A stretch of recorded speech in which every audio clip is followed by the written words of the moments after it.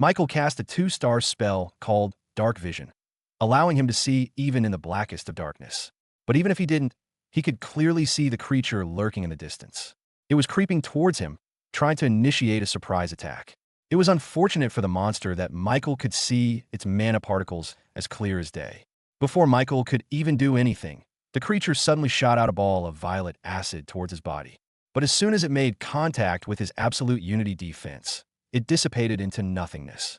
Seeing its attack rendered useless, the creature finally jumped out of the darkness and threatened to smother Michael with its body. But just like before, the invisible protective bubble around Michael deflected the creature away, forcing it to crash into the wall. After a moment, the creature regained its shape and continued its assault on Michael. It didn't stop even though its attacks couldn't penetrate through his defenses. This gave Michael enough time to observe the creature's true appearance. It looked just like the sketch, with its 2 blob hands and a lower body like a snail's feet. Its body was made entirely out of a strange violet liquid that seemed to ooze dangerous fumes at all times. ChatJK2, can you analyze what kind of creature I'm facing? According to the bestiary in the Magic Library, this creature is most likely a mutated poison slime. Mutated poison slime. Species, slime, difficulty. Element. Poison. A difficulty of a 3-star means that only a 3-star mage can take care of them. Good thing I'm a 4-star mage, Michael thought to himself. Since his superior golden nose told him that the slime had a good potential for awakening, Michael didn't want to have a hostile relationship with the creature. It would be ideal if he could talk to the slime. So, he approached the creature with his hands raised, showing that he had no intention of hurting the creature. I just want to talk, Michael said out loud. Even though he knew that the creature couldn't understand his words, he held on to the hope that the slime was smart enough to know his intentions just from the tone of his voice. Gurgle, gurgle, would you like me to translate? ChatJK2 suggested. You can do that. A slime's physical body and consciousness are made entirely out of mana. This means that with the supreme skill, mana gathering, it is possible to discern what the slime is thinking from the vibrations and the poison mana in its body. This is what Michael wanted. If the creature was smart enough to have its own consciousness, then it could be reasoned with. Translate its words, please. As the slime mumbled unintelligible noises, Michael suddenly heard another voice dubbed over the slime's voice. Humans, kill. Me no want to get hurt again, the slime said. Michael felt pity for the creature. It didn't seem like a dangerous monster at all, unlike what they reported about the slime. ChatJK2, can you translate my words into something the slime can understand? Understood. I will vibrate the poison mana in your body. Michael felt the poison mana in his cores move up to his throat, right next to his voice box. And as his throat moved to talk, the poison mana shot out of his mouth like a visible sound wave. I mean you no harm, Michael said to the slime. Upon understanding his voice, the creature jumped away in shock. Sorcery. Humans strange, dangerous. The slime couldn't understand how the human was speaking its language, and this fear led it to act irrationally. It attacked Michael with a lot more intensity despite his pleas for peace. The slime submerged itself into the water in the tunnel, absorbing all the contaminated river water in its body. Then, its mouth formed a cannon-like shape with a long barrel aimed straight at Michael. The water shot forth from the slime, threatening to drench him in dirty water full of viruses and bacteria. But as usual, the large stream of water splashed away from Michael as it made contact with his defensive bubble. Human strong, it uttered in complete fear. I don't want to hurt you, Michael said as he slowly walked towards the slime. But he didn't notice that this seemed to have had the opposite effect. From the slime's perspective, Michael was walking towards itself with such casualness that he ignored the slime's greatest attacks as if it were nothing. Even some humans and mages had to dodge away from this water blast. But not Michael. No, stay away. Me no want to die, the slime screamed as Michael cornered it in the depths of the cavern.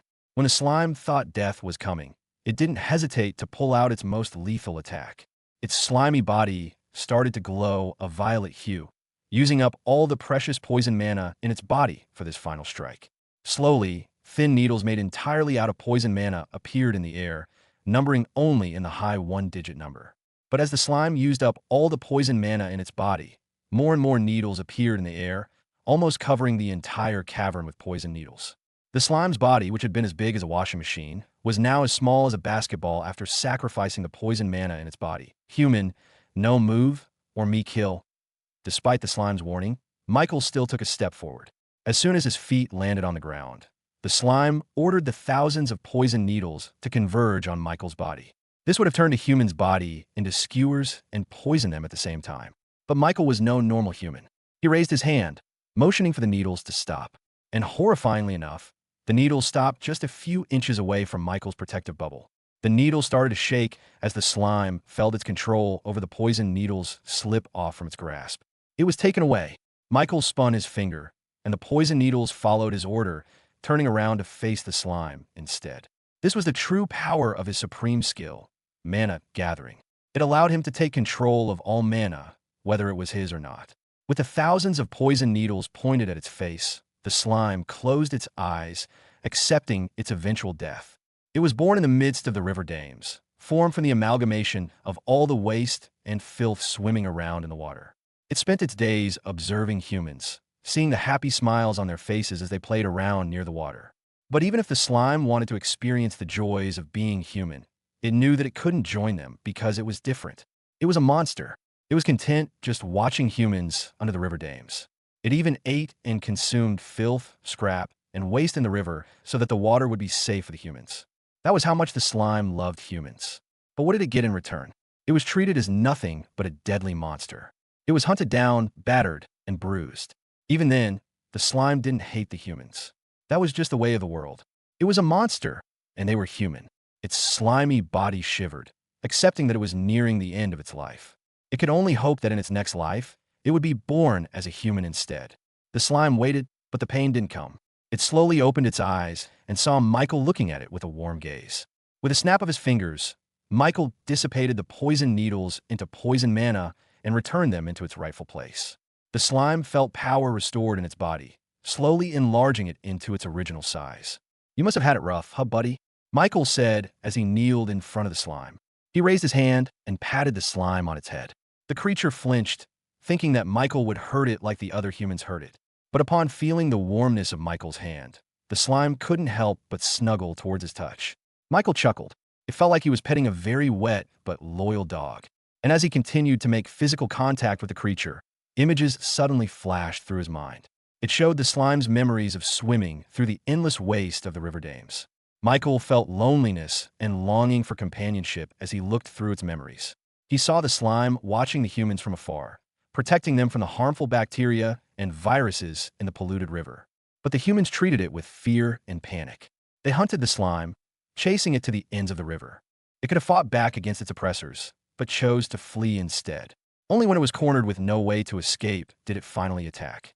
Upon finding out the slime's story, Michael finally realized something. "I see. This is the reason why the goddess said that there would be a plague in this city. The slime had been cleansing the river from disease this whole time. And if they succeeded in hunting down the slime, then bacteria would run rampant in the water, leading to a plague. Supreme skill, gift bestowal activated. Mutated poison slime. Potential talent. SSS class malevolent passenger. Potential skill, rogue takeover. The user will be able to inhabit the body of a creature or object as its shadow. Subdivision. The user can create clones of itself. You have discovered the slime's hidden talent. Would you like to awaken it?" Michael wanted to fulfill the slime's dream. He wanted to give it a second life. Chat JK2, please awaken the slime's talent. Understood. Would you like to name the creature? Michael always wanted a dog, and he would have wanted to name the dog as Fudge. The slime's new name is Fudge. A golden light emerged from his hand. A mystical power different from elemental mana flowed from the tip of his fingers and onto the slime, endowing it with a warm sensation. The creature didn't reject Michael's hand. It knew instinctively that this was something good. The slime's violet body started to glow, increasing in intensity until the whole cavern was lit up in a bright white light. Awakening complete. After a few seconds, the light faded. Michael opened his eyes and saw a very strange sight. The slime's physique was still the same as it was before, with its slimy violet body and two blob-like arms. But strangely enough, it seemed to be wearing completely dark clothes, with a hooded cloak, black gloves, and even though it had no mouth, there was a bandana covering the lower half of its head. What the? The slime was wearing something that only video game characters were wearing. Michael immediately inspected the slime's new system. Fudge, Magic, S-Class, Element Mastery, Unity Element, Magic Purity, 93%, Mana Quantity, Not Applicable Species, Sapient Rogue Slime, Talent, SSS Class Malevolent Passenger, Realm, 1-star Rogue, Skills, Rogue Takeover, Subdivision, Lesser Unity Gathering. Lesser Unity Defense Chat JK2. I have some questions. What happened to the slime?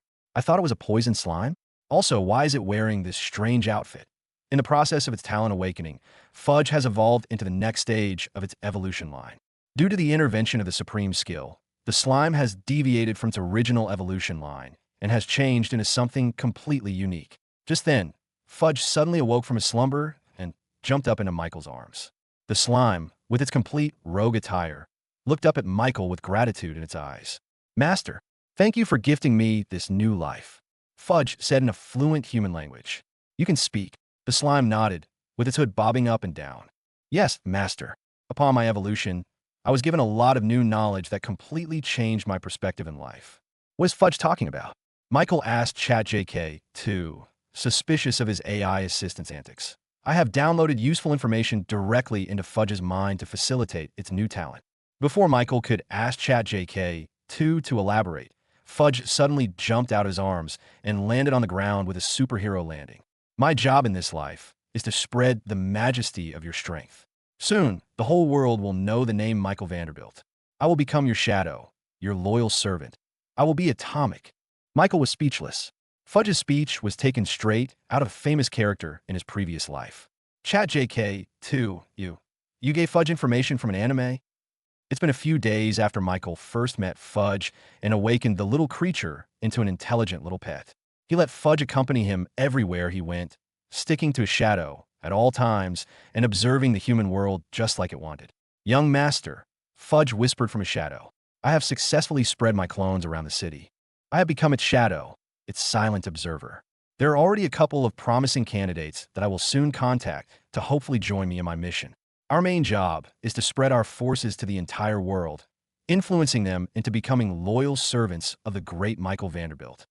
Michael shook his head in exasperation. He still couldn't believe that ChatJK2 taught the little bugger nothing but anime tropes and plot ideas. Instead of giving it something useful like Castell's business management college course, ChatJK2 gave the slime an excuse to act like an edgy teenager. Because of that, Fudge used its shape-shifting ability as a slime to create the perfect costume that embodied the shadow ninja, as Fudge liked to call it. "Fudge, it sounds like you're trying to start a cult," Michael replied to his shadow. "Cult," Fudge whispered to itself. "I like the sound of that." Michael ignored that. "Now, would you please let me work on the sewer project?" Michael said as he put his focus back on the papers in his hands. After a few weeks of preparation, they were finally ready to start the construction of the sewer system. Castell organized everything from employment to scheduling and even to material procurement. This made things move extremely smoothly. And despite Fudge's weird quirks, the little slime was actually very useful in finding talented individuals who could help in the construction. As it turned out, its clones were actually connected to Michael in some way, allowing him to remotely assess the talent of a lot of people. It was unfortunate that he didn't find talent as great as Castell or Fudge, but he still discovered a lot of people who didn't know they had talent in construction or manufacturing. Michael told Castell about those people, and she quickly hired them into the company. Once she met the edgy little Fudge, she was quickly smitten with its cuteness and usefulness. Fudge became the reason why Reborn was able to recruit a lot of talented individuals. Meanwhile, his parents were also hard at work for the sewer system. They were able to procure a proper city permit courtesy of Michael's father, who used the Vanderbilt name to quickly get things rolling. As expected, the higher-ups immediately signed the papers and gave funding for the project. Michael's mother also did some heavy work during the past few days. She quickly spread around her circles that Reborn was having a public showing of their innovative new inventions that could provide running water inside homes without the use of magic. As expected of gossip, it quickly spread like wildfire. When the day of the presentation came, thousands of people gathered in front of the Reborn office. For this showing, Michael created a very simple recreation of the plumbing system using glass pipes, allowing the people to see that there wasn't any sort of magic going on. As soon as they saw water flowing like a wild stream, the spectators gasped like they had seen a ghost. "Oh my God, the water is moving. It's a waterfall. How is that possible?" To assure them that there was no funny business going on, the Magic Tower itself supervised the presentation and assured the general public that there wasn't any magic in the contraption. Since Reborn and the Magic Tower had a good reputation within the community, a lot of people trusted their words. Castell also made sure to have a couple of employees publicly try out the faucets and showers while using Reborn soap and shampoo. This immediately enticed the women into wanting the plumbing system for their homes. But perhaps the most popular product was the revolutionary toilet. Wow, amazing. They clapped as all the waste got flushed down the toilet. It's so convenient. With this, we don't have to dirty our hands. Incredible. Just one presentation of the toilet immediately made people buy into the whole package. They wanted faucets in their kitchen, they wanted showers in their bathroom, and most of all, they wanted toilets in their homes. And you're saying that we only need to buy the package, and Reborn will take care of all the construction? Talk about a steal. I want it. I'll buy it. But as soon as Castell announced that the construction was a first-come, first-served deal, people immediately clamored to be the first ones to buy the package. Me first. I got here first. I'll pay double to have it constructed in my house tomorrow. I'll pay triple. As the people continued to create a ruckus around the streets, one particular visitor looked at the chaos with a strange expression. The woman wore an exotic robe, which seemed to have been made with a very expensive silk material. She rode on a very large carriage inlaid with what seemed to be colorful scales from a monster. Leading this carriage were multiple bodyguards who wore a similar type of robe, made specifically for combat. It was clear that this visitor was a very important and a very wealthy individual. "What is that?" she asked her bodyguards. "That seemed to be some kind of presentation, but strange, I don't sense any kind of magic in that water." "How is it flowing?" her advisor exclaimed in disbelief. This immediately caused an expression of interest in the woman. She ordered the carriage to stop and observe how the presentation unfolded. As she saw the faucets, showers, and specifically the toilet, she couldn't help but exclaim her desire to get one for herself. Whoever created those inventions was an extremely talented individual, one whose ingenuity seemed out of this world. "I want it. Buy it for me," she said to her advisor, who quickly moved to do as she said. Even though her home was almost halfway around the world, which meant that the transportation of the plumbing system would take hundreds of thousands of gold, she didn't care. She had more than enough money. She was a royal from the Draconic Kingdom, after all. Michael arrived at Castell's office to talk about the current state of the project. "I'm sorry, young master. I've been extremely busy as of late. I underestimated how much demand we'd have with the plumbing system," Castell said, with her hair and uniform in complete disarray. Michael felt sorry for her. The papers and contracts strewn around the room told him that this was an extremely stressful time for a CEO. "But this is good, young master. Our profits have shot off through the roof. Just as you expected, the profits will far surpass the expenses we need to construct the sewer system. The money we'll gain from this will be enough for us to expand to other cities." Michael nodded, satisfied with how fast the Reborn company was growing. "I have also heard that a wealthy individual from overseas has taken an interest in our products. They are requesting to buy all our products in bulk, which would give us a profit of more than 1,000,000 gold coins." Michael was surprised, but didn't think much of it. He would only come to know how important that individual was later on, but that was a story for another time. Meanwhile, Michael heard a knock on the door. The man didn't wait for a response and opened the door, showing himself to be Michael's father, Bart Vanderbilt. "Michael, are you ready? We'll start our journey to your grandfather's estate today." Michael completely forgot that they were supposed to visit his grandfather today. Now that he had undergone his talent awakening, it was finally time to show himself to his grandfather, the man who built the Vanderbilt business from the ground up. His parents stressed over this meeting for the whole week. They made sure to tailor the best suit for him, making him look more mature and respectable. Though Michael thought he looked a bit uptight with it. They worried about this meeting because this was what would decide his future as a Vanderbilt. Will he gain the favor of his grandfather and inherit some of his wealth? Or will he remain simply a Vanderbilt in name? Although they were confident that Michael was more than talented enough to interest his grandfather, they still couldn't help but be anxious the whole carriage ride there. Michael thought that he didn't have to worry about money because of his Reborn company, but his father reminded him that compared to the entire Vanderbilt business, his profits were merely a drop in front of an ocean. Not only that, earning the favor of his grandfather would allow him connections with a lot of influential people, allowing him to become a powerful figure in the future. But Michael didn't care much about that.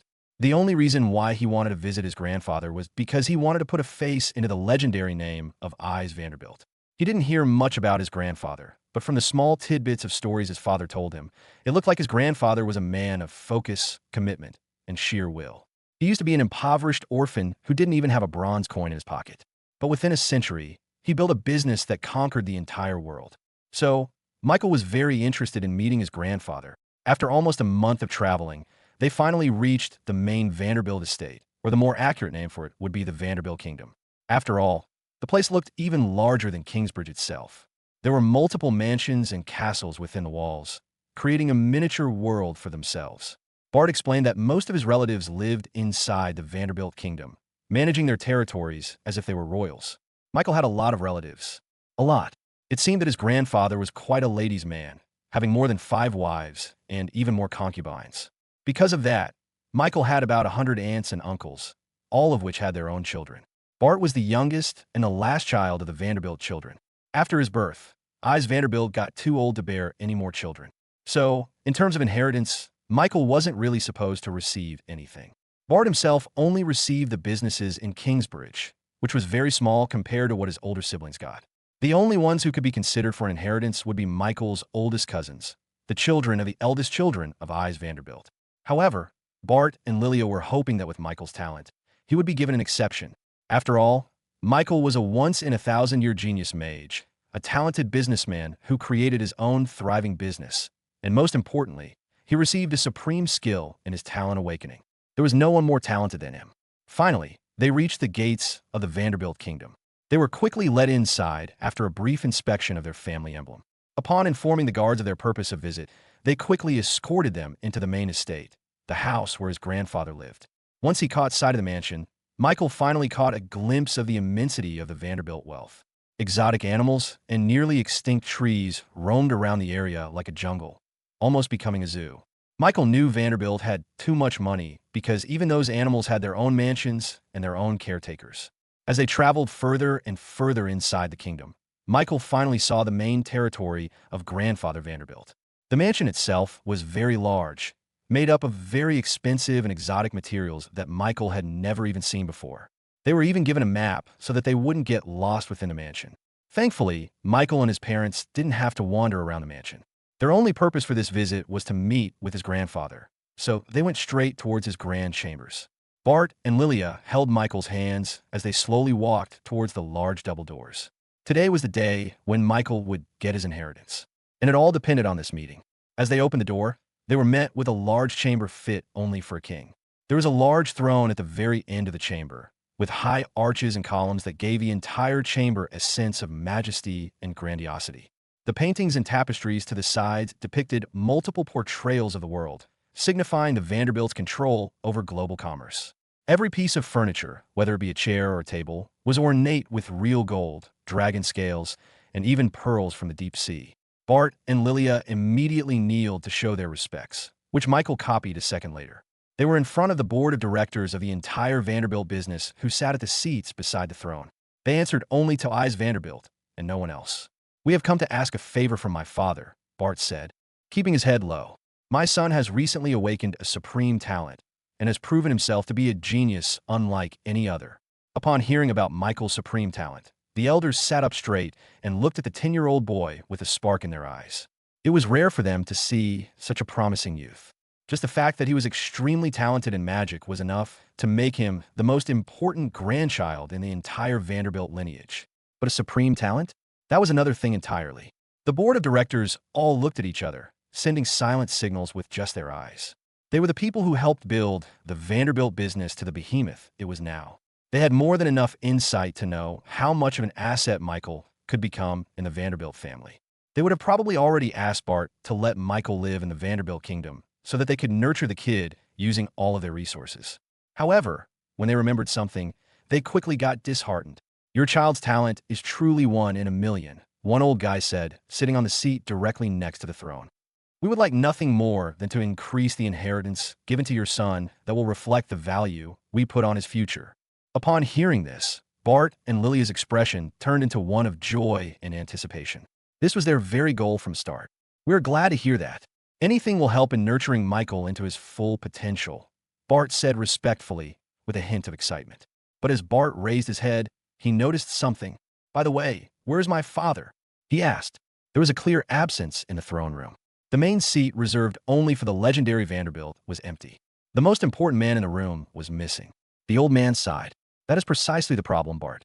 Even though we have advised him to stay in his room, he has decided to leave and pursue some trivial matter."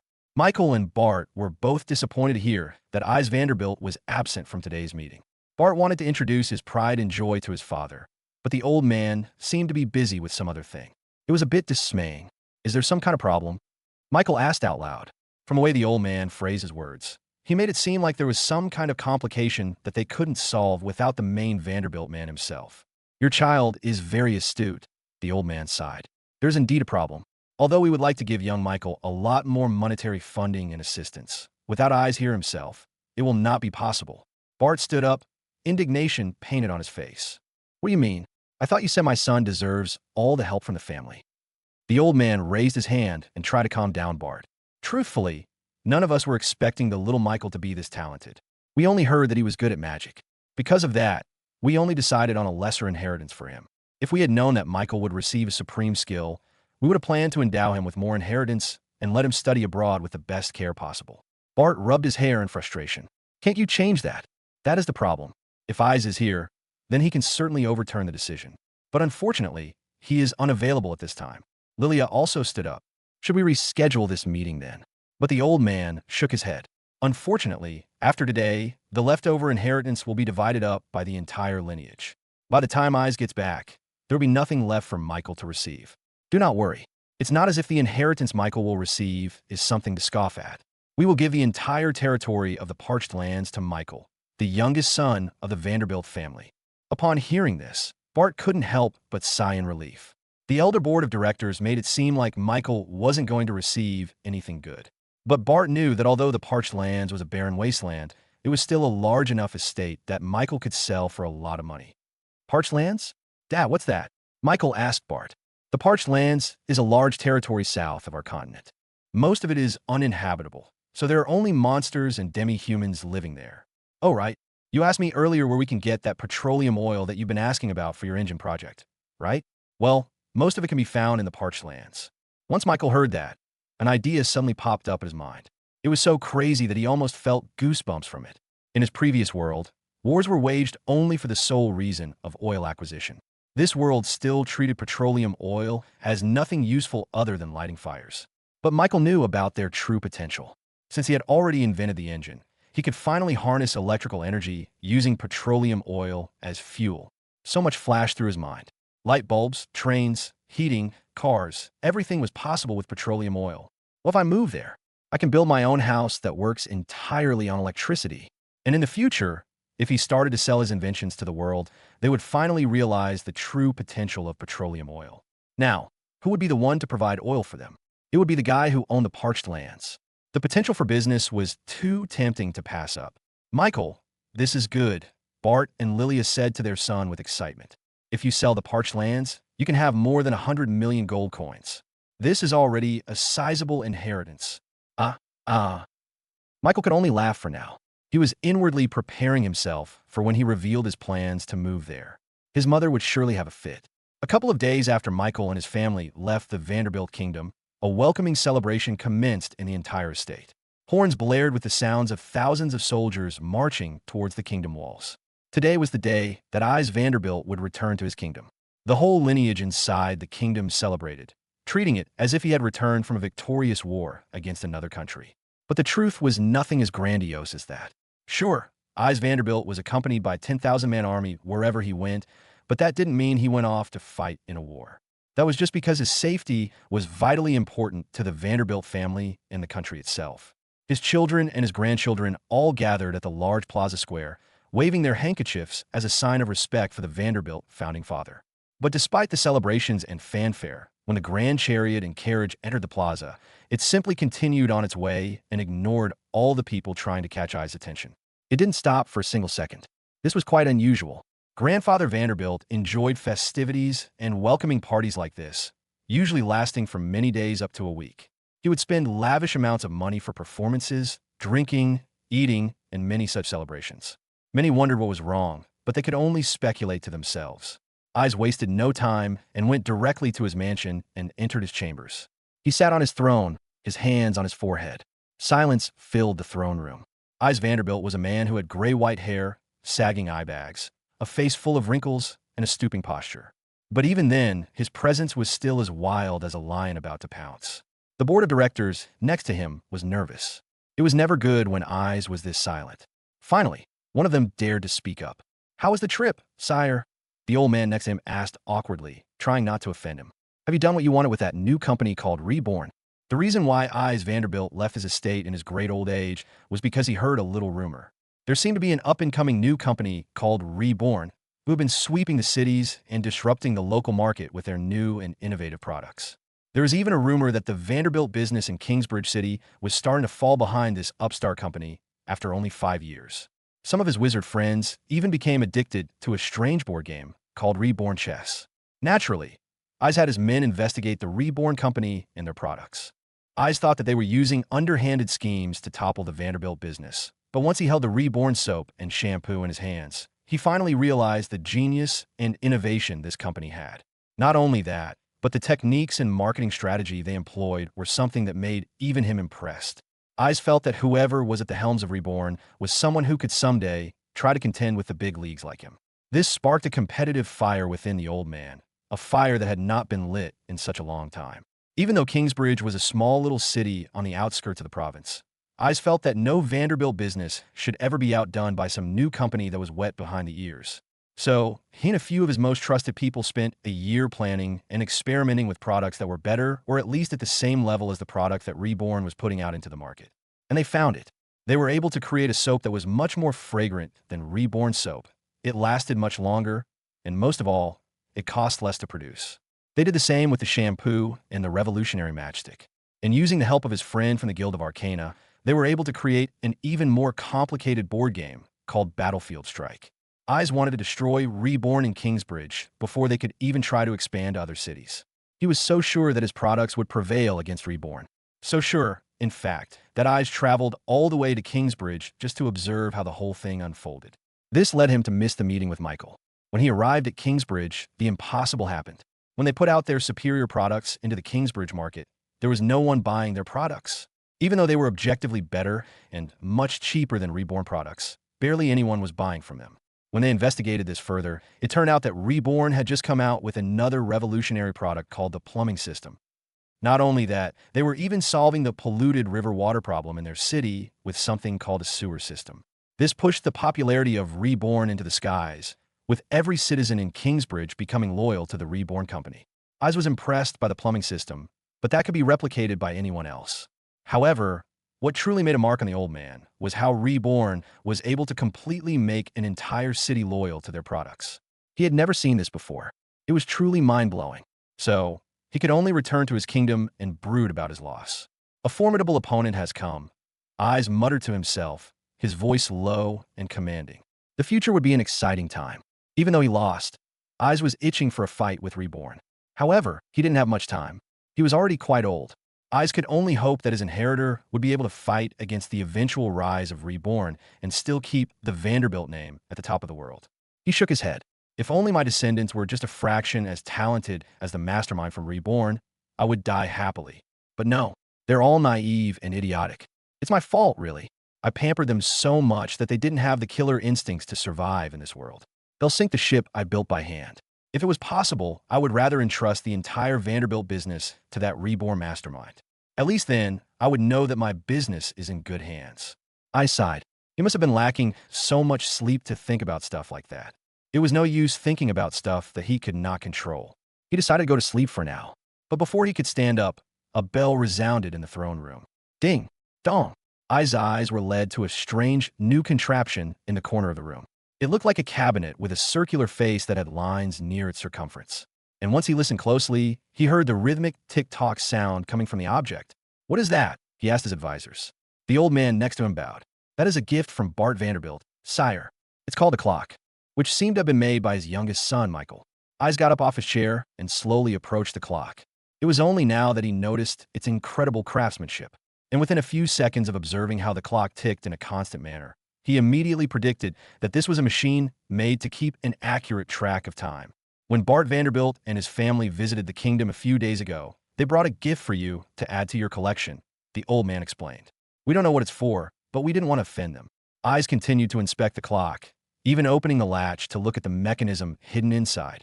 This clock, Eyes uttered, it will revolutionize the entire way life works in the entire world. The board of directors looked at each other with confused looks. When they first received this gift from Bart, they didn't think much of it. They thought it was just some kind of decoration that made a funny sound every so often. But Ai's praise for the clock made them reevaluate its true worth. What are you talking about, sire? Ai's rubbed his chin, gazing at the clock with a bit of a smile. This clock will allow us to coordinate everything with more precision, with time no longer becoming a vague and abstract concept. As expected of Ai's Vanderbilt, he deciphered the clock's true uses even though he had only observed the construct for a few minutes. Do you know the reason why it is so hard to coordinate business between large distances?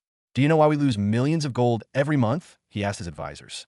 The board of directors pondered over Ai's question until one of them answered. It's because we cannot communicate with accuracy over large distances. We waste time having to send messengers to our businesses overseas. Ai's nodded. That is correct. Now imagine if our people overseas have a clock of their own. If we told them to send the shipment of products at the 7th line of this clock early in the morning, then they would do exactly as we said without any deviation. They would deliver the shipment on time, without any delay. Do you see the potential this could bring to our businesses? Do you see how this could change the way the whole world works? The board of directors weren't idiots. Once Ai's enlightened them about the true uses of the clock, they quickly understood the implications of this simple contraption into the world. My gosh, it is as you say, sire. This clock will be the key to creating a more organized workforce. Not to mention, there are also a lot of uses aside from commerce. It can be used in navigation, clerical organizations, and even magical advancements. I know of a particular mage who would want a clock for himself to create better potions. We have been underestimating this clock. The board of directors were ashamed that they didn't understand the importance of Bart's gift to them. Ai's then looked back at his advisors. You say that Bart's kid created this. Even though Ai's knew Bart wasn't the type to lie, he still couldn't believe that a 10-year-old child was able to create such an innovative contraption all by himself. He knew the kid was talented in magic, but he didn't know he was intelligent in craftsmanship as well. Is it really possible for a kid like that to create something as complicated as this? Ai's asked his advisors. The board of directors all looked at each other, awkwardness spreading among them. Actually, sire, there is a development with Michael that we did not expect. The old man explained everything that happened when Michael and Bart visited the kingdom. They told him that Michael had a magical talent that surpassed even that of the geniuses in Magic Tower. They told him of his talent in craftsmanship and innovations as well. And most of all, they told him that during his talent awakening, he was able to obtain a supreme skill. With that kind of repertoire of talents, it wasn't that hard to believe that Michael created the clock all by himself without any help. Upon hearing this, Ai's Vanderbilt sauntered over to his throne and sat down. He was in deep thought, looking far off into the distance. Ai's was starting to realize something. All the pieces were starting to come together until they congealed into one single fact that lingered on his mind. Goosebumps. Ai's felt his hair stand up on end. This realization was so shocking that he couldn't help but start to smile. And eventually, this smile turned into a laugh, which then further escalated until only his cackling resounded through the throne room. Ha, ha ha ha ha ha. The board of directors looked at Ai's with concern painted on their faces. They wondered if the legendary Vanderbilt lion had finally lost his marbles after all this time. My luck hasn't dried up yet, it seems, Ai said, looking up at the ceiling as if he were thanking a certain goddess. What do you mean? His advisor asked. Here I thought that no one in the Vanderbilt lineage had inherited my killer instinct for business. But as it turned out, everything was passed down into the youngest son of the Vanderbilt family. The board of directors was still clueless. That craftsmanship, that intelligence, that innovation, and most importantly, his gift from the goddess. I am certain Michael is the owner of Reborn. It was only unfortunate that Ai's wasn't here when Michael visited the kingdom. He could have seen the kid's marvelous intellect with his own eyes. He could have taken him in and poised him to become his successor. Now, they were probably angry at him for missing such an important event. He was probably resented because Michael was only given a paltry inheritance. The legendary Vanderbilt lion would only later learn how much of a mistake his absence that day became. It would be his biggest regret in his entire life. Ai's then looked at his advisors with a crazed expression. What did Michael inherit from me? The parched land, sire, the old man answered. Ai's laughed once again, displaying an energy that none of them had ever seen before in the last 50 years. Perhaps this is also fate. Ha ha. Michael, if you do have that killer instinct like me, you won't let go of the chance to create your own legacy. Come, show me what you can do with that barren old wasteland. Show me how you can build Reborn into a global business that can contend with mine. If you do, then I will not hesitate to give you the entire wealth of the Vanderbilt business. After returning to their home, Michael immediately started to prepare himself for the presentation of a lifetime. He had to completely convince his parents of his plan to relocate to the parched lands. His father would probably agree, but his mother, on the other hand, would definitely try to stop him in any way she possibly could. To make the conversation work better, he served them breakfast on bed, giving them delicious pancakes, bacon, and eggs. Mom, Dad, I have a favor to ask you, Michael said, trying to act as innocent as possible. Remember when I received the inheritance of the parched lands? Well, Michael went on to give them his entire plan, which consisted of staying in the parched lands and creating his own house there. He told them that the only way he could improve his inventions was if he stayed at the place where petroleum oil was abundant. He even briefly told them about the concept of electricity and other uses of energy. Michael, are you serious? The parched lands is not something that a 10-year-old boy can survive alone. Not to mention its inhabitability. It is also filled with lawless monsters that will tear you to shreds. Bart lectured. Yes, father, but I can take care of myself, Michael replied. How are you going to survive by yourself? What will you eat? What will you drink? Where will you live? Who will protect you? What's interesting was that Bart continued to ask Michael questions about his plans to move to the parched lands, but he didn't explicitly deny his request. Michael just needed to convince his father so that he would give the go-ahead. He answered Bart's questions with very detailed plans. Because of his mastery in magic, he would be able to sustain himself even if there was no food or water in the environment. As long as there was mana in the air, he could survive even in outer space. As for the question of his survivability, Michael showed them the power of his absolute unity defense skill, which made him invulnerable to any spell or magic that was below the 5th level. Upon hearing this, Bart realized how much of a monstrous wizard his son turned out to be. The only creatures that could contend with his 10-year-old son were monsters from the deep sea or creatures from the Black Continent. And once Michael told Bart about his plans to continue inventing new and innovative product to sell in Reborn, he couldn't help but start to agree that this was the best course of action for his son. Bart was starting to get convinced. Michael inwardly celebrated as he saw the approving look on his father. Now, the only other obstacle he needed to get over with was his mother. She was strangely quiet throughout all of this. Bart questioned Michael relentlessly to make sure that he was fully prepared for what he was getting himself into. But Lilia simply just sat at her bed and kept quiet. Mom, Lilia's body started to shake. You can't expect me to leave my boy alone in the desert, she uttered in a low voice. Michael knew that if he didn't do anything, his mother would definitely explode. So he immediately brought out Fudge, the rogue slime, and introduced him to his parents. Mom, look, this is Fudge, and he can split himself and inhabit all kinds of objects. Then, he ruffled through his pockets until he took out a small wooden doll that looked exactly like himself, with the same golden hair and expression, all with movable limbs. Fudge go, Michael said as he threw the slime into the ground. The rogue slime split himself into two, with its clone jumping up and inhabiting the wooden doll to become its shadow. Ahem, ahem, Michael whispered to himself, and his voice suddenly echoed through the wooden doll. See, Mom? We can still communicate with the doll. You can always keep it with you, allowing me to always be with you in spirit. This was Michael's solution to the long-distance problem that his mother was so worried about. Since Fudge's clones were connected to Michael, he could easily speak through any one of its clones as if he was by their side. Lilia slowly picked up the doll and inspected it with trembling hands. Always, always with me, she muttered to herself, clutching the doll in her chest. Michael, it's best if you leave me with your mother alone for now.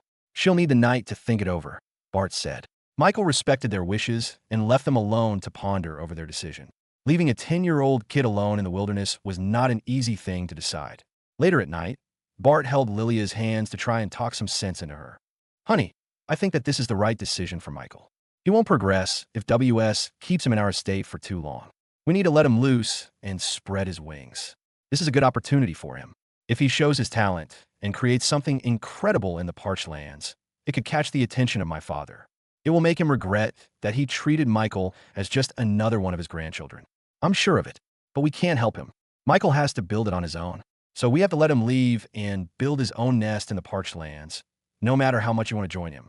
Despite his words, Lilia didn't seem to be interested in listening to him. Instead, she kept on looking at the Michael doll in her hands. Always with me.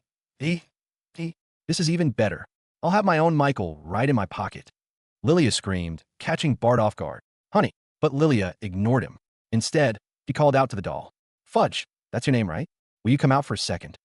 The doll's shadow cast from the candlelight in the room suddenly morphed and shifted to form the cute Fudge, complete with his rogue attire. Yes, ma'am. Fudge, at your service. The slime adorably saluted. Now, you'll be a good boy and tell me everything that will happen to Michael, right? Lilia said, a crazed look painted on her eyes. Fudge nodded. Yes, ma'am. I will do as you say. I will tell you everything that will happen to Michael. Every detail, Lilia corrected. The slime nodded fervently, afraid of offending Michael's mother. Good, good, she muttered. After a few seconds of silence, Fudge built up the courage to speak up. Ma'am, since you are so devoted to Michael, would you like to learn about a little club I'm trying to form? Lilia's eyebrows raised. I'm listening. The next day, Michael was overjoyed to learn that his parents allowed him to pursue his ambition. Of course, there were a lot of caveats with that decision. First of all, he had to make regular check-ins with his parents, but that could easily be solved through Fudge and the wooden puppet that his mother already named Michael too. Next, he would need to make regular visits to the estate during the holidays, which Michael was okay with.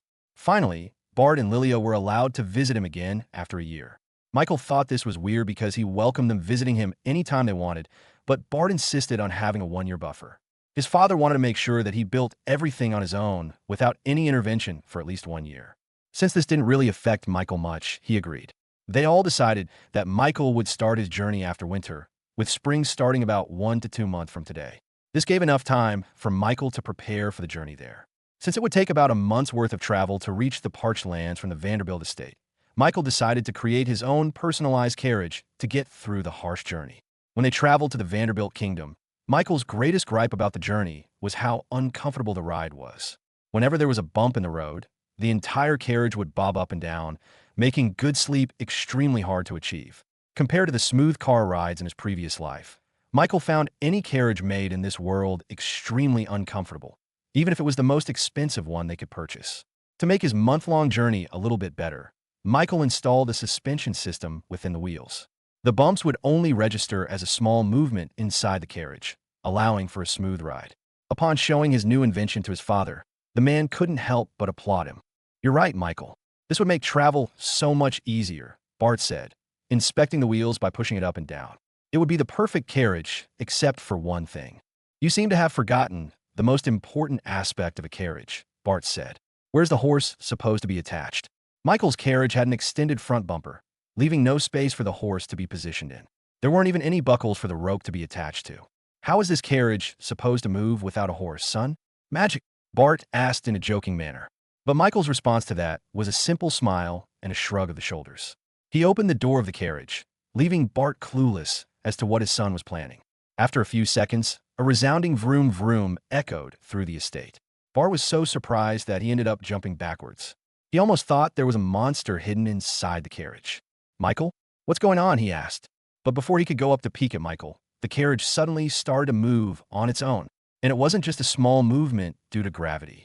The wheels moved as if there was a horse pulling on the carriage. Bart couldn't believe his eyes. If he weren't looking at it with his own eyes, he would have thought he was dreaming. Michael's new carriage continued to move through their estate, surprising the maids and butlers at this magical carriage that had no horse. Then, the carriage turned and looped back towards the mansion before stopping right next to Bart. Michael opened the door to the carriage and presented himself with the biggest of smiles. Dad, this is my new carriage, the automobile. Bart slowly walked over to the carriage and tried to touch an invisible horse. But no matter where he touched, there was no such animal hidden somewhere that powered the carriage's movement. Son, there's no magic in this carriage, right? Michael nodded. So how is it moving? To answer his question, Michael directed him to the elongated bumper in his carriage. He opened up the latch to show an engine powering the wheels' movements. This is what I've been working on. Dad, this is called an engine, and it can harness energy into movement. He started to explain the basics of an engine and how power from the internal explosion inside allowed the wheels to move by itself. Since he only had a month to make this, the car was very basic. It only had an accelerator, a brake, and a wheel as its features. Michael was going to improve the automobile in the future, but for now, as long as it could move, then he was satisfied with it. All you needed was petroleum oil. Bart asked, his voice starting to crack.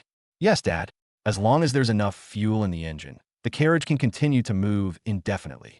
It's fast too. We can turn a month of traveling into just a few days. Bart couldn't believe that such a simple and overlooked material could power something that only magic could do. It was only now that he realized why his son was so adamant in moving to the parched lands. With petroleum oil, He could create so many more world-breaking inventions that everyone can use. He could already picture a world where everyone was using his son's inventions every day. Honey, honey, look at what our son made, Bart said, dragging Lilia to see Michael's automobile. Once Michael introduced the car to his mother, she couldn't help but shower Michael with praise. Amazing. You're so intelligent, Lilia said, but strangely enough, she directed her compliment at Michael too, not the human Michael. Lilia had taken quite a liking to the wooden puppet this past month, which became a bit worrying since she would always address the puppet instead of Michael. Mom, I'm right here, Michael said, waving his hands in front of his mother. Yes, yes, you are, Lilia said, stroking Michael too's hair. My son is so talented. Michael sighed and chose to ignore that. People tend to deal with difficult stuff in different ways. She still hasn't accepted the fact that she won't see her son for an entire year. Finally, it was time for Michael to embark on this new chapter of his life. His parents, Beretta, Sebastian, and the rest of the maids and butlers all gathered at the entrance, watching as Michael packed the last of his belongings into his automobile. He didn't have much baggage. He just needed some clothes and some snacks to eat along the way. Most of the space was used to store extra fuel for the trip. Be careful with your journey, young master. We're rooting for you. Beretta and the rest of the maids wiped a tear from their eyes as they looked at the young master. They couldn't believe that he was leaving the nest so soon. Their lives became infinitely more interesting and comfortable ever since Michael came into their lives. Although it was unfortunate they couldn't join him in his journey today, they hoped that they would be able to do it someday. When you come back, I'll be able to beat you at chess, young master. Sebastian and the rest of the butlers bowed towards him. Unlikely, Michael joked back, making Sebastian laugh. Son, I know you'll do great out there. I'll miss you, his father said, hugging Michael. What do you mean? He'll be right here with us at all times, Lilia said, pointing at Michael too. But just a part of him will go. Even so, I'll miss that. Finally, she acknowledged the real Michael and gave him a big hug. Michael bid a teary goodbye to his parents and everyone else. He hopped onto his automobile and started the engine. If he continued to stay here, he would probably get a lot more emotional than he wanted. So he quickly drove the carriage away from the Vanderbilt estate with nothing but a map to lead him to the parched lands. If Michael used a horse-drawn carriage, the whole trip would have taken more than a month with multiple stop-bys. But with the automobile, it would only take him about 15 days to reach his destination without having to visit any nearby villages or cities. He would have arrived much sooner, but there wasn't exactly any smooth highway that led his car directly toward the parched lands. The days passed until the luscious green and forest scenery slowly tapered off, replaced by hard, dry ground with barely a blade of grass growing in its midst. This is the optimal place to build your house, ChatJK2 said. Michael was smack dab in the middle of the parched lands. He wasn't in the very deep end, but he also wasn't too near the other civilizations that bordered around the uninhabited territory. This was the perfect place because there was still some greenery and forestry on one side and a desolate desert on the other. He had the best of both worlds. He could plant some crops to sustain himself and still be near enough to the oil depository that the parched lands was so famous for. With his hands on his waist and a can-do attitude, Michael was ready to begin. Well then, ChatJK2, let's start building, shall we? The 4 elemental mana burst out from Michael's cores and flowed to the veins in his hand, making his body glow 4 different colors. Suddenly, multiple trees on the forest side of his territory were uprooted from the ground and slowly floated towards his side. Then, visible wind gusts that resembled a blade suddenly appeared in the air, slicing the trees into a uniform block with perfect accuracy. Mounds of rock emerged from the ground, creating a large foundation for his eventual house. Only mages could understand the complexity of what Michael was doing right now. Not only was he casting spells with different elemental mana, but he was also casting them at the same time with absolute ease.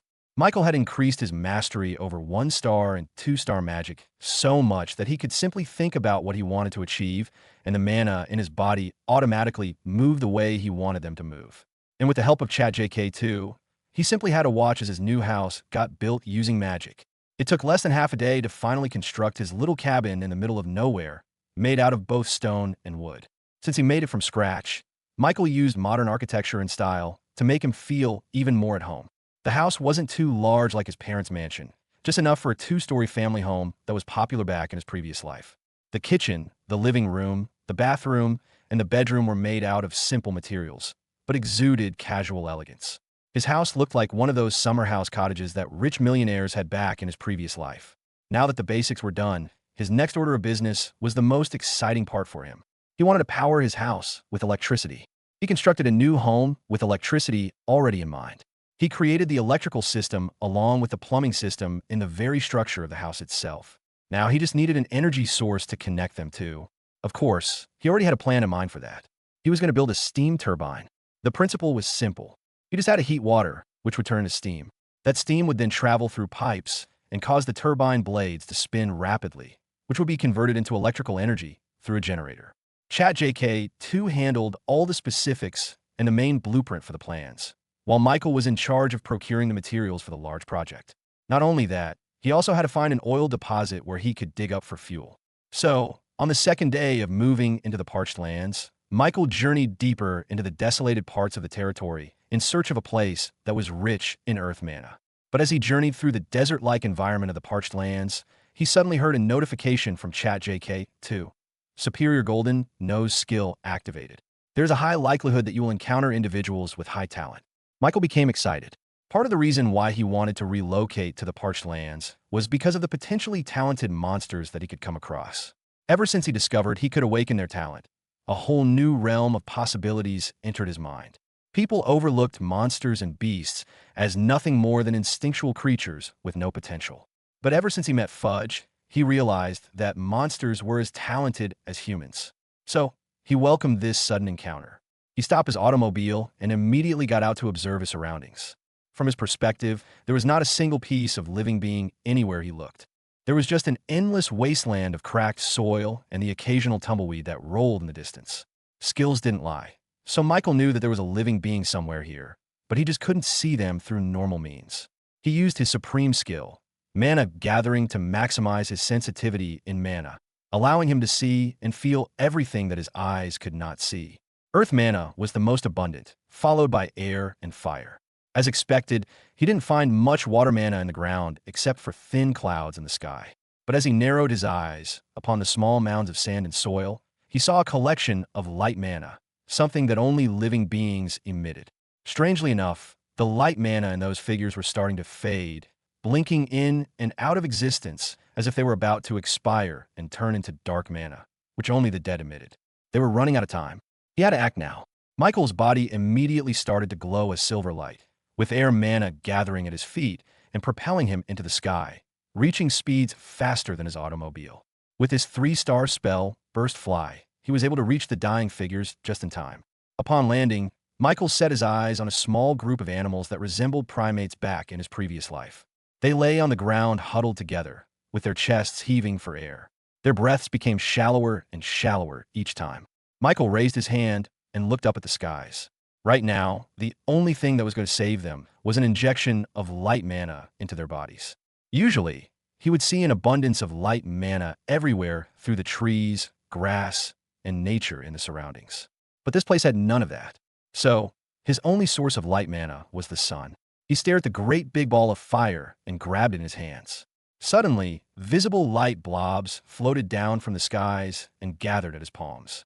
Then, he shoved the light mana into the dying animals, infusing them with life. Slowly, the primates' breathing got better and better, with the pained expressions on their faces disappearing into relief.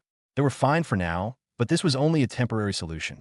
With the 3-star spell, Medical Inspect, he found out that these animals needed water and food. So, he brought them back to his automobile and drove them back to his house.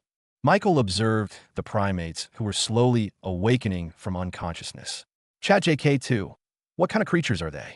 Before Michael left, his father gave him a complete bestiary of all the known beasts, monsters, and demi-humans populating the parched lands. So, ChatJK2 had no trouble identifying the creatures. According to the bestiary, they're a species called mankeys.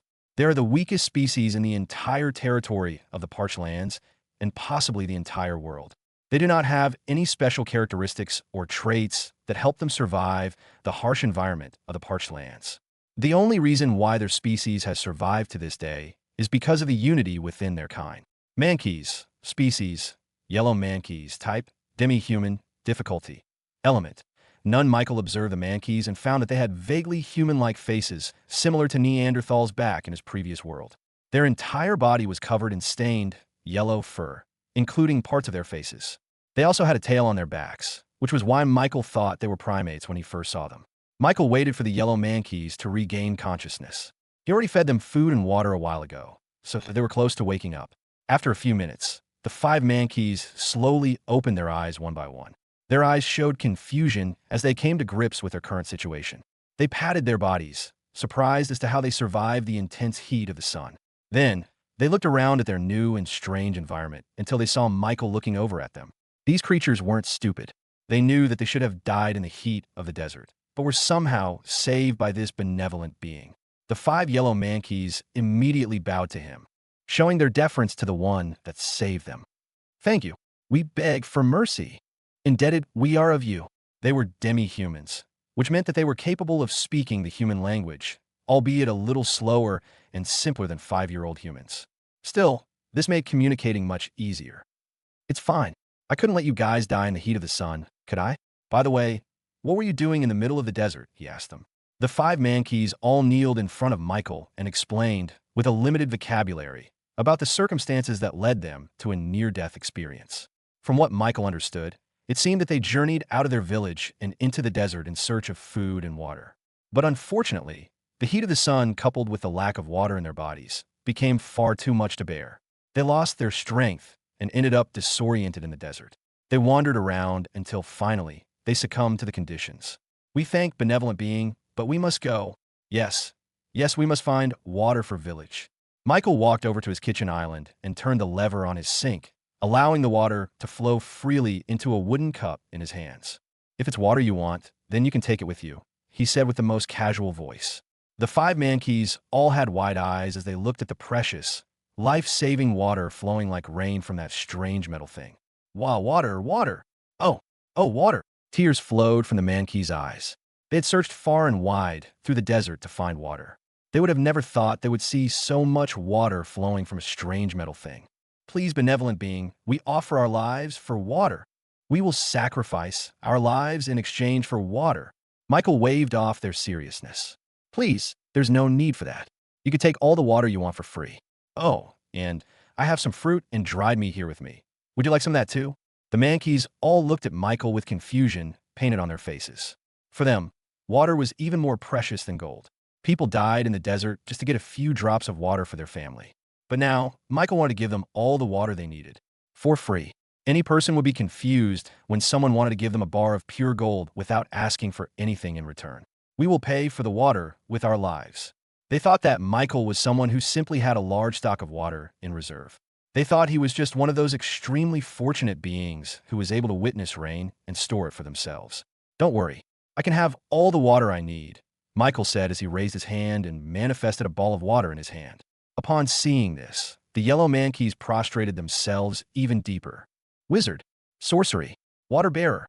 We become slaves for sorcerer in exchange for water." Michael felt sorry for these mankeys.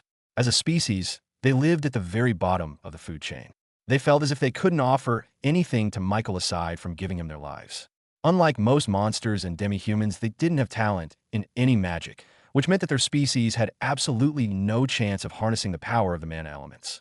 But Michael didn't think they were completely useless. After all, he had heard of species who didn't have any magic and was able to become the top species of the world with nothing but their intelligence and innovation. It was the humans from his previous life. Michael knew that mankeys had the same potential as them. He just had to give them the opportunity. "Benevolent being, we are at your service. Yes, we will do anything." Even if it meant slaving away in the heat of the sun, they were willing to do anything as long as they could pay for water. And in their desperation, one of the mankeys walked up to Michael and bowed at his feet. In that moment of contact, Michael heard ChatJK2's voice ring out inside his head. "Supreme skill. Gift bestowal activated. Yellow mankey. Potential talent. S-class engineer extraordinary. Potential skill. Blueprint manifestation. The user will gain the ability to show a 3-dimensional projection of a blueprint in his mind onto the real world, allowing workers to accurately build the project without any errors or imperfections." Michael's face lit up as he realized that this specific mankey was the one he sensed to have incredible talent. And luckily enough, this mankey's talent was perfect for his plans in the future. "If you really want to pay for the water, then there is something that I need help with." The mankeys looked up at Michael with anticipation. Finally, they could be of use. Finally, they could offer their lives to save the families back in their village. "I want you to awaken he said with a smile. The mankeys all looked at each other, confused as to what Michael was talking about. After all, they were mankeys. They weren't humans who could awaken a talent and transcend into a powerful being. Apologies, we are useless. We cannot awaken. We have no purpose. Michael shook his head. Just trust me. I can awaken your talents and show you that you have potential. I can show you that you can do much greater things. His words made the mankeys look up at Michael with wonder in their eyes. He looked at them with a different gaze, as if he truly believed that as mankeys, they could achieve more than begging and scavenging for sustenance to survive. First, what are your names? Michael asked. The mankey in the middle looked up at Michael. Apologies, we have no name. Demi-humans like the mankeys lived simple lives, needing no names to refer to each other. Well, let me give you one then, Michael said as he raised his hand. Chat JK to awaken its talent, please. Understood. Awakening its talents. A golden light shone from his hand, emitting a kind of power that felt cool and refreshing for the mankey. The creature felt as if it was bathing in the rain, with water nourishing it from the inside and out. Suddenly, its body started to glow with a white light, enveloping its entire body until it was obscured into a blinding shroud of light. After a few seconds, the light died down. The mankey in the middle used to have a hunched back, with its hands almost touching the ground like an ape. But now it was standing upright, even taller than Michael. Fur was still covering its body, but now there were patterns all over its body that resembled geometric shapes. The previously stained and dirted color of the fur on its body was now yellow like the sun, with the pattern having a golden streak that seemed to glow under the sun. Its face looked much more human, with refined facial features that would have made him indistinguishable from other people. However, the fur on the sides of its face made it sure that they were a completely different species from humans. What would you like to name this mankey? Asked ChatJK2. Michael reminded the mankeys of a very iconic character in his previous life called Wukong. Kong, that's his name. Downloading the entire syllabus course on mechanical engineering to Kong. Complete. Kong looked at his body, surprised at his new stature. His mind felt much more open than before, as if an entire new perspective on the world was opening up in its brain. He felt more conscious, more aware of his surroundings.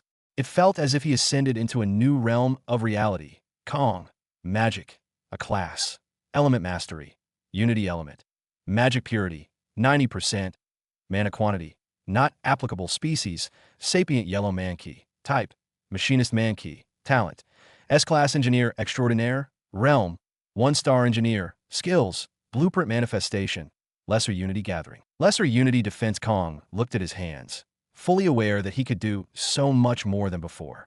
He felt like he could do anything. He immediately looked at Michael and bowed at his feet. Thank you, benevolent being. You have saved me and given me a new life.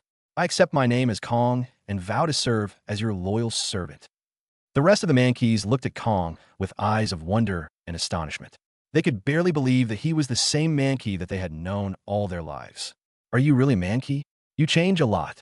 Hair change, body change, but mankey same? Kong shook. Yes, I'm still the same mankey as before, he said to them. But I have changed. I have evolved to something better. The rest of the mankeys ogled at Kong's new appearance. They surrounded him and playfully picked at his fur. Not only did Kong's appearance change, his whole aura became completely different to that of a normal mankey. Kong passively absorbed the elemental mana in his body due to the lesser mana gathering skill he obtained from Michael. Water, air, fire, and most importantly water, was gathering at his skin and nourishing his body with power.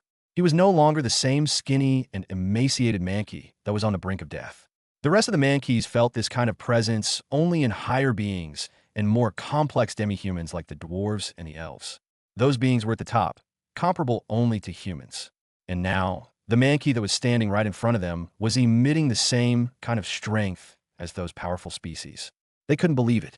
This led them to revere and worship Michael even more. They thought that the only being that could change a species being was a god. Now, they treated Michael as one too. Benevolent, holy being. We worship. Michael stopped them before things got too out of hand. Guys, please stop it. I'm not some kind of god, he said, waving his hands. But how could they stop worshiping him when he single-handedly saved their species from extinction? Now that Kong had evolved into the next line of his species, he now held the power to change the course of life in the village. They bowed to him even deeper. Michael felt burdened with all this worship. He had to clap his hands and get their attention. Now, who wants to evolve next? He asked them. The rest of the Mankeys looked at Michael with confused faces. They thought that he was done with Kong. After all, a power that could change Kong into a superior species must take some kind of toll on Michael, right? Kong had to convince his fellow Mankeys that Michael had enough power to awaken the talents of thousands upon thousands of Mankeys and never even break a sweat. When he awakened, Kong was able to briefly observe just a smidgen of Michael's true power. And with what he could see, Kong felt as if he was looking at an endless horizon of an ocean. Michael's power was endless. Finally, after a few minutes, Michael awakened the talents of the other 4 Mankeys. The 3 Mankeys only had a talent in the C class and below. One of them had the D class metallurgy mender, with a corresponding skill that allowed him to handle metal with ease. The other had a talent called C class wooden whisperer, which was very useful in growing and making trees prosper even in the harshest of environments. The other had a D class Taurus keeper, which meant that he was talented in breeding and taking care of cows. The last Mankey was the most surprising. First of all, unlike the rest of the Mankeys, this one evolved with barely no fur on their skin. And if anyone were to look at this Mankey with no context, they would mistake it for a human woman. Her face was defined with feminine features that could be considered quite beautiful in most cultures. And instead of having yellow fur with patterned golden streaks, she had long, flowing yellow hair and eyebrows with similar patterned golden streaks. The only thing that distinguished her from a human was the tail on her back, which was still colored yellow and gold. Michael named her Anne, which she quickly accepted. "Greetings, Boss Michael." And, "At your service," she said, with her tail wagging back and forth rapidly. But that wasn't the only thing that was special with her. Michael was surprised to find that she had an even better talent than Kong. And magic, S-class, element mastery, unity element, magic purity, 95%, mana quantity, not applicable species, sapient yellow Mankey. Type, agricultural Mankey. Talent, SS-class cultivation idol. Realm, 1-star farmer. Skills, greenhouse. Any crop that the user plants will grow regardless of the season or weather. Multiplicative harvest. The user will be able to harvest multiple times from a single crop. Lesser. Unity gathering. Lesser unity defense. Michael was mistaken. It seemed that she was the one that his superior golden nose was talking about. He searched through the entirety of Kingsbridge using Fudge's clones to see if anyone else had a good talent. But the best ones he saw were only A class. Now, he met 2 beings at the S class or higher in the Parched Lands, of all places. "Boss, we thank you from the bottom of our hearts for this gift. You will not be disappointed in taking a chance on us. We make your words come true. We will achieve greater things than even we can imagine," and said, tapping her heart. The rest of the evolved Mankeys thanked Michael, showing their sincerity to the man that changed their lives for the better. Kong approached Michael and kneeled. "Boss, we are ready to fulfill any of your orders." Michael shook his head. Although there were a lot of things he wanted to do, he didn't want to forget the most important thing in the world. "I want you to lead me to your village," he said with a serious tone. "They need water, right? We should go now. We can't waste any time." Kong and the rest of the Mankeys felt emotions welling up in their eyes. Michael had no reason to save their village, yet it was his first priority. "Yes, boss. Thank you," they all shouted. Using the automobile, Michael and the newly evolved yellow Mankeys traveled through the desert to find their village. The wheels jumped through the cracks in the ground and maneuvered through cactuses as Kong did his best to recall their village's location. Finally, Michael's eyes caught sight of a large collection of life mana in the distance. Using a simple 1-star spell called Telescopic Sight, he was able to confirm the location of the village. Strangely enough, the village was located on a large crater, which made it almost undetectable in the vast valley of the desert. As soon as he parked the automobile, the Mankeys all rushed out and looked down to their village. The once vibrant and lively collection of homes made out of mud and clay was now completely covered in a strange black liquid. This was the reason why the village was in dire need of assistance. This strange black liquid had invaded their homes and destroyed their safe haven. This meant that they would have to relocate to a safer place. However, such a large migration of Mankeys would need a lot of resources, especially water. That was the reason why Kong and the other Mankeys journeyed out of their village. They needed resources to resettle. Kong and the rest of the Mankeys jumped down, surprising the rest of the villagers that were hiding within the homes embedded on the sides of the large crater. Children screamed, while their parents tried to shush them from creating any noise. They thought they were getting invaded. The power and magic emanating from these 5 strange figures were unlike any species they had ever encountered before. Even though they had the same yellow fur and monkey-like features, they were completely different from normal Mankeys. They stood tall with pride, with strength, completely foreign for yellow mankeys. "We surrender," we beg for mercy. One elderly mankey, with his yellow hair almost turning white and a spine even more curved than a circle, walked out of the homes and confronted the five strangers. But upon gazing at these five figures, the elderly mankey felt as if he was looking at something ancient, something transcendent. And somehow, they looked familiar. But that wasn't possible. "It's us," said Anne. But her words did nothing to convince the old man. After all, she looked even more beautiful than most humans. Kong knew that words wouldn't convince the old man. So, he approached him and took the elderly man's hands and respectfully put them over his forehead. This was a cultural act that only mankeys knew. It was then that the old man's eyes shone in recognition. "You, but how?" The old man's excitement made the other mankeys hiding in the houses finally come out of their houses. As more and more mankeys came out, more of them recognized the five strangers. A celebration occurred within them, with hugging and jumping spreading through the mankeys. When they didn't return after a few days, they thought they had all died. But somehow, they didn't just survive, they turned into this completely new mankey with strength and power that was completely uncharacteristic of the weakest race in the entire world. How did this happen?" they all asked. Kong and smiled as they pointed upwards. Just then, the village of mankeys looked up at the skies and saw the figure of the 10-year-old human boy floating in the air. He had his hands in his pocket and a casual smile. Michael slowly floated to the crater, introducing himself to the mankeys with a simple, "Hello." "He saved us," Kong said, showing his admiration and respect for Michael with just his tone. "He gave us water, he gave us food. He gave us everything we needed to survive without even asking for anything in return," and said, her eyes shining once she started to talk about Michael. They told the whole village that his powers allowed them to transcend from a normal mankey into this new and better form, filled with talent and magic. The elderly mankey looked at Michael, disbelief written all over his face. As the oldest one in this village, he had met a lot of humans before, even the most powerful of wizards, yet he hadn't heard of anyone capable of doing this. "Sir," the old man uttered, "why have you come to our village? As you can see, we are close to extinction. The curse of the lands has taken over our home. More than half of the homes were flooded with this strange sludge of black liquid. Some of the houses were completely submerged, making it impossible to live in. These mankeys considered this to be a curse. But when Michael set his eyes upon this black liquid, he didn't see a curse. He saw liquid gold. It was petroleum oil. This village was smack dab in the middle of an oil well, which had so much oil that they were overflowing to the surface. If America existed in this world, they would have already invaded this land. Michael, of course, wasn't going to let this chance go to waste. "I have come to this village for only one reason," Michael said, addressing everyone in the village. "I came here to give you a chance to live without worrying about food, water, or a place to live." The elderly mankey shook his head. "We cannot offer anything." Michael pointed at the black liquid behind them. "If you are willing to give me ownership of that black liquid, I can give you everything you need to survive and more." They wanted nothing more than to survive, than to drink water and eat food every day. And Michael was the person that could give them that. They were ready to do anything for Michael. They were ready to become his slaves. But he wanted nothing more than the black liquid, something they considered a curse. It was too good to be true. To fully convince them that he had nothing but good intentions, Michael snapped his hands, and 5 big barrels of water floated from above and landed down to the village.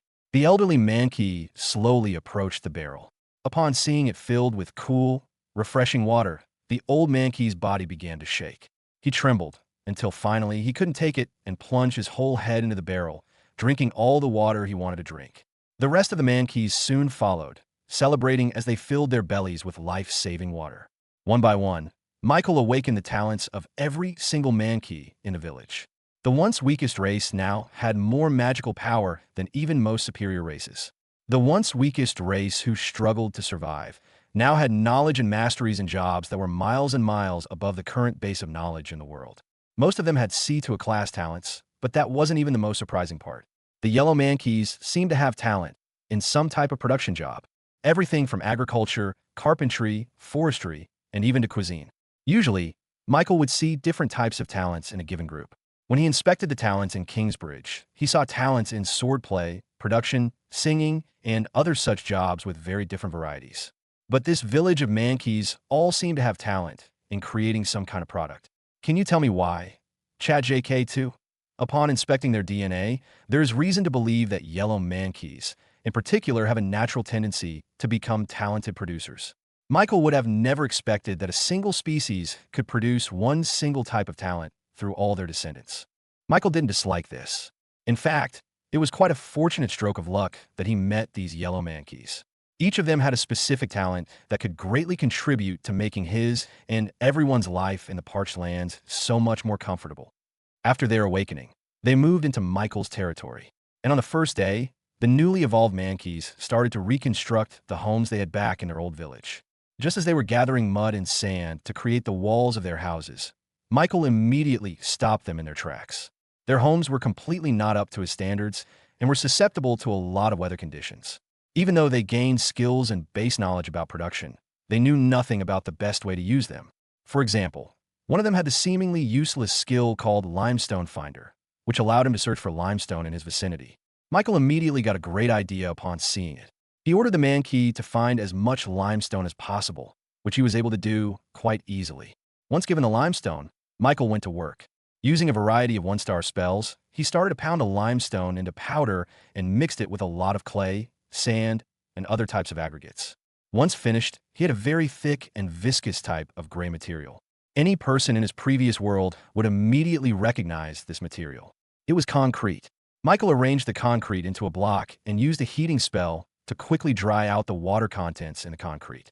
And within a few seconds, the concrete started to harden, surprising all mankeys. They surrounded the solid block, touching it with their hands and knocking on it to try and test its resilience. One of them tried to punch through the concrete block and found himself with nothing but injured knuckles. They couldn't believe it. This strange concrete was even stronger than mud and stone walls. Once Michael taught them how to create their own concrete, all the talented engineers and construction mankeys like Kong started to implement them into their homes. At the end of the day, the mankeys spent the rest of their time watching in wonder as the faucets and showers splashed them with water. Whoa, water! I can bathe and drink at the same time. I can't believe it. Do I really have an endless source of water in my own home? This is a miracle. Hooray for our boss Michael. Hooray, they all cheered. Michael, of course, taught Kong the basics of the plumbing system, which he quickly picked up and learned within an hour of lecturing.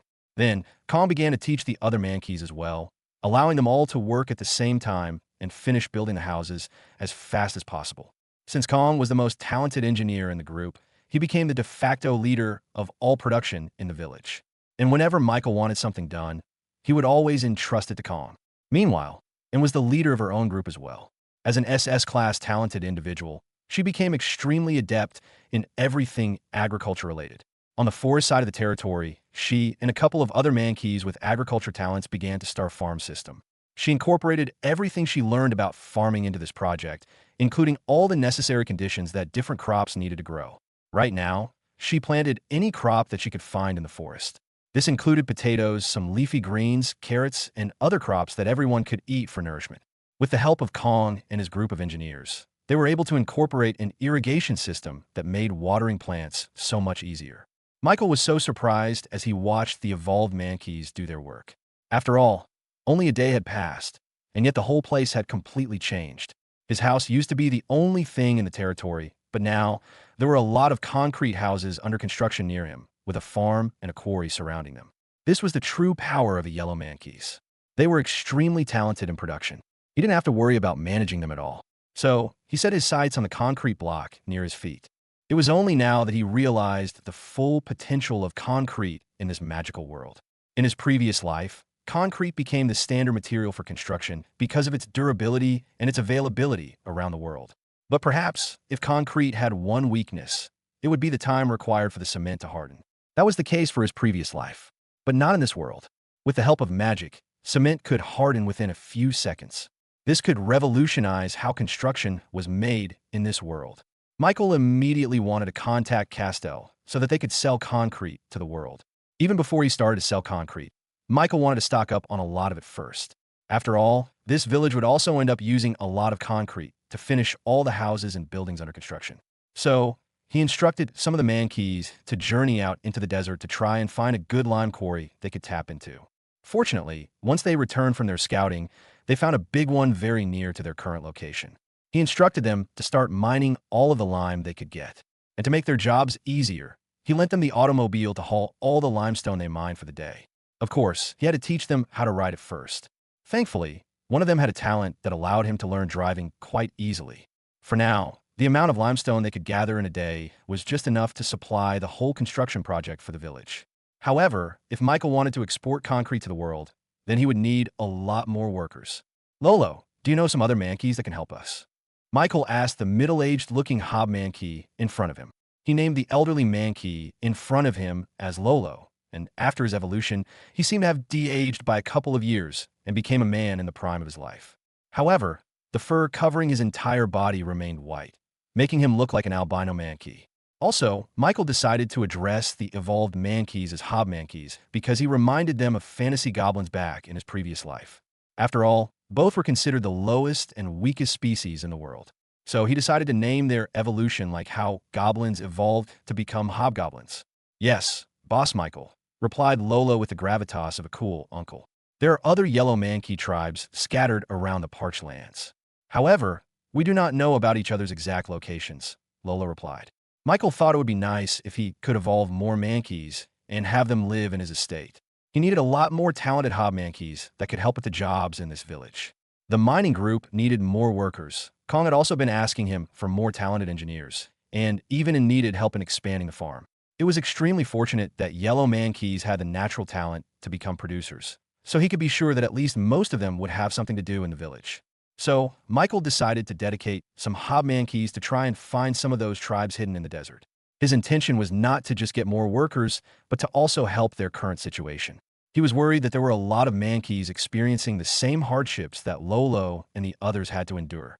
There was plenty of space, food, and water here in his home. They didn't need to be suffering out there. He liked the village to be a lot more crowded. As the famous saying said, the more the merrier. Lolo, please find some able-bodied hob mankeys who can make the trip through the parched lands to contact those remaining tribes, Michael said. He entrusted this job to Lolo because the old man had an A-class talent called Community Leader, which gave him the appropriate skills and knowledge to manage the current village. Lolo accurately tracked all the jobs and talents of all the hob mankeys in the village, allowing him to easily assess which ones would be the best at which jobs. I have a couple of individuals who are perfectly capable of this job. Boss Michael, I will task them to find the other mankey tribes. Trust that it will be done, Lolo said, bowing towards Michael. Michael then addressed his shadow on the ground. Fudge, you'll have your clones accompany them, right? The cute rogue slime with a Chinibu mentality popped out of his shadow and landed on the ground like a ninja. Yes, master. I've already spread my clones in the entire village.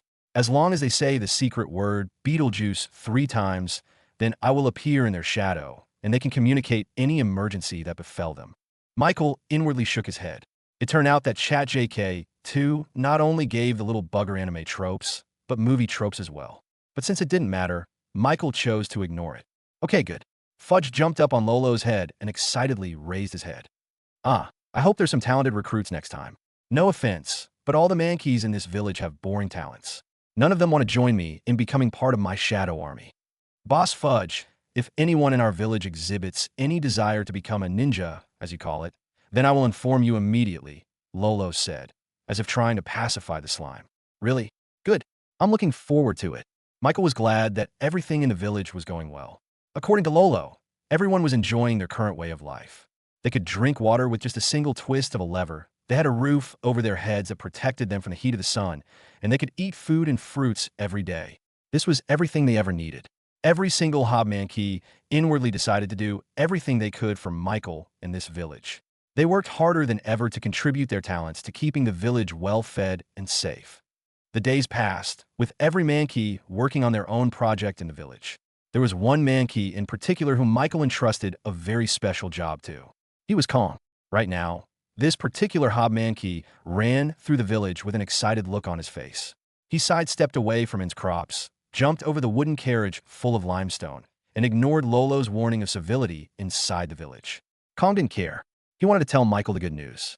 He entered Michael's house and saluted at Fudge, who was practicing his ninja moves by the side of the kitchen. Then, he directly jumped into the second floor and burst through the master bedroom. Boss, it's working, Kong said with a voice faltering from excitement. Michael immediately got up from his bed and looked at Kong, with excitement growing on his face by the second. It's working, he asked Kong. It's working, boss, Kong replied.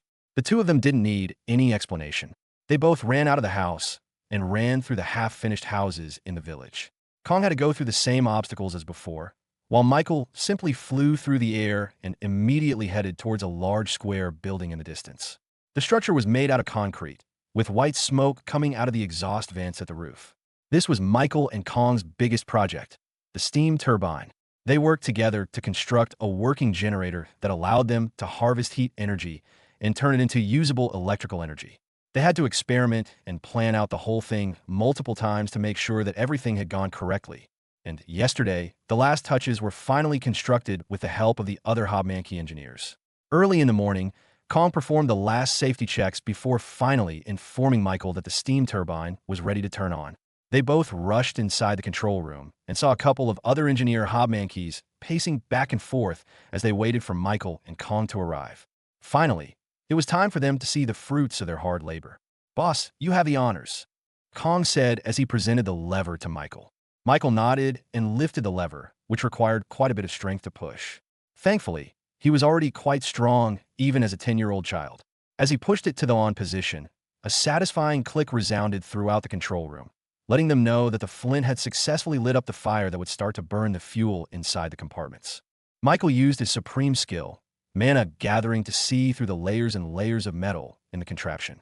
After igniting the fire, the water started to come to a boil, and upon reaching 100 degrees Celsius, or the water's boiling point, steam started to rise into one of the vents that directed everything into the turbine. Since there was quite a large amount of steam flowing into this relatively small vent, the speed and pressure from the steam were enough to propel the turbine into rotating at an extremely fast speed. This was where the magic happened. Slowly, the generator attached to the turbine started to emanate lightning mana, signaling the steam turbine's success in turning heat into electricity. But that wasn't enough. For them to know that the steam turbine was working properly, they all looked at a single light bulb placed in the middle of the control room. They all waited with bated breaths as the light bulb started flickering. And finally, it turned on and emitted a glow that lit up the entire room.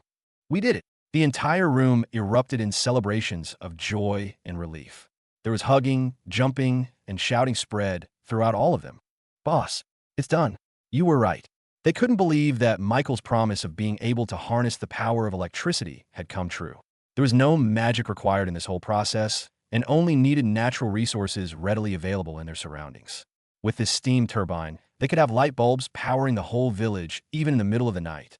Michael was a little emotional as well. It only took 10 years, but he was finally able to have electricity in his life. He took a major leap in making life in this world a lot more comfortable than before. There were a lot of inventions he had in store that could only work with electricity. He would only be able to start working on them after today. "Thank you, guys. We all work hard for this," he said to Kong and the rest of the engineers. "But our job still isn't over." Then he pointed at the window to the side of the room, showing the entirety of the village in view. "We need to start connecting each and every house with electricity.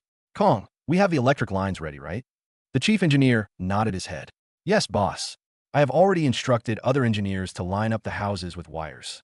We just need to connect them all to the power source." Michael nodded.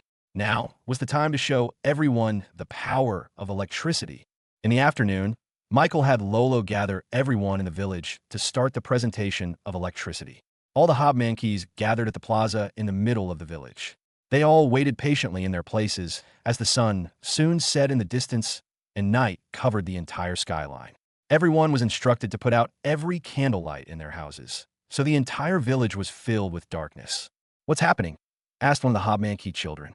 "Shush, child. Our boss says that he has something amazing to show us," said his parents. But even still, there were a lot of Mankis who became a little bit restless as they waited in the darkness. Just then, Michael's calming voice resounded through the plaza, making everyone excited. "Sorry for making you all wait, but it's worth it, I promise. Without further ado, I will now give you the results of what we have all been working on. Kong, turn it on." With a single click, a blinding light overcame the Hobmankis. The child Hobmanki winced and closed his eyes. He was a little bit afraid because he wasn't expecting such a bright light when the sun had already gone down a few hours ago. But then he started hearing gasps and awes of amazement. "Wow, I can't believe it. It's beautiful, Nicola. Look at this." The child, upon hearing the emotional voices of his parents, slowly opened his eyes.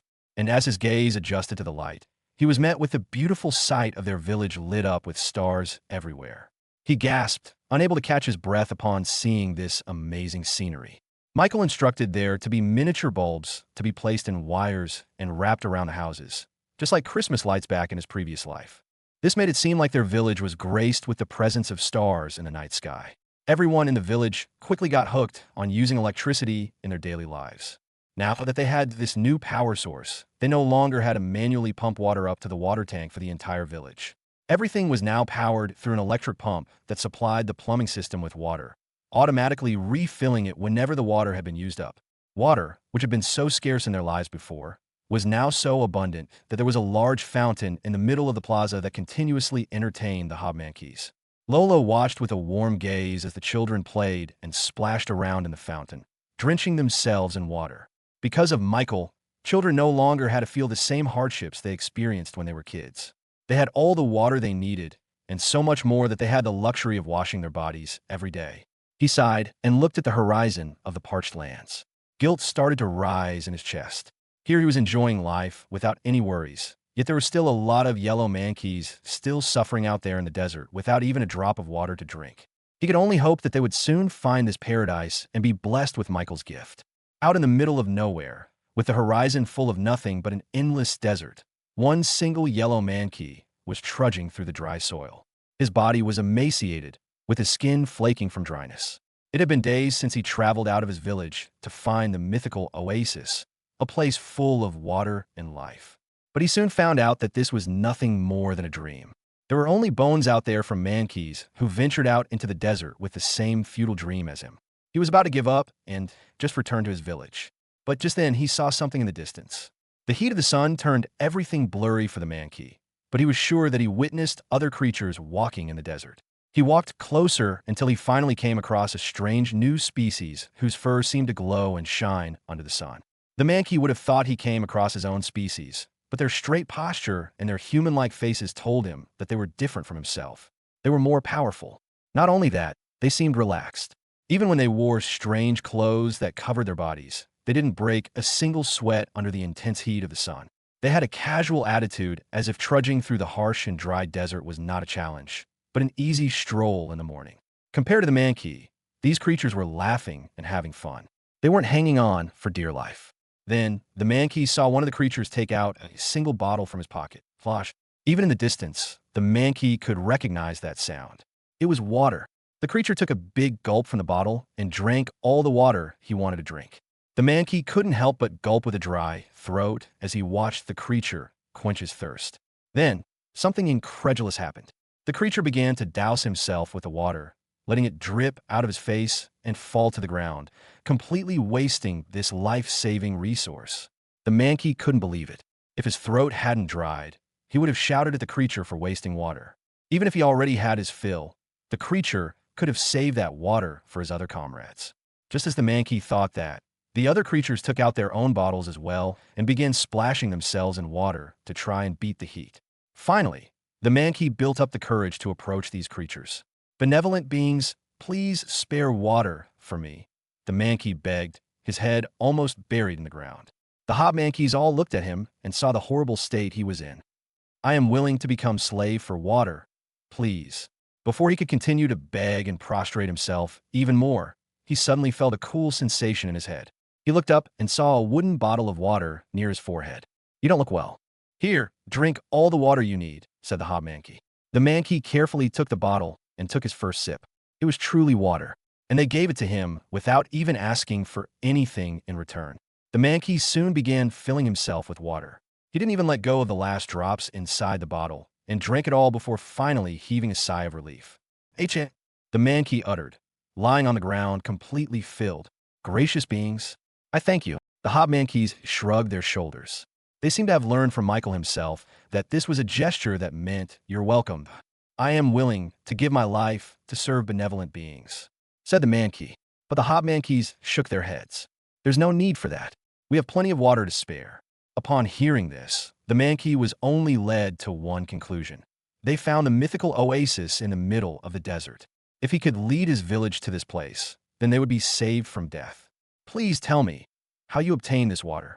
I need to save my village. Please tell me." were his oasis. The Mankey knew that this was a long shot. After all, if these creatures did find the oasis, they wouldn't want to share it with anybody else. They would hoard it for themselves. Even still, he had to try. In response, the hob Mankeys looked at each other.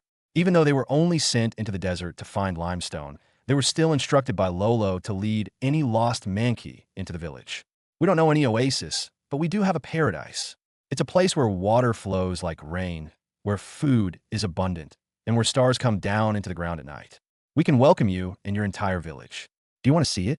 An entire village of about 20 or so Mankeys traveled through the harsh desert for this supposed paradise. No sane creature would ever believe that this paradise was something real in the first place. They were told that in that place they could drink all the water they needed every day. They were told that if they lived there, they would never have to worry about going hungry at night.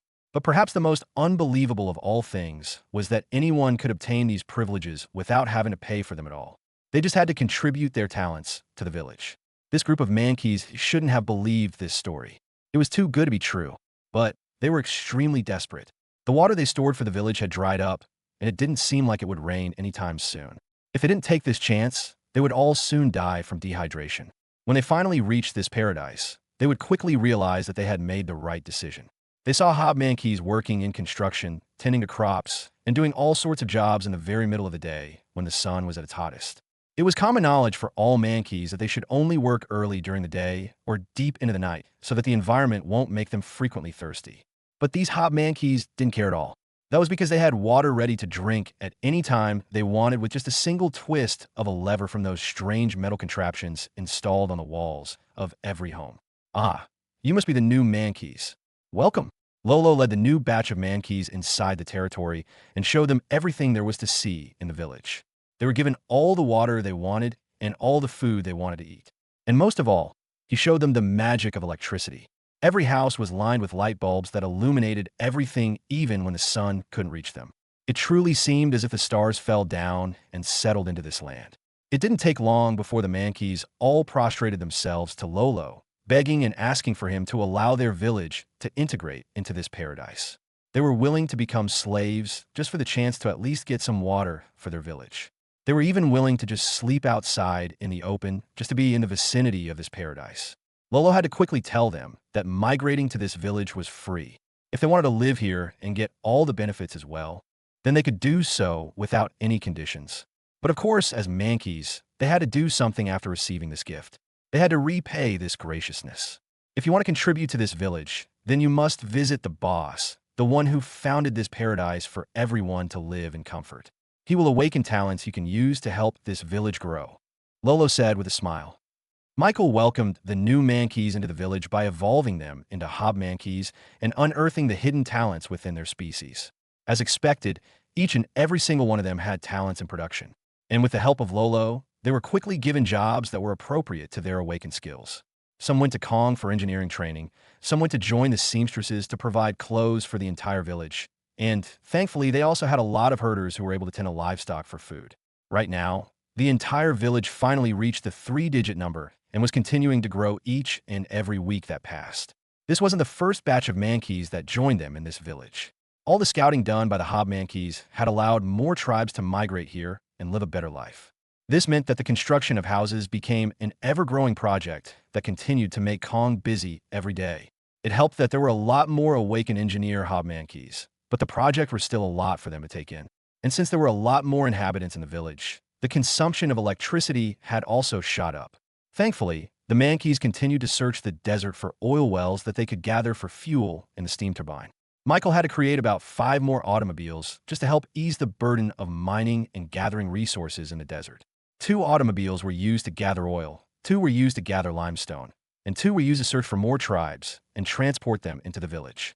Because of this, the production of concrete became much easier. Almost the entire village now had concrete flooring, except of course the new, expanding houses under construction for the newly evolved hob Mankeys. Michael also had Kong working on a concrete factory, which was on its way to becoming finished as well. He was getting nearer to the day that he could finally sell concrete as a Reborn product. Of course, he still had to think up a way to market this strange new building material, but that was a problem for another day. Michael planned to take a rest after evolving this last Mankey. But then, Michael noticed his ability. It wasn't an S-class talent or anything, but the skill he gained from evolution was something that gave Michael an extremely good idea. He immediately awakened the Mankey's talent and asked him for a favor. "I want you to use your skill and find that material," he said to the new Hob Mankey. "As you wish," he replied. With the help of Lolo, the new Hob Mankey immediately went to work and was accompanied by several other Mankeys in search of this precious material in the desert. A day later, the Hob Mankey returned to Michael's estate and showed him a strange rock-like crystal with a yellowish color.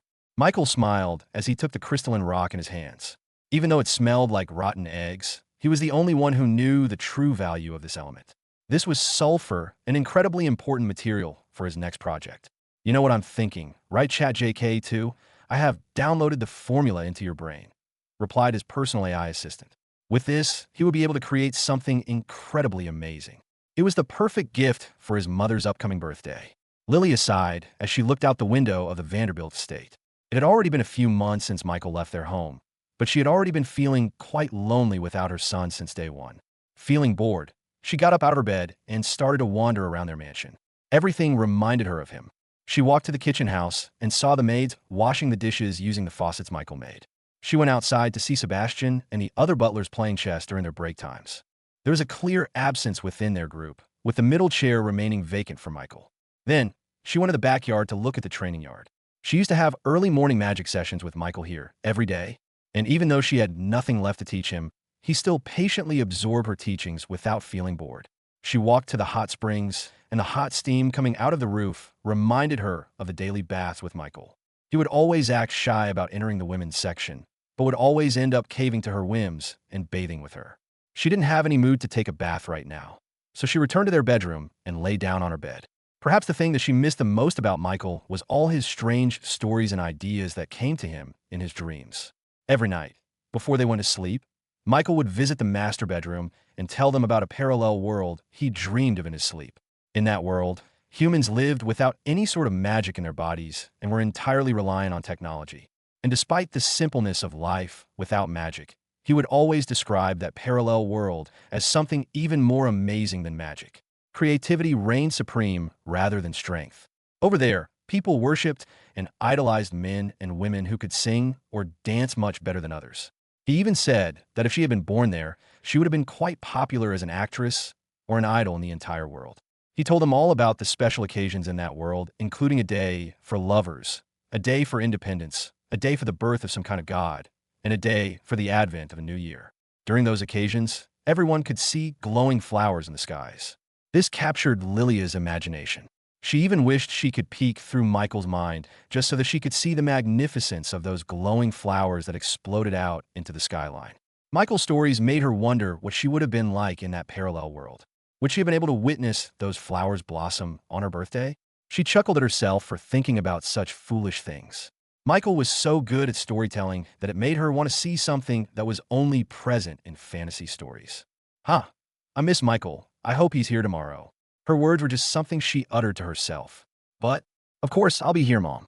It's your birthday," Michael said as he suddenly appeared behind her. Lilia was so surprised that she ended up jumping out of her bed. Her eyes widened as she saw Michael present in the flesh. She slowly approached him, with her hands stretched out to touch his face.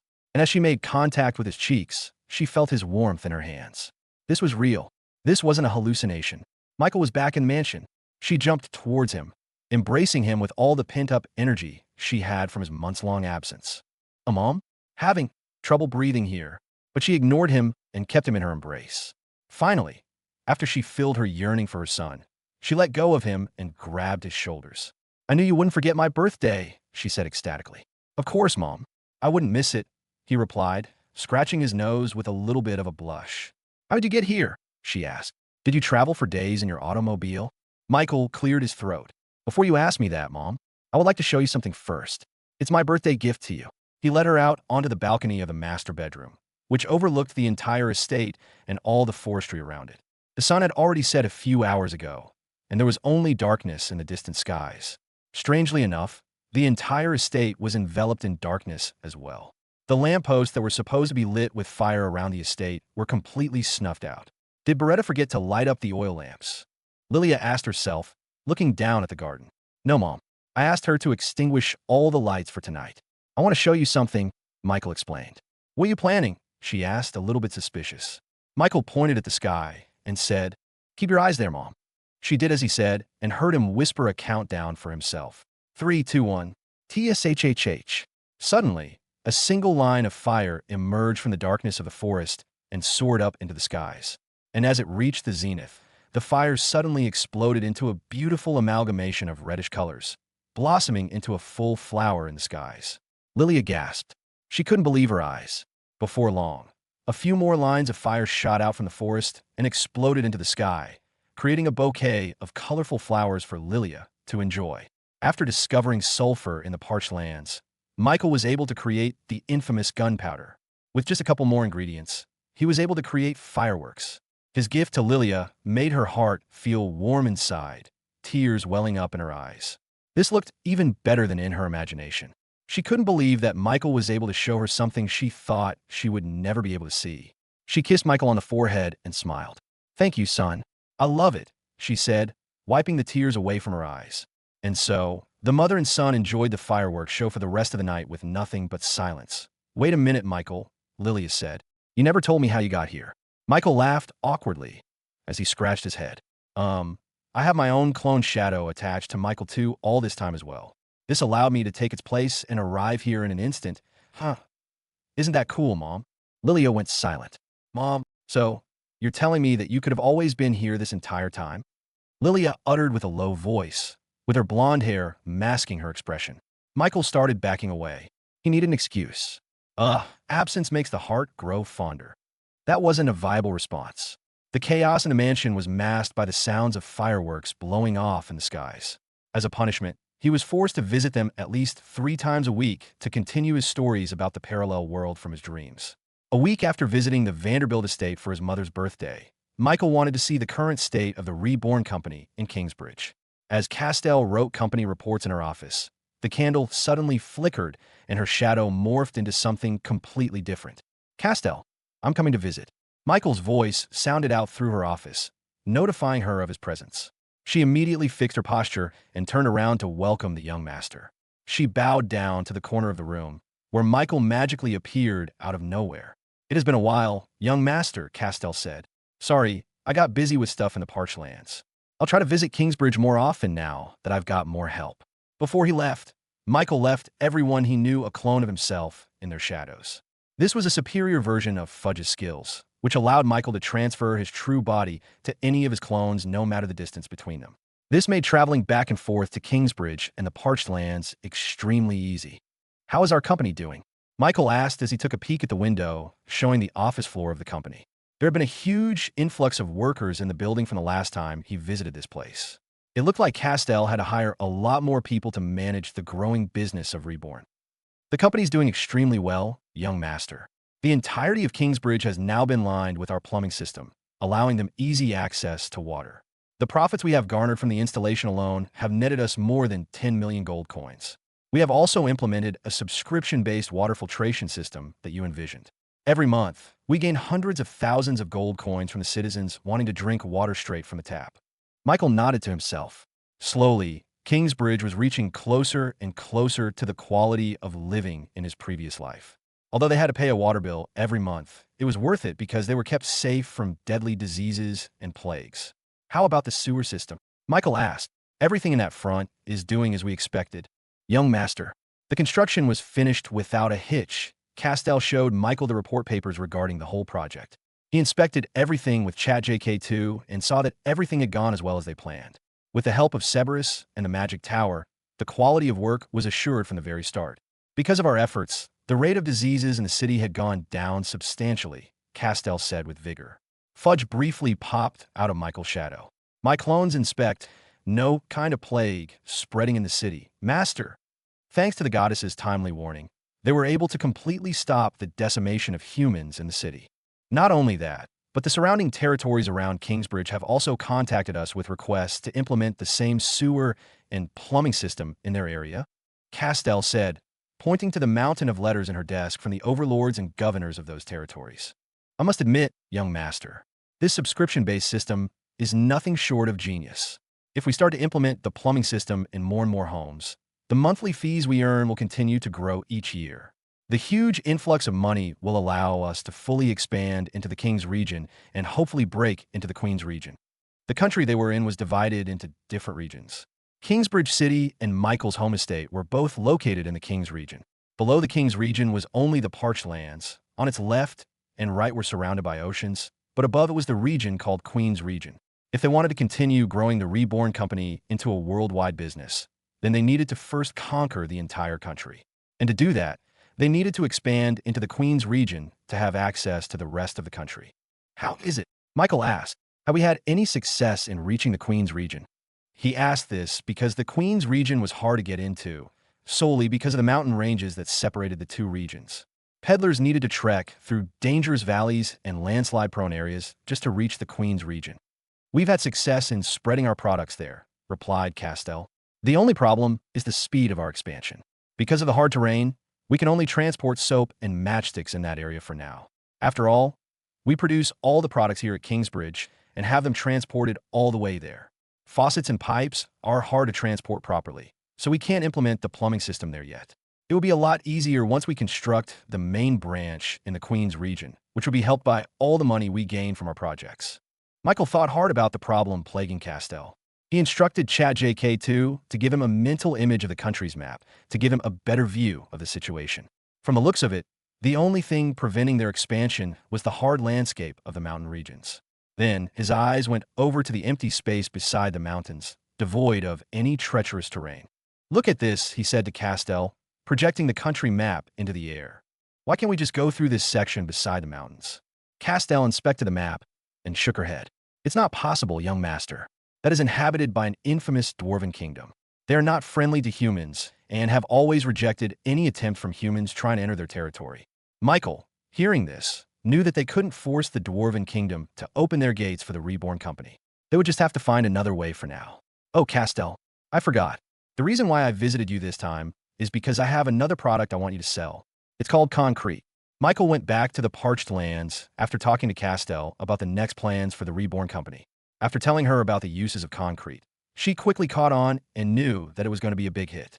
However, Castell decided that before they started to sell concrete, they should make sure that there would be a steady stream of it readily available in stock. She already learned her lesson after things got too hectic in their office after they announced the plumbing system a few months back. She underestimated just how much the demand would be for the faucets and showers in Kingsbridge, leading the Reborn offices to become extremely hectic as they tried their hardest to keep up with the demand. They had to spend a lot more money than they expected just to hire more workers in the meantime. Castell predicted that the demand for concrete would be the same, if not larger, than the plumbing system. After all, with concrete, it was possible to construct a 10-foot-tall wall around Kingsbridge in a matter of days. That short time frame was extremely absurd. Coupled with its strength, durability, and cheapness compared to other materials, everyone would rather use concrete to construct their buildings. So, Michael and Castell both decided to first create a proper road from the parched lands to the Vanderbilt estate to easily transport the concrete that Michael's village was going to create. With a highway directly connecting the two places, Castell could easily receive enough shipments of concrete within a week of its creation. Of course, this meant that Michael had to customize a large truck automobile for this shipment. He already planned to ask for Kong's help in creating this new vehicle, which would speed up the creation process for the new car. Another benefit of creating a highway road was that the village could easily procure materials they needed from Castell. There were a lot of things that Michael and the village needed in the parched lands that they couldn't acquire naturally.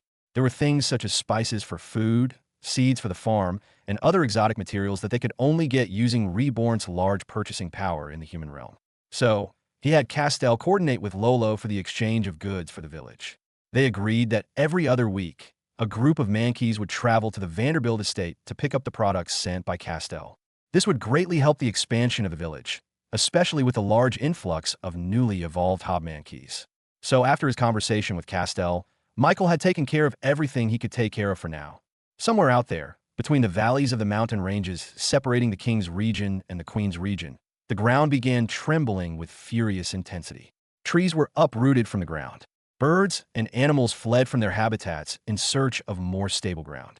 Even the established route of peddlers became nothing more than a collection of loose ground. The intensity of this earthquake broke off large chunks out of the mountains, which began to roll down its cliffs towards the land below. But even as the hours passed, the intensity only became even greater than before, unshackling the stable mountains from their position. A landslide of unprecedented proportions overcame a large portion of the boundary between the king's region and the queen's region, rendering it unpassable for the time being. However, that was not all that was affected. The Dwarven Kingdom, known for their mastery in metallurgy, was left unable to defend against the onslaught of the tsunami-like landslide that came unexpectedly. It didn't help that all of this unfolded deep into the night, where most dwarves were either asleep or drowning themselves in ale. But of course, due to their sturdy construction practices, their buildings were able to survive the first wave of the landslide, giving them time to evacuate from the affected areas. The dwarves could only watch helplessly as their homes and forges became mere rubble from the rush of the landslide. Even though it was made up of nothing but muddy soil and rock from the mountains, the speed at which they came to their territory was enough to destroy most of their dwarven structures in a matter of minutes. Meanwhile, the Dwarven King was awakened from his deep sleep and informed of the current situation. He quickly assembled his greatest engineers and blacksmiths to try and assess the damage done to his kingdom. After a long meeting, the general consensus within the dwarves was that it would take at least a month just to rebuild part of their wall taken down by the landslide. It would take even more months for them to start reconstructing the homes and forges of the unfortunate dwarves caught up in this mess. Even though no dwarf was harmed by this disaster, the Dwarven King couldn't help but stroke his long braided beard out of worry. After all, with the wall destroyed and thousands upon thousands of dwarves out of homes, their kingdom was now vulnerable to the outer world. This was a problem that they couldn't solve even with their current advancements in their craftsmanship. So, the Dwarven King stayed on his throne, solemnly in deep thought as he tried to think of a solution to his current problem. After a few days, news quickly spread to the territories next to the Dwarven Kingdom. Particularly, this reached the ears of the greatest businessman in the current world, Ise Vanderbilt. The old man smiled as his advisors informed him of the situation. "Send a delegate to the Dwarven King," he said decisively.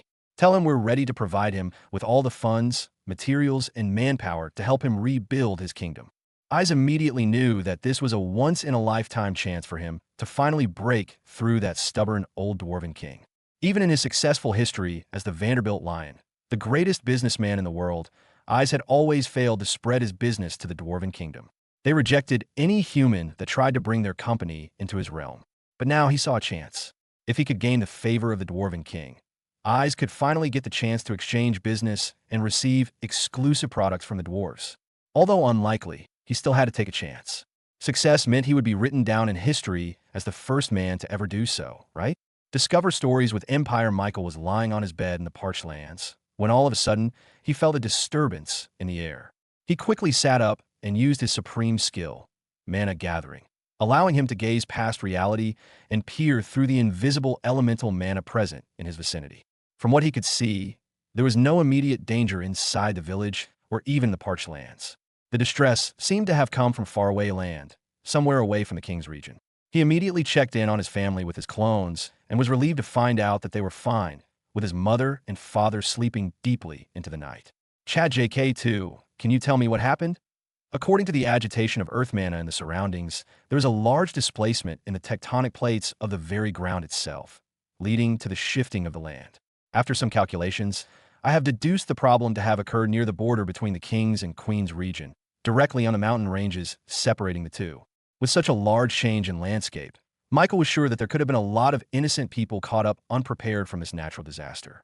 When he looked at the country map in his mind, he saw that there were a couple of dwarven villages directly bordering the mountain ranges that could have been affected the most by the earthquake. He immediately changed places with his clone in Castel Shadow, transporting his real body to Reborn's main office in Kingsbridge City. "Sorry to bother you so late this night," Michael said as he appeared behind Castel, who seemed to have been burning the midnight oil. "It's no worries, young master. I was just finishing up some paperwork for our eventual expansion to the Queen's region," she said, with clear-eye bags above her cheeks. "Sorry to say this, but I think you're going to have to postpone that for a little bit. Something has happened in the mountains." Michael explained everything ChatJK2 told him to Castel. Being the sharp business manager that she was, Castel immediately knew that a lot of businesses would get disturbed by this disaster. And most unfortunate of all was the Dwarven Kingdom, which seemed to have taken the full brunt of the earthquake's aftermath. "Can you send some people to see if there are any families affected by this? I want to help them," Michael said with worry on his face. Castell immediately nodded her head. I will send for some of our employees to scout the area as soon as possible. I will send word to you when we have more information. Michael knew that with such a large disaster, time was of the essence. This couldn't wait till tomorrow morning. He closed his eyes and sensed all of his clones hiding in the shadows of other people. Chat JK2. Can you find me a clone nearest to the Queen's region? Certainly. There is one single reborn peddler currently trying to bypass the landslide region. I'll be going now, Castell. I have to see this for myself, he said as his body suddenly turned into pure darkness that soon merged back into Catel's shadow. Michael emerged out of the reborn peddler's shadow, who continued to walk away from the landslide, none the wiser that Michael had just magically appeared behind him. The soles of his feet burst out with air mana as he started to float in the air, allowing him to traverse the landslide with ease. He looked down and saw what seemed to be a spilled muddy soup made out of unrooted trees and large boulders, leading towards the Dwarven Kingdom in the distance. His eyes shone with a golden light as he activated his supreme skill, trying to sense the presence of light mana in the area. Thankfully, the absence of dark mana told him that there weren't any casualties from this disaster. He continued to float forward, looking down and trying to sense for any survivors looking for help. After a few minutes, he came across what looked to be the remnants of a small village. Roofs of stone houses were peeking out of the muddy landslide. Chimneys were sticking out of the wreckage, and there was even a metal statue of the Dwarven King floating among the debris of metal and stone that once made up this village. After further inspection, he saw a large collection of light mana hiding inside one of the houses that stood tall even with the onslaught of the landslide. Michael slowly floated down and inspected the Dwarven architecture. They seemed unable to escape the house because of all the debris and scrap blocking the entrance. With a single wave of his hand, Michael created a giant magical hand made out of pure mana called Mage Hand, which easily shoveled away all the dirt and mud obstructing the door. Once everything was gone, he stepped into the entryway and knocked on the door. Slowly, the wooden door creaked open, showing the presence of a burly dwarf with a brown braided beard. The dwarf adjusted his eyes as he looked at Michael. A human? I would have never expected a human to save us from our predicament. Upon saying those words, more and more dwarves peeked out of the door and gazed at Michael, the human that freed them from being buried alive.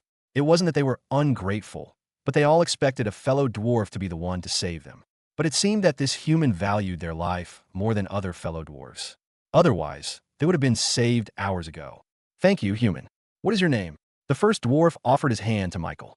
Call me Michael, he said, shaking the dwarf's hand. My name is Thrain Ironhand. I and my fellow villagers must apologize for our behavior upon meeting you. We mean not to be rude, but as you can see, we are in a state of emergency. We have lost everything we have built up in all our lives. We have lost our homes, leaving us with no bed to sleep on. Michael didn't take their weird stares for rudeness. After all, they had just experienced something traumatic. Their entire village was laid to waste in a matter of seconds, and if they were any less alert, they could have lost their lives as well.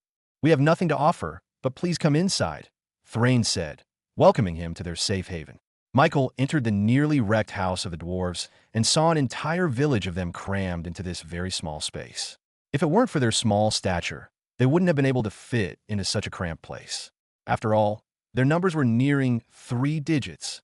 As dwarves, we are indebted to repay twofold what you have done for us. However, we are currently unable to fulfill that, Thrain said, looking apologetic. But Michael shook his head. There's no need to worry about that for now. It looks like you all have it rough. Everyone was taking turns to nibble on a single piece of bread. This was their only sustenance. Our pride wouldn't have accepted that. But you are completely right. Our village is completely destroyed, and we don't have anywhere else to go, Thrain said, sitting on the chair opposite Michael. Why not? Asked Michael. Aren't you a part of the Dwarven Kingdom? Wouldn't they help you reconstruct the village? Thrain and the others let out a groan. Unfortunately, their help would only come months and months later. We do not doubt that the Dwarven King is currently allocating all of his resources into rebuilding the walls before trying to rebuild villages in the outskirts of the kingdom. We do not blame him. His duty as king demands him to prioritize the walls over anything else. However, this leaves us with nowhere else to go. The dwarves looked extremely downtrodden as they thought of what the future would hold for them. They would be forced to relocate to a place that wasn't ravaged by the landslide and was bountiful with resources.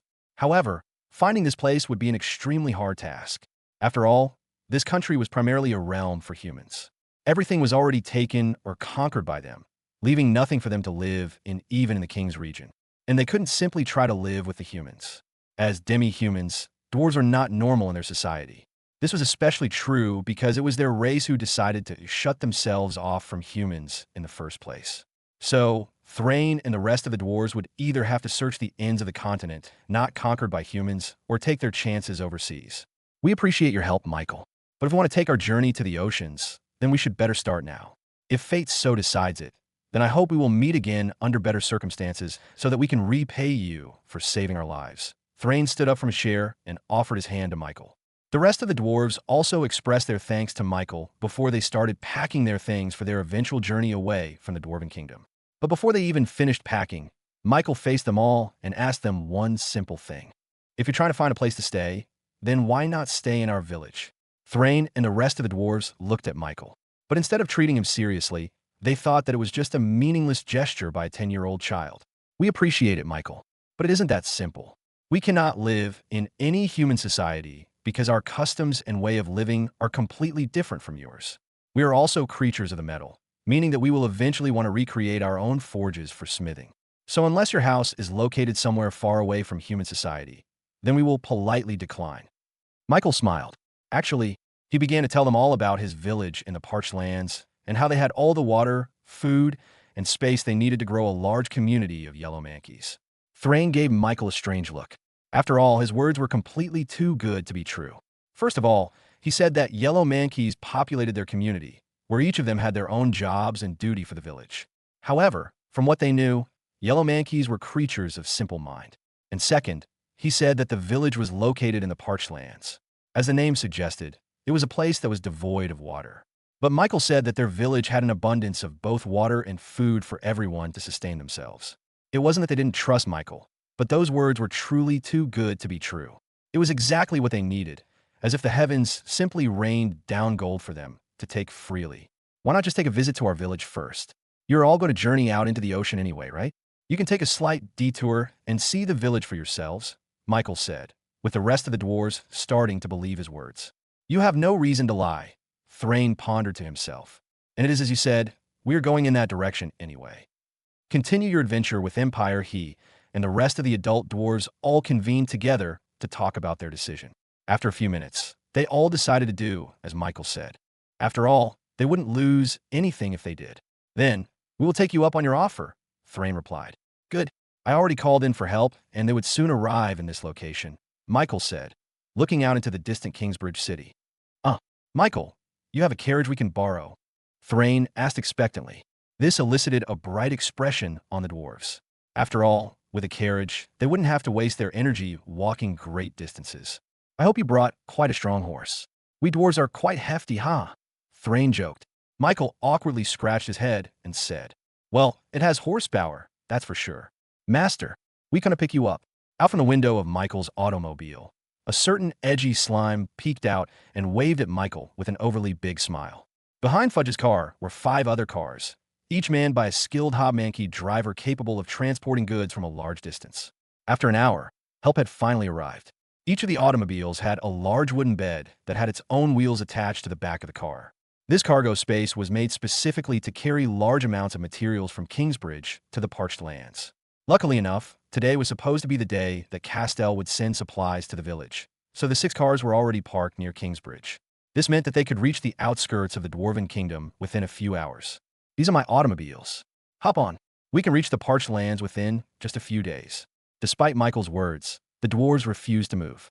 They looked at the intricate and complex metal parts of the automobile and couldn't help but gasp at how advanced its construction was compared to anything they had ever seen. Not only that, Michael's carriages seemed to move with great speed despite having no horses powering its wheels. How is it moving? It's magic, right? How else could it move without a horse? But there's not even an ounce of magic in that metal contraption. They couldn't understand it. Even as proud blacksmiths, they felt like they were looking at something completely alien and out of this world whenever they stared at the automobiles. It was simply beyond anything that even the best blacksmiths and craftsmen could make in the Dwarven Kingdom. Thrain built up the courage to slowly approach the automobile.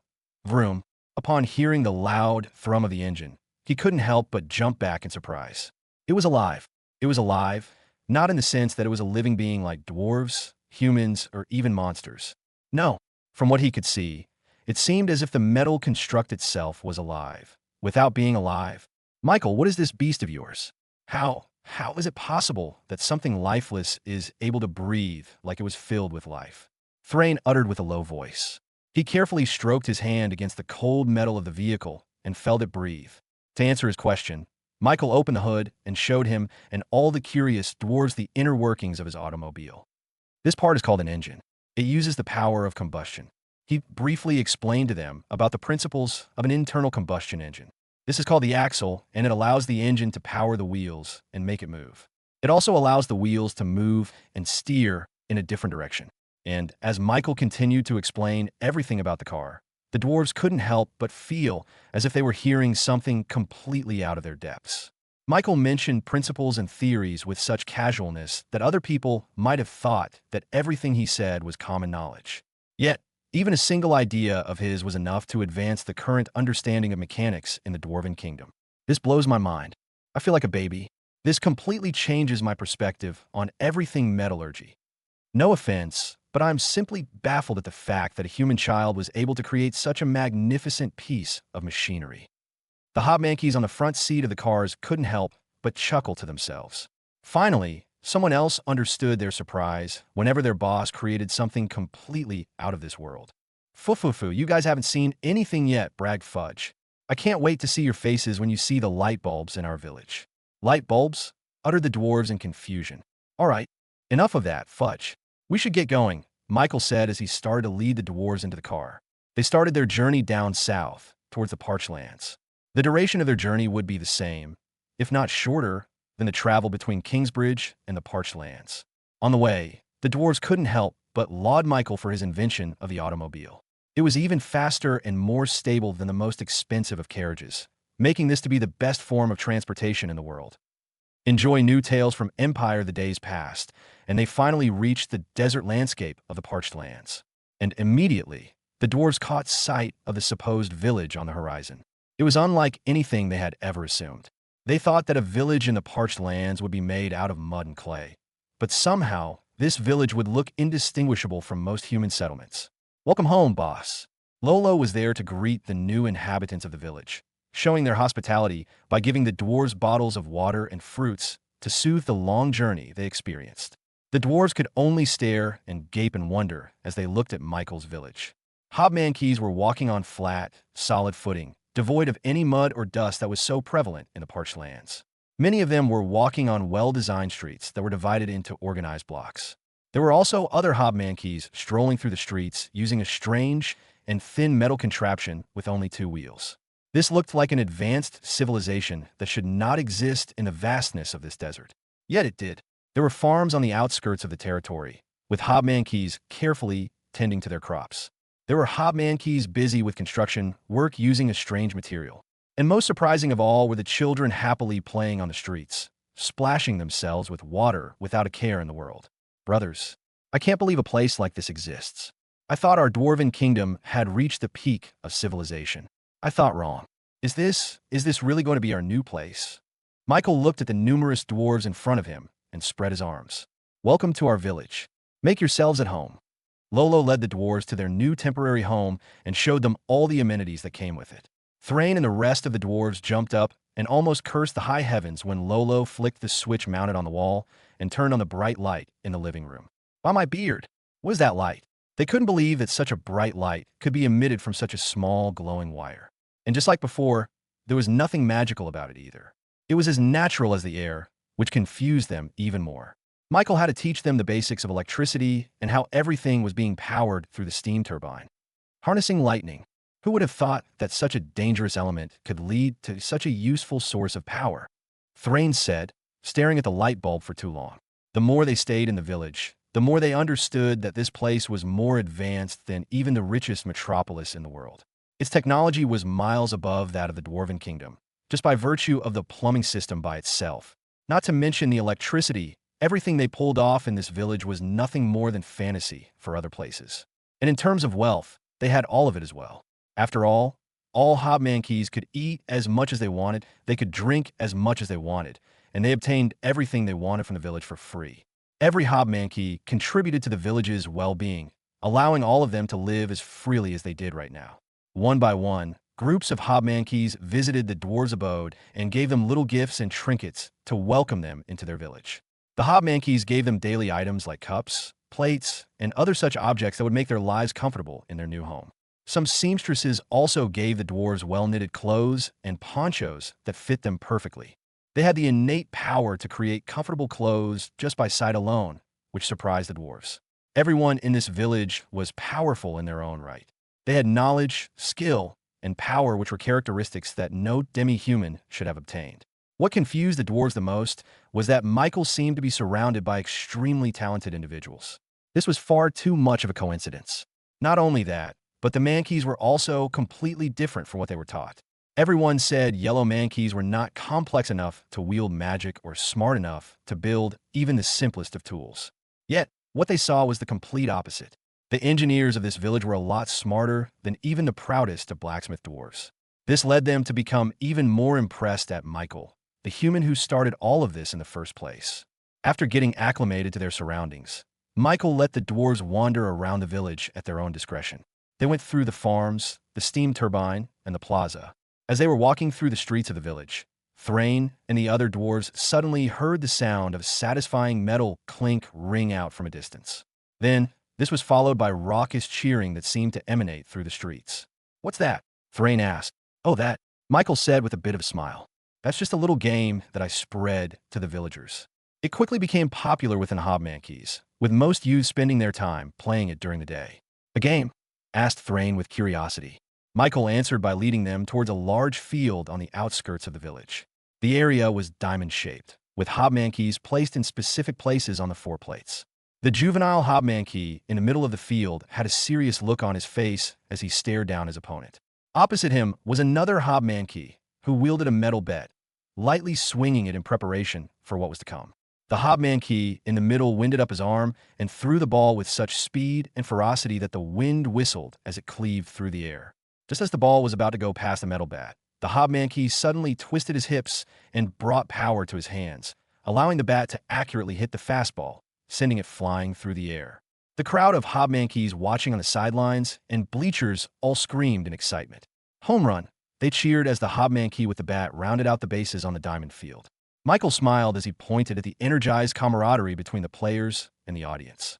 "That is baseball," he proclaimed. The dwarves looked on at the game with a burning curiosity.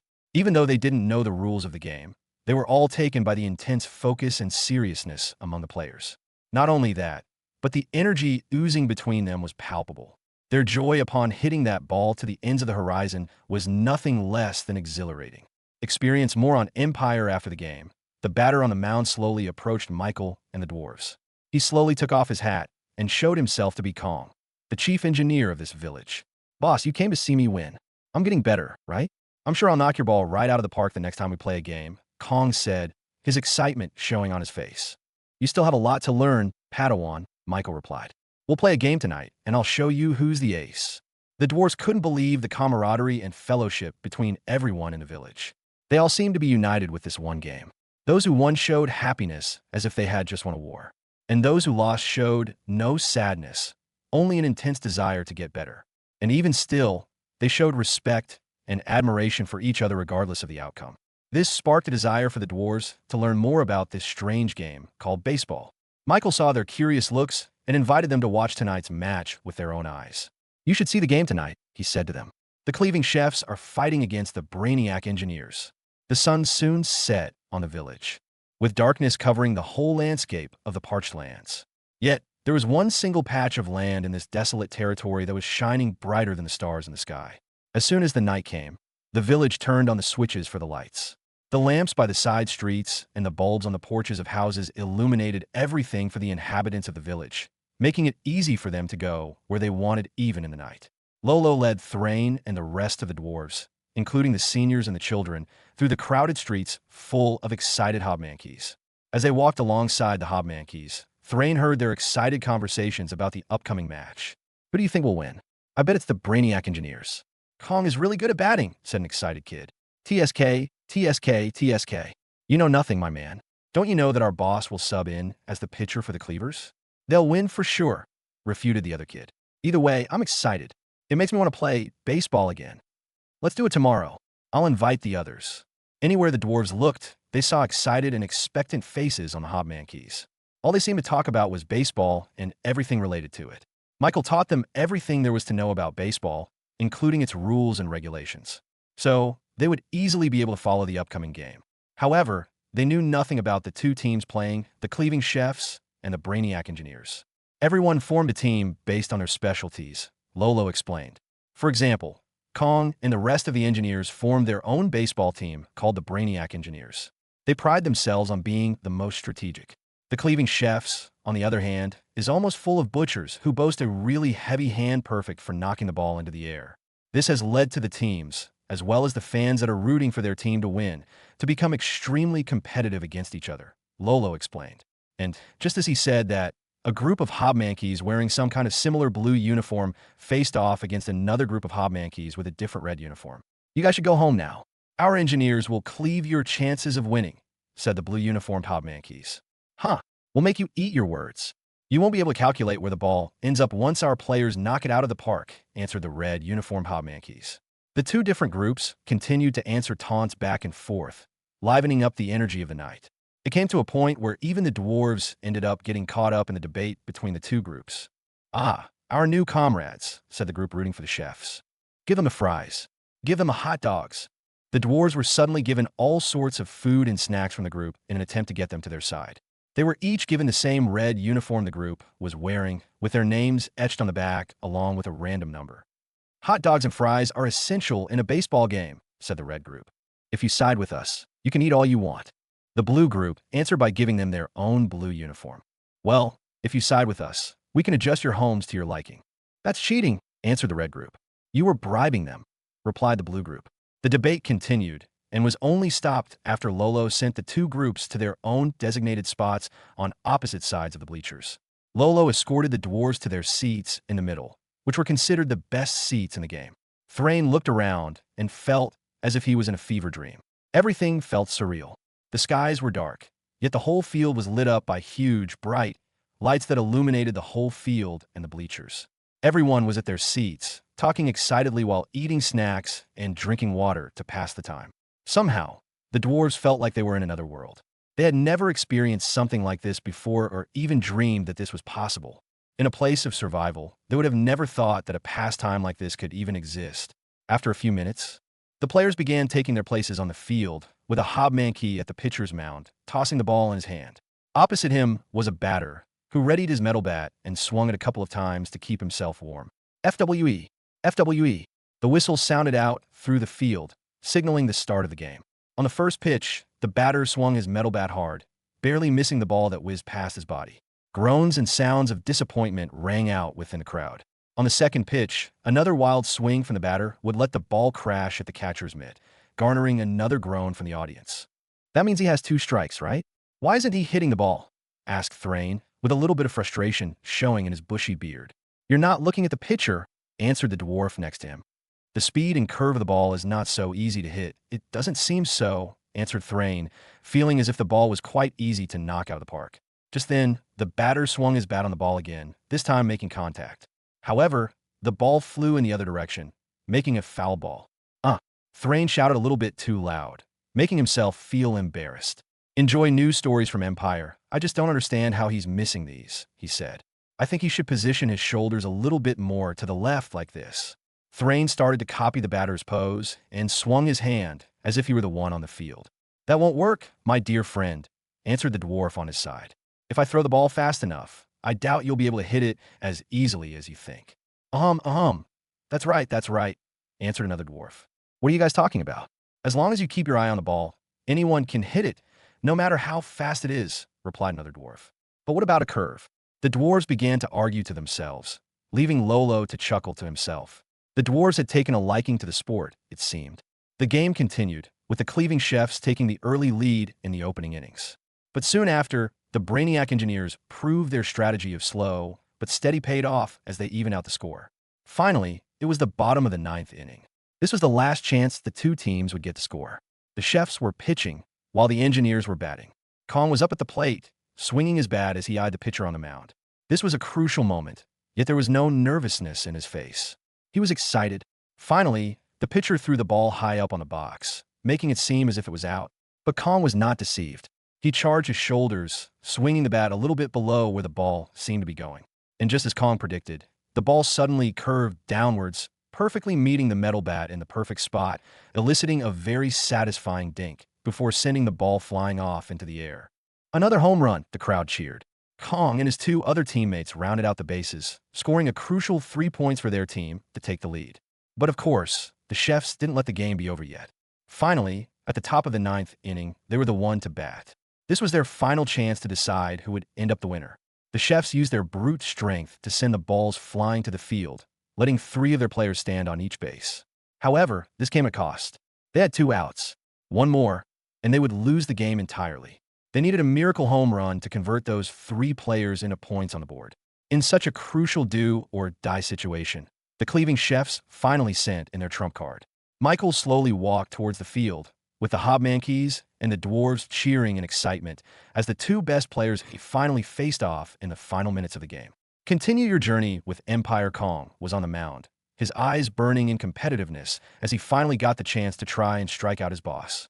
Ever since Michael showed them this game, none of the Hobmankeys had ever won a game off of him. But Kong had prepared for this moment. This was his chance to show off his hard work.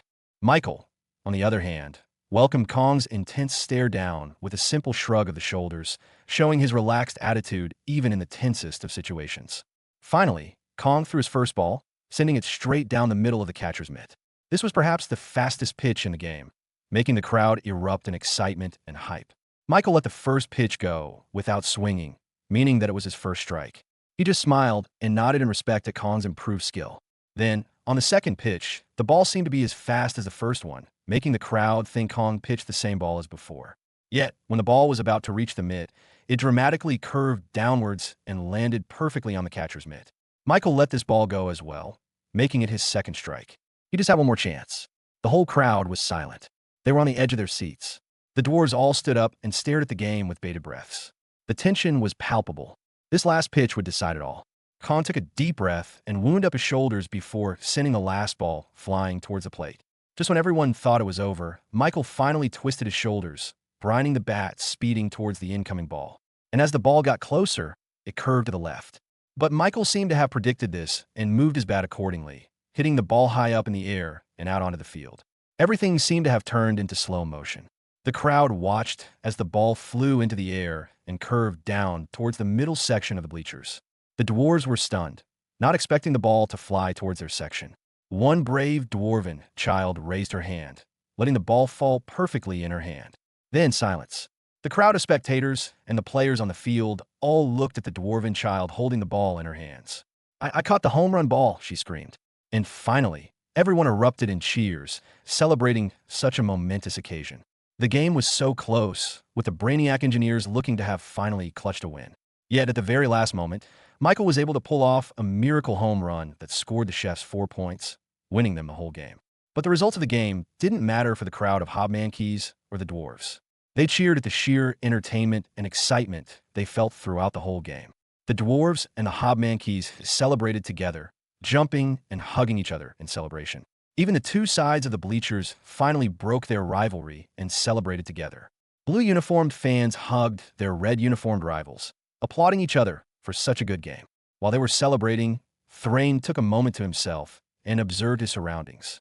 His fellow dwarves were shouting in excitement and showing smiles that almost made the braids on their beards open up. It was hard to believe that they experienced something calamitous only a few days ago. For a moment, they all forgot the sorrows of yesterday and let go of the anxieties of tomorrow. For now, they enjoyed the moment with everyone else. It hadn't even been a day, yet he was starting to love this village, this community. After the game, everyone took their celebrations to the village plaza, where food and drinks were shared all around. Michael took to the stage and unveiled one of his current projects that he had been working on. "Sorry, kids, but this one is just for adults," he said as he used his magic to bring multiple barrels to the plaza, each one with a tap on the bottom. "This is called beer, and it is best enjoyed cold." Michael had been in this medieval world for 10 years, yet he had never seen a single beer in his life. As it turned out, beer hadn't yet been invented in this place at all, which was very surprising. When he found this out, he quickly decided to produce his own beer.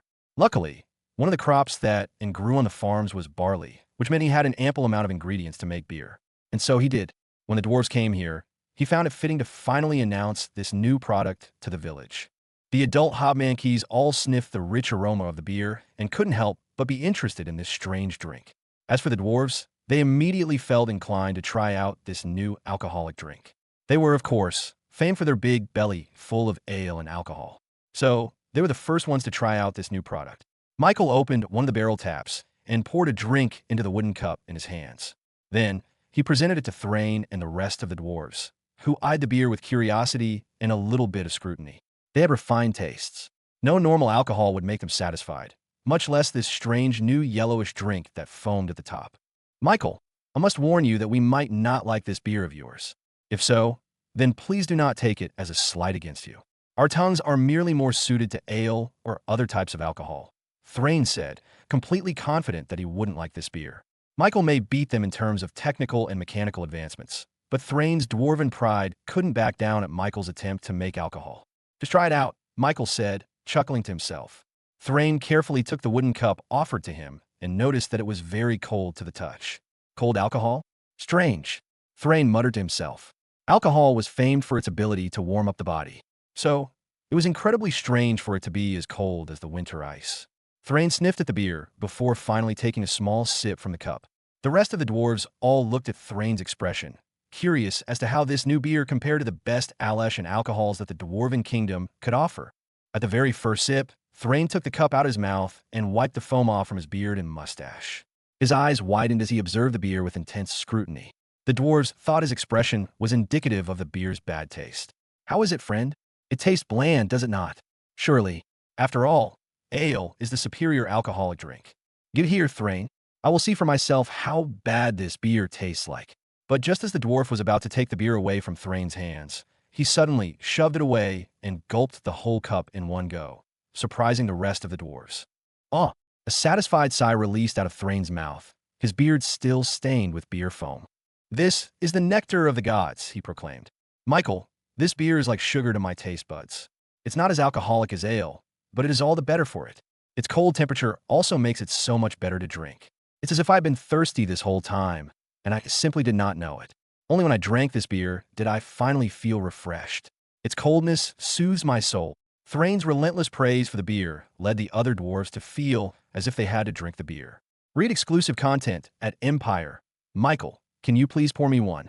I shall be the first one to drink. I want to know what it tastes like. I refuse to believe it's better than ale before I drink it myself. Michael had to assure the dwarves that there were plenty for everyone. He poured everyone their own cups of beer. Drink all that you want, he said. Tonight is a celebration. The dwarves began drinking the cold beer, and just like Thrain, their eyes widened as they finally realized why Thrain had praised this alcoholic drink to the high heavens. Oh, by my beard, this shall be my new water. I could drink the whole barrel for myself. Why hasn't our dwarven kingdom ever invented such a drink? The dwarves filled themselves with alcohol, their cheeks slowly becoming redder and redder. However, Thrain noticed that they were the only ones getting drunk. The hobmankeys only looked at the beer with curious looks, but weren't courageous enough to take a sip for themselves. What are you all waiting for? He asked them. It's not as alcoholic as ale, so you can drink as much as you want. Their awkward silence made Thrain realize the problem. You guys haven't drunk any alcohol in your lives, haven't you? The rest of the dwarves stopped their merry drinking and looked at the hobmankeys with pure disbelief painted on their faces. This was akin to blasphemy. As regular mankeys, they had trouble finding simple water. They couldn't afford to buy alcohol, even if it was available in the desert wasteland. This is unacceptable, Thrain said, walking over to Kong and offering him his drink. You have a good mind, but sometimes this leads you to overthink. It's why I think you lost in the baseball match. It is better to let go of all your inhibitions. Drink. The rest of the dwarves also poured beer on cups and offered them to the hobmankeys who were a little bit hesitant to drink. You taught us how to play baseball. This time, we will teach you how to drink alcohol. Surprisingly enough, the first hobmankey to take a drink was Lolo, the oldest hobmankey in the village. He was just going to take a sip to try it out, but as the cold beer washed over his body, Lolo couldn't help but finish the whole bottle. He said in excitement. That's good. The dwarves couldn't help but laugh, knowing that Lolo's reaction to his first alcoholic drink was relatable. Soon, The rest of the hobmankeys started drinking beer with the dwarves, with the celebration at the plaza becoming more and more lively and soon becoming a party. The celebrations continued, with the dwarves teaching the hobmankeys everything they knew about drinking alcohol. Laughter and slurred speeches resounded through the town plaza, even deep into the night. Thrain and Lolo became quite competitive about drinking and competed in a game on who could finish a cup of beer the fastest. Even Fudge, who usually stayed in Michael's shadow, couldn't help but join in on the festivities. He ended up becoming quite the mascot for the village, with him showing everyone his ninja moves, which was quite contrary to what a real ninja should do. The dwarves joined in too, making fun of themselves by braiding their beards in odd and strange ways. One even made Michael's likeness onto the beard, which everyone enjoyed quite well. Kong and the other hobmankeys felt themselves becoming closer to the dwarves on a deeper level. They began talking about their lives before this, and how everything seemed hopeless and lost. Then, everything changed when they met Michael. Both dwarves and the hobmankeys understood each other on that end. So many dwarves and hobmankeys continued to drink beer that all the barrels Michael prepared were dried to the last drop. The hobmankeys, due to their stronger constitution from evolving into a higher species, found themselves able to compete against the dwarves in a drinking game. But of course, the dwarves still drank them under the table. Enjoy more content from Empire by the end of the night. The only ones still awake were Michael, who refrained from drinking, and Thrain, who proved to be the one with the strongest stomach. This beer, Michael, it's quite something else. Even the royal dwarves with the most refined taste would find themselves taking a liking to this cold beverage. And it's not just this beer, Michael. Everything you have made in this desolate land is something that will capture the hearts of dwarves and even other creatures, I'm sure. Your plumbing system, your electricity, this beer, the game of baseball, and most of all, the atmosphere and feel of this village. I am sure that everyone will want to experience this in their life. Us too. If it was possible, then we would want to live in this place forever. Michael looked at Thrain and saw the pained expression on his face. What do you mean? Why can't you stay here in our village? Thrain sighed and looked up at the stars. It is not that simple, Michael. Even though we are on the outskirts of the Dwarven Kingdom, we are still part of it nonetheless. We cannot simply leave our responsibilities to our kind. What responsibilities? Michael asked. Our village is the very first defensive line of the kingdom. Now that it is destroyed, then it is our responsibility to build it back up. So, once time has passed and the landslide poses no more problem for us, then we will have to return to our village to rebuild it by hand, Thrain explained. This was a hard decision for Thrain. Even though they had only been in this village for a day, they found themselves deeply attracted to its culture and lifestyle. It was extremely hard to part ways with this village now that they discovered how amazing it was. But they pledged an oath to the kingdom itself. Betraying it would be tantamount to ripping out their own heart. Michael thought for a second and found a solution. What if we build a defensive line in place of the village, he said. What do you mean? You said that your village is the first line of defense for the kingdom, right? What if we build a wall instead? It would serve a defensive purpose for the kingdom, which means that you won't betray your oath and still live here permanently. Thrain thought Michael was simply offering a thoughtless solution, but the sincerity in his eyes told him otherwise. Michael was serious. We appreciate your kindness, but we can't let you and this village bear that burden. Creating that defensive wall would take months upon months of hard work. Not to mention the distance between this village and the Dwarven Kingdom. It simply isn't possible. Michael chuckled, almost offended that Thrain would think that such a simple job would take more than a few days' worth of work. Please, you underestimate our construction prowess. Isn't that right, Kong? The inebriated Kong slowly got up from under the table and nodded his head. A simple wall? That would take 4 days, max. Kong bragged. We have about 20 construction hobmankeys available for this project, said Lolo, wiping the foam out of his mouth. But for such a simple project, I doubt we'd need more than 10. Thrain looked at the three of them and couldn't believe what they were saying. A defensive wall taking less than 4 days? That was absurd. Even the best and fastest craftsmen in the Dwarven Kingdom would need a month at least. I appreciate your gesture, but I do not think it is possible, at least not at the level that we dwarves consider acceptable. Thrain thought that Michael and the others would create a simple wooden wall. After all, that was the only thing they could create in 4 days. To convince him, Michael pointed at the floor underneath their feet. Thrain, do you think the ground is sturdy enough to be considered a good wall? He asked. Thrain looked at the floor and tested its durability with a single stomp of his foot. After hearing the dull sound it produced, he knew that this ground could indeed make for a great wall. But this is made out of stone, is it not? Asked Thrain. I doubt you could carve out a stone wall within a month, much less 4 days as you said. Michael smiled smugly. Kong, tell him. Kong cleared his throat and said, only one day. This ground used to be made out of mud and soil, but we were able to make it like this within one day. Thrain got up from his seat, with the shock immediately turning him sober. The next day, Thrain woke up with a splitting headache. He could hardly believe what he heard yesterday. If he wasn't as clear-headed as he was now, then he would have thought that he dreamed the whole conversation he had with Michael and the others. Making a stone wall in a matter of a few days? Thrain knew this was impossible. Yet, Michael was sure that they could do it.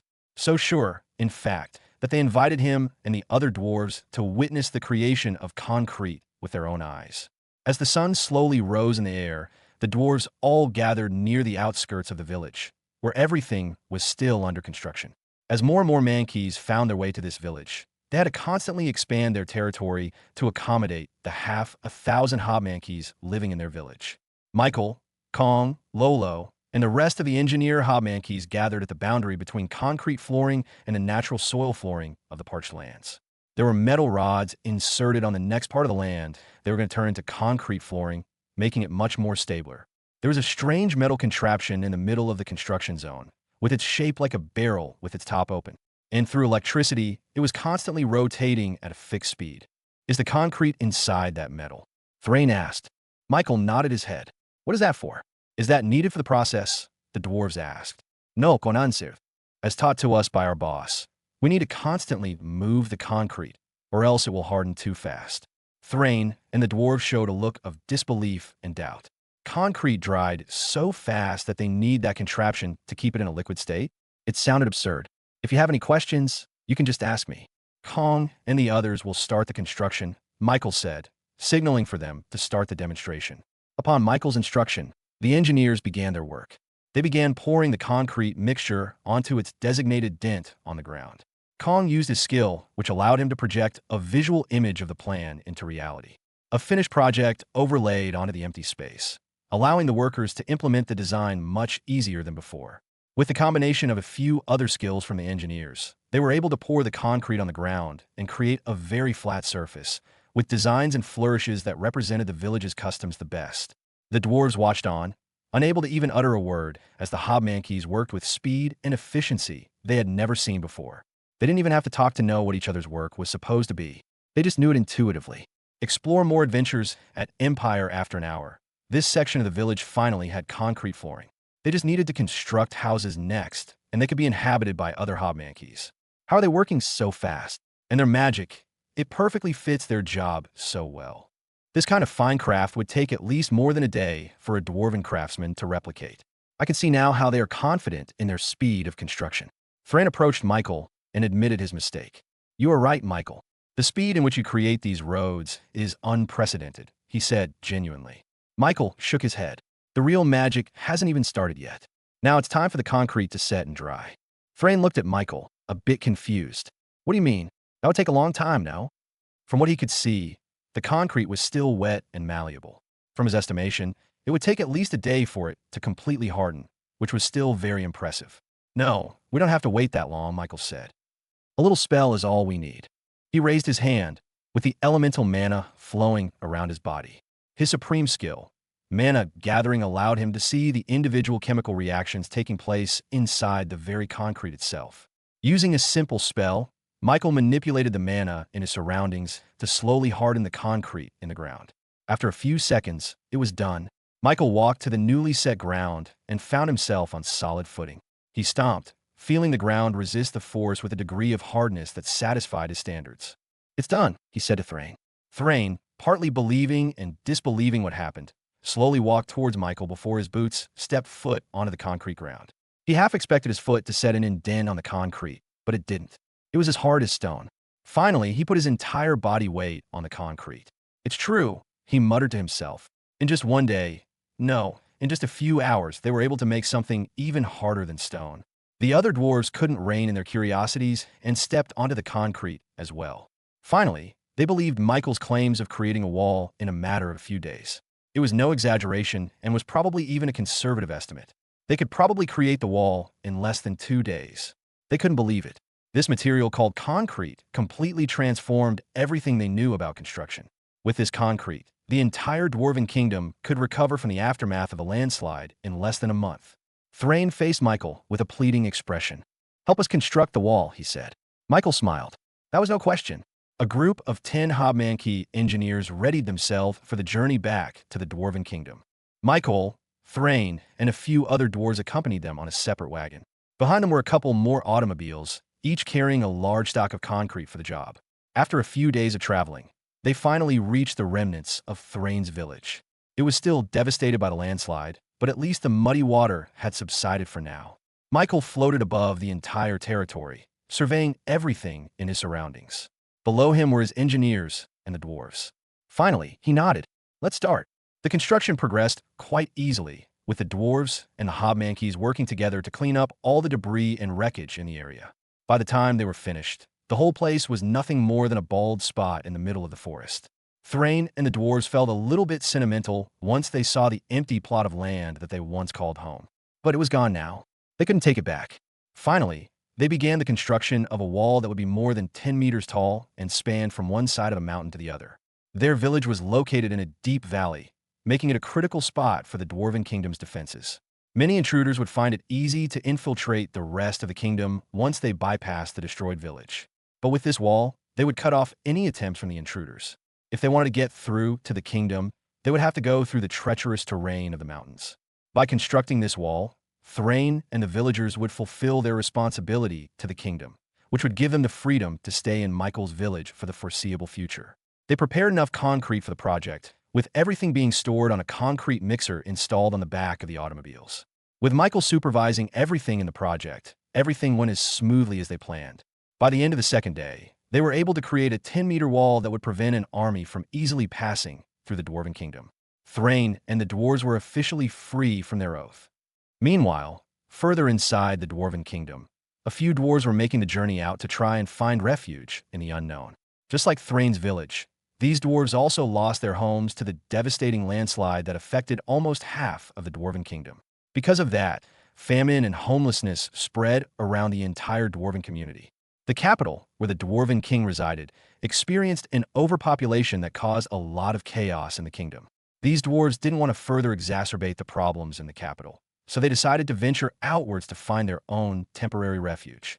Although they wanted to rebuild their village, their forges and their smithing materials were all destroyed in the landslide. And even if they had their proper materials, they would all be forced to work on restoring the kingdom's walls first and foremost before they could restore their village. With no choice left, all the men decided to search for a better place outside their kingdom. This group of dwarves knew that there was still another village on the very outskirts of the kingdom, so they visited it in an attempt to make contact with their village for cooperation. But instead of seeing the remnants of a destroyed village, this group of dwarves saw nothing but an empty space in the middle of the valley. There was no debris and no destruction scattered about, as if the landslide hadn't affected it in the first place. "Did the Dwarven King order for this village to be cleaned?" asked one of the dwarves. "No, he's too busy dealing with the capital. And last I heard, he's allocating all workers to rebuild the wall. They don't have enough workers to clean up this village," answered another dwarf. A different dwarf from the back of the group couldn't believe his eyes as well. "This doesn't make sense," he said in disbelief. "I visited this place 2 days ago, and it was still full of mud and debris." The rest of the dwarves didn't believe his words. "Where did you get enough ale to mess up your brain this much? There's no way it's possible to clean up all that mess in 2 days, said one dwarf. "No, it's true.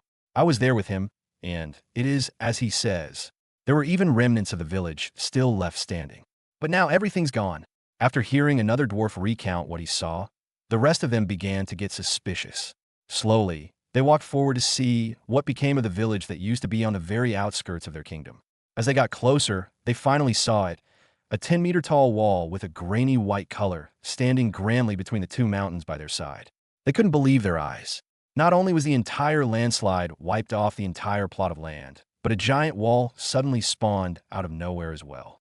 Their minds immediately tried to reason this through supernatural means, like a god of dwarves descending into the lands and constructing this wall as a form of pity for them.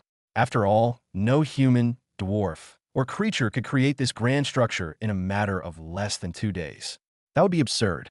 Just then, one of the dwarves caught sight of a simple wooden house near the wall. Judging from the campfire lit up by its side, they knew that the cabin was occupied. Explore stories on Empire, they slowly approached it until they saw a single dwarf cooking meat on the campfire and drinking some sort of beverage in a cup. As they approached, most of them recognized the lone dwarf. Thrain, is that you? One of them asked. Thrain welcomed the group into his cabin as if he had been expecting them for quite some time. Yes, it's me. Come in and make yourselves comfortable, Thrain said. The dwarves all entered his cabin and couldn't help but question him immediately about what happened to their village. Enlighten us as to what is going on. Why is your village gone without a trace? What happened to the others? Where did that stone wall come from? They asked Thrain. In response, Thrain smiled and carefully explained everything that happened to him. How he met Michael and how that human invited them all to his village in the parched lands. He was forthcoming with them, telling them nothing but the truth. After all, the very reason why he stayed behind in the first place was exactly for this encounter. He wanted to invite more dwarves to live in Michael's village. Is there really such a place like that? It sounds too good to be true. And you mean to say that they made that big wall in just under 2 days? Impossible. Are you of sound mind, Thrain? Are you sure that the tragedy of this landslide hasn't damaged your mental faculties? Of course, the dwarves couldn't believe Thrain's description of Michael's village in the parched lands. This paradise sounded more like a dream than something that happened in reality. If that is true, brothers, then you too must be imagining the wall built upon this village. Everything I said is even truer than the fact that we dwarves have ale in our blood. Thrain affirmed. Stay tuned for updates on Empire the Dwarves. Although skeptical, decided to believe Thrain's words for now and check out this magical paradise for themselves. If it was only a product of Thrain's imagination, then they would try to help him recover from his delusion. Take us to this oasis in the desert, the dwarves said, to which Thrain nodded with satisfaction. He was 100% sure that they would soon get enamored with the village's customs and culture once they saw it for themselves. Truthfully, Thrain was starting to get guilty after experiencing happiness in the village. He knew that there were still a lot more unfortunate dwarves affected by the landslide who had no food or hammer to their name. It sounded unfair that they were the only ones to experience such little joys in life like beer and baseball. We must make our way towards the parched lands immediately, for it will take more than a month's worth of travel, said the dwarves. But Thrain knew that there was a better and much faster way of getting to the village. He looked down at the shadow on his feet and mumbled the words, Beetlejuice, Beetlejuice, Beetlejuice. Suddenly, a bulbous figure made out of violet slime emerged out of his shadow, taking the form of Michael's trusty old pet, Fudge. You rang for me, Thrain-san? Asked Fudge. Yes, Fudge Dono. Because Fudge was influenced by a lot of anime tropes, he always insisted that he be addressed as Fudge Dono or Fudgequin. Thrain respected the slime, so he accommodated his requests consistently. We're going to need the automobiles to take us to the village, Thrain said, introducing the other dwarves to Fudge. Okay, I'll be sending them now. And just like Fudge said, the automobiles arrive at the other side of the wall in just a few hours. The dwarves, just like Thrain when he first saw it, expressed their shock when the story about the horseless carriage turned out to be true.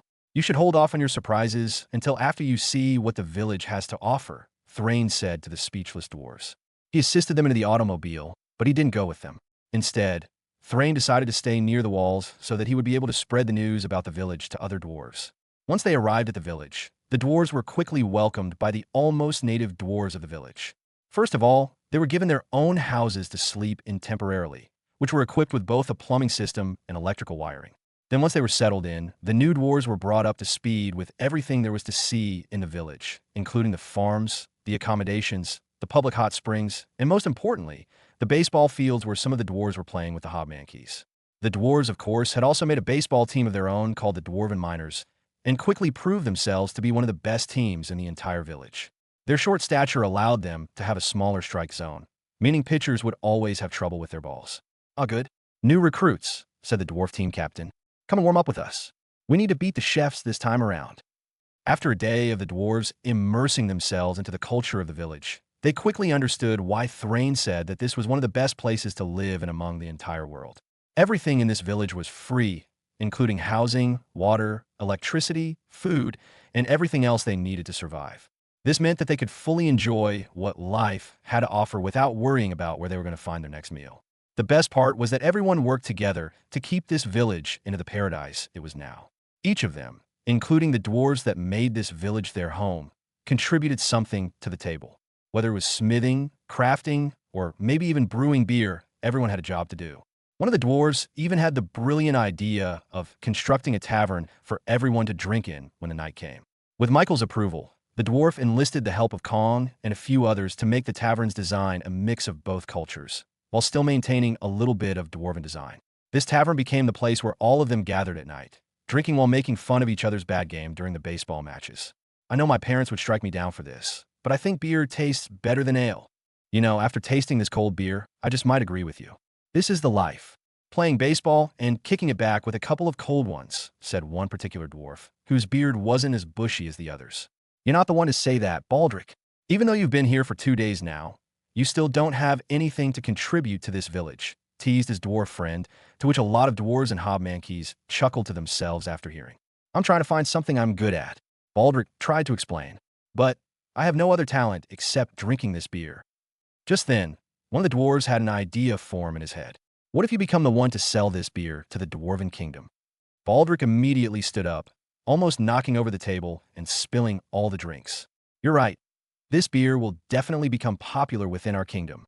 If I sell this beer to all the drinkers I know, then I can bring in a lot of money for this village. The dwarf didn't waste any more time and immediately visited Michael's house in the middle of the night. Thankfully, Michael was still awake as he was busy with a project of his. He welcomed the dwarf and listened to his proposal. You want to sell beer to the Dwarven Kingdom? I thought that all forms of outside business are forbidden. Michael asked. It was a widely known fact that the Dwarven Kingdom refused any peddlers to enter their kingdom. And as far as he knew, even the great Eyes Vanderbilt was unable to break through that restriction. Yes, sir, but there are always exceptions.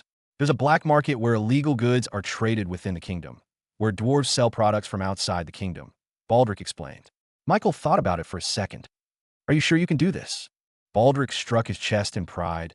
I know everything there is to know about the black market, sir.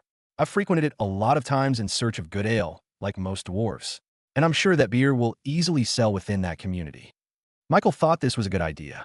He had been thinking of a way for the Reborn company to spread to the Dwarven Kingdom this whole time. However, it was hard because Castell was a human and would be denied entry before she could even get close. But with an inside man like Baldric, they wouldn't have to worry about infiltration. They would be able to sell beer to the Dwarven Kingdom and open the doors for even more Reborn products to be sold there. I like this idea of yours, Michael complimented him. I want you to coordinate with Castell and Lolo about this. Castell will help you with purchasing the materials needed to package the beer into a glass bottle that's easy to transport. We will need to make more barley for the beer, so we need Ann's help to expand the barley farms. Lolo will know the right workers who will help with creating the beer, packaging it, and transporting it to the kingdom. After the beer enters the kingdom, you will be the one in charge of selling it. If you need the other dwarves to help you, then you can ask for their help. Baldric was starting to get excited at the prospect of selling beer to the Dwarven Kingdom. This was the first time he was given such a large responsibility, but Michael trusted him with it without even doubting his ability. He saluted Michael. I will make this successful, sir. And just as Baldric was about to leave the room, he suddenly remembered something. Oh, right, sir. What would you want to exchange the beer for? He asked. Experienced more on Empire Michael was a little bit confused with the question. Doesn't the Dwarven Kingdom use gold coins as their currency as well? Yes, sir. But the black market works a little bit differently. Most of the things sold, there are products from the outside world. So, the dwarves opt to sell it through bartering instead of gold coins. Some of them sell it for gems, trinkets, weapons, or even stonework. But what's most popular in the black market is something that everyone in the world seeks to obtain. For example, Elven ale is mostly exchanged for a metal called Damascus, which can only be produced by us dwarves.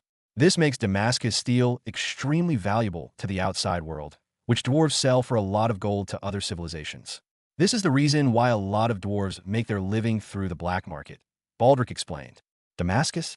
Michael asked, intrigued at this new material. This metal is a specialty for us dwarves, Baldric said, with a bit of his dwarven pride leaking out of his voice. It is the most durable material on the planet while being even more lightweight than steel or iron. It has a lot of properties as well that make it one of the most sought-after materials in the world. Michael's brain began to work as he imagined all of his inventions becoming reinforced with Damascus steel.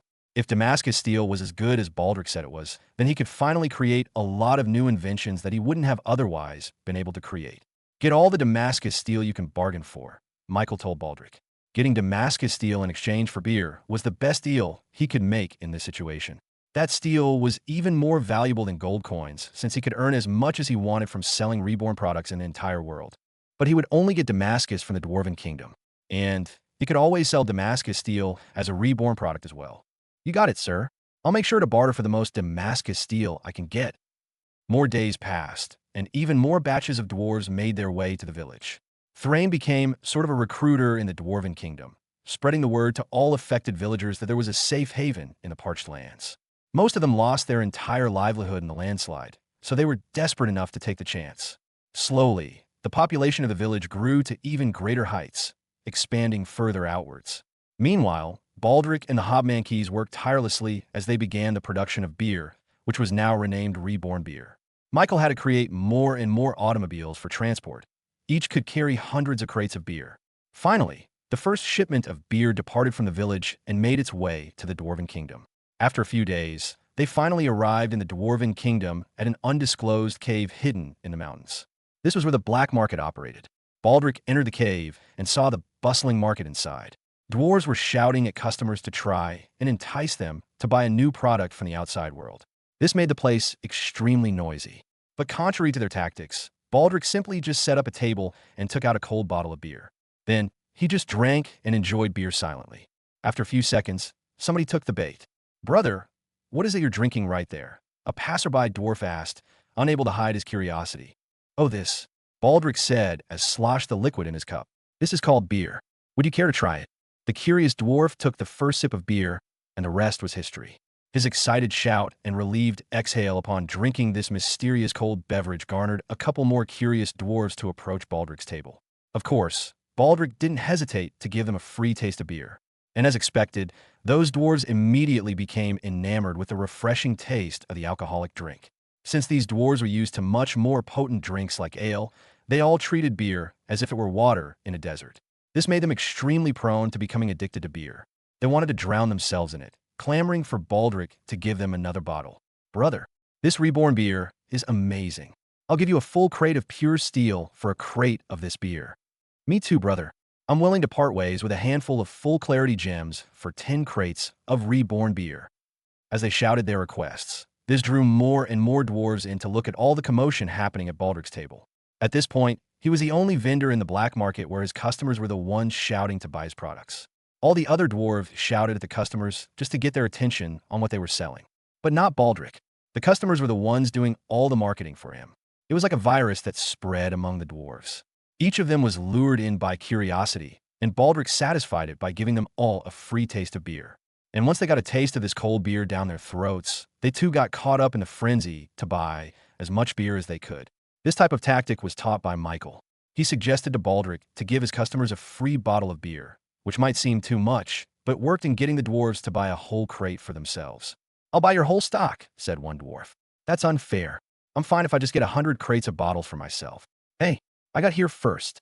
If anything, I should be the first one to buy out the whole booth." The dwarves were in uproar, bargaining higher and higher prices for the beer, without even Baldric saying anything about its price. "Brothers," Baldric finally spoke up, "we are willing to trade beer for any metal or precious trinkets that you can offer. However, we are prioritizing deals that are made in one currency, Damascus steel." Upon saying those words, the dwarves went silent. "I have it. I can give you a kilo for each crate." "Me too. I can give you 100 kilos of Damascus steel right now."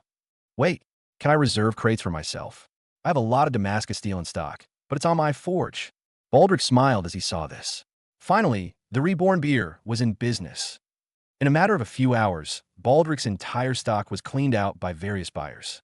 Michael had him implement a 10-crate limit for each dwarf, meaning they couldn't buy in bulk and let the other dwarves have a chance to buy it for themselves. Michael knew that the spread of Reborn beer hinged on word of mouth. If only a small number of dwarves had their hands on Reborn beer, it wouldn't spread quite as fast as they wanted it to. And just as Michael predicted, the first night after Reborn beer was sold in the black market, the taverns began stocking their shelves with this new product. "Say, good brother, what is that new product you have there? That doesn't look like ale," a dwarf asked, leaning over the table to point at the conspicuous bottle of beer displayed among the best Alesh in their stock. One of his friends turned to look at the bottle and recognized the name stamped on the front. "Wait a minute, Reborn beer? I think I've heard that before. What is it?" "I heard that this alcohol is making waves all over the dwarven community. It's a hot topic right now. I've heard that even royals want a piece for themselves." The dwarf, upon hearing this, couldn't help but want to satisfy his curiosity. If even those picky dwarves like it, Then I want to see what it tastes like. The dwarf bought the bottle, took a sip, and was addicted in one go. Bartender, what can I get more of this beer? This is a revelation. The bartender dwarf looked suspiciously around him, as if he didn't want others to hear his next words. Rumor is, the bartender whispered, you can get all the beer you want if you travel to the parched lands and seek out the paradise within it. That's not all. I heard theirs. Experience more content on Empire. The dwarves listening to the bartender's story couldn't help but gasp at the insane stories about this supposed village in the middle of the desert. I've only heard about this because I have a friend who went to the village himself. And after he returned here, he praised it to no end. He's not even the first eyewitness to come forward with commendations for this village, the bartender added. The dwarven friend group all looked at each other, with their eyes showing their intent to visit this magical place. And so, that was how Reborn got slowly filled with more and more dwarves either permanently moving to the village or just visiting it for a good time. Meanwhile, Baldric finally returned to the village, with the automobiles filled with carts and carts of mysterious silver and black metal called Damascus steel. This was perhaps the first time someone was able to smuggle this much Damascus steel out of the Dwarven Kingdom. And it all landed in the pockets of a 10-year-old child with a penchant for making strange inventions. This is all the steel I've gathered, boss, Baldric said, presenting the Damascus to Michael. Good. Thank you for your work. Michael complimented the dwarf. Now, it's my turn to make good use of this. Michael always had a lot of projects in mind ever since he arrived in this desert. However, the lack of materials he had available always prevented him from bringing these ideas out into the real world. But now, he had Damascus steel, a material known for its strength, durability, and flexibility. According to the dwarven smiths he consulted, Damascus steel could be fashioned into an extremely thin or small piece without destroying its integrity. This was perfect for creating complex and intricate projects that could only be done in his previous life through large, complex machinery. For example, it would completely improve the current design of the automobile, allowing it to become a lot faster and more durable without adding a lot of weight to the vehicle. Not only that, but the main engine itself could finally be upgraded. Michael's current iteration of the engine was still bulky and unrefined compared to the automobiles he had in his previous life. But now, Damascus steel allowed him to finally reach the standards of modern cars, while also improving it by a tiny bit. After all, Damascus steel was a much better material than the metals they had in his previous world, meaning that he could even surpass those supercars in the future. Of course, it would take a little bit more time before that was possible. However, there was one thing he could achieve right now. He looked down at his shadow, communicating with his clone attached to Castel's shadow. Castel, can you hear me? Michael asked. Yes, young master. I can hear you just fine, the shadow at his feet replied, vibrating to match the sound of Castel's voice. With the cloning ability he learned from Fudge, Michael was able to communicate with Castel even from a very long distance, replicating a radio or a telephone from his previous world. There's been a change in plans. We've been making preparations for selling concrete, right? Yes, Castel replied. The road connecting the parched lands and the Vanderbilt estate has finally been finished. This means that we can finally distribute concrete to the public market. Michael nodded, but that's not all we're going to do. Young master, are you planning some kind of market-breaking scheme again? Castel had known Michael for a long time, and even if she couldn't see his face, she knew that there was a playful yet devious smile on his face right now. I want to start selling automobiles. Castel was so surprised that she almost fell out of her chair. Really, young master? You're finally going to bring out the automobile to the general public? She knew firsthand how revolutionary the automobile had been for their company alone. It was able to transport their inventory at the fastest pace, turning a month-long delivery into just 1 week. She could only imagine how much this would change the landscape of commerce in this country. She reckoned that there would be a lot of companies wanting to buy multiples for their businesses to boost sales by at least half. They would be able to sell this automobile at any price they wanted, even making it one of the most expensive pieces of craft in the world, and people would still buy it. This would entice both the professional and general public, making their everyday travel with an automobile instead of a carriage. Young master, isn't it better if we wait a couple more months to a year before we sell the automobile? We should let the concrete become more widely used before we announce this new machine, Castel argued. But Michael knew that his way was better. No, we need to sell the automobile and the concrete at the same time. And before he could even finish his sentence, Castel's skill, Golden Nose, made her realize the potential of this idea. I see, young master. If we show off how easily concrete could be used to construct roads, then we can package the two of them together. They need to construct flat roads for the cars to truly show their worth. So, They want to buy both concrete and automobiles at the same time. She began to see the possibilities of this business and all the money that they would rake in. But perhaps the best thing they would earn was another newsworthy story about Reborn's new revolutionary invention. This would give them enough fame to break through to the Queen's region. I'll work on this project, young master. We'll have everything prepared by the time you finish the production of both products, Castell said, excitement spilling out of tone. Michael noticed her eagerness and had to calm her down. She was already overworked from her current workload. This would push her over the edge. This is a big job, and you're already handling a lot of stuff in the company. Don't worry, I'll be sending you some talented hobmankeys to help in the company. Michael found quite a few hobmankeys with talents and skills related to business. Although they weren't quite as good as Castell, they were still talented enough to be able to lift a lot of burden from her shoulders. Thank you, young master. I'll look forward to my recruits, she said, heaving a sigh of relief. Michael bid goodbye and cut off his communication with Castell. He needed a plan for the business venture. Experience more tales on Empire Concrete was easy to make, but automobiles were a completely different breed. Thankfully, there were currently a lot of dwarves in the village who specialized in metallurgy. He just had to ask them for help. Meanwhile, in the capital of the Dwarven Kingdom, located at the base of a volcanic mountain, the Dwarven King sat on his throne and massaged the creases on his forehead. What is the problem now? He asked his advisors. The meek dwarves kneeling on the red carpet looked up at their king and said, "There's been a suspiciously low amount of ale being purchased, sir." The king froze for a second and faced his advisors with a serious look. Dwarves are not purchasing ale? That is suspicious. They were known for having ale in their blood, so this news was cause for concern. Have you found out why? He asked. His advisors nodded their heads and signaled for a servant to bring out a single bottle of Reborn beer. From what we observed, the dwarves seemed to be addicted to this new beverage called beer, they explained. The king, curious as to how something could be better than ale, decided to pop the top open and drink it himself. And as soon as he did, his eyes widened and his pupils dilated. His reaction wasn't much different from any other dwarf that drank their first beer. He, too, fell in love at first sip. "This is good," exclaimed the Dwarven King. His advisors immediately spoke up, alarmed at his statement. "Sir, this is ruining the local ale market in our kingdom. This is an illegal good." The Dwarven King, realizing his mistake, awkwardly coughed and tried to backtrack his words. Right, this is an illegal good. That was what I meant to say. He wasn't supposed to like beer because he was the voice of the Dwarven people. He was supposed to support only the products made by his fellow dwarves. That was how it has always been and always will be. He was supposed to have an intense hatred against the outside world and everything they produced. However, he couldn't help but look at the bottle in his hands with eyes of longing. Even now, all he could think about was getting another sip of this beer. "Are you sure this isn't a product of dwarves?" "Gulp. This is surely from the mind of a genius dwarf," the king said, casually taking another sip from the bottle. "By the way, is this all that you have confiscated? If you have more, give it here so that I can inspect it a couple more times, for scientific purposes, of course." His advisors looked at him with worry. It looked like their king himself was caught up in the beer fever spreading around their kingdom. The king waved off their concern. "Besides that, how is the overpopulation within our capital? Are there still a lot of refugees looking for a new home?"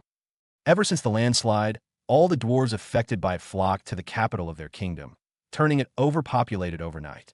Explore more at Empire, knowing that there were lives at stake. The king ordered his people to solve this problem immediately, turning rarely used forges into temporary homes for those dwarves. All this extra work became the reason why the work on walls was delayed for such a long time. He thought it was going well, but when he looked at his advisors, he saw their unsure faces. "Is it bad news or good news?" he asked them. His advisors looked at each other, not knowing if what they had was good news or not. "Your Highness, from what we could see, there is no longer an overpopulation problem within our capital. Is that not a good thing?" he asked, confused as to why they were not celebrating. "But sir, this is not due to our efforts. From what we have heard, the dwarves are all moving outside our kingdom," his advisors explained. "Have you found where they went?" The king asked, and his advisors nodded. "Yes, sire. They seem to have moved into a village in the parched lands." He sat back down on his throne and thought for a second. They moved there? Permanently? But what about their responsibility to the kingdom, to their fellow dwarves? They cannot let their positions unguarded for long. The villages surrounding the kingdom played an important role in their defense. Without them, it would be much easier for them to be sieged.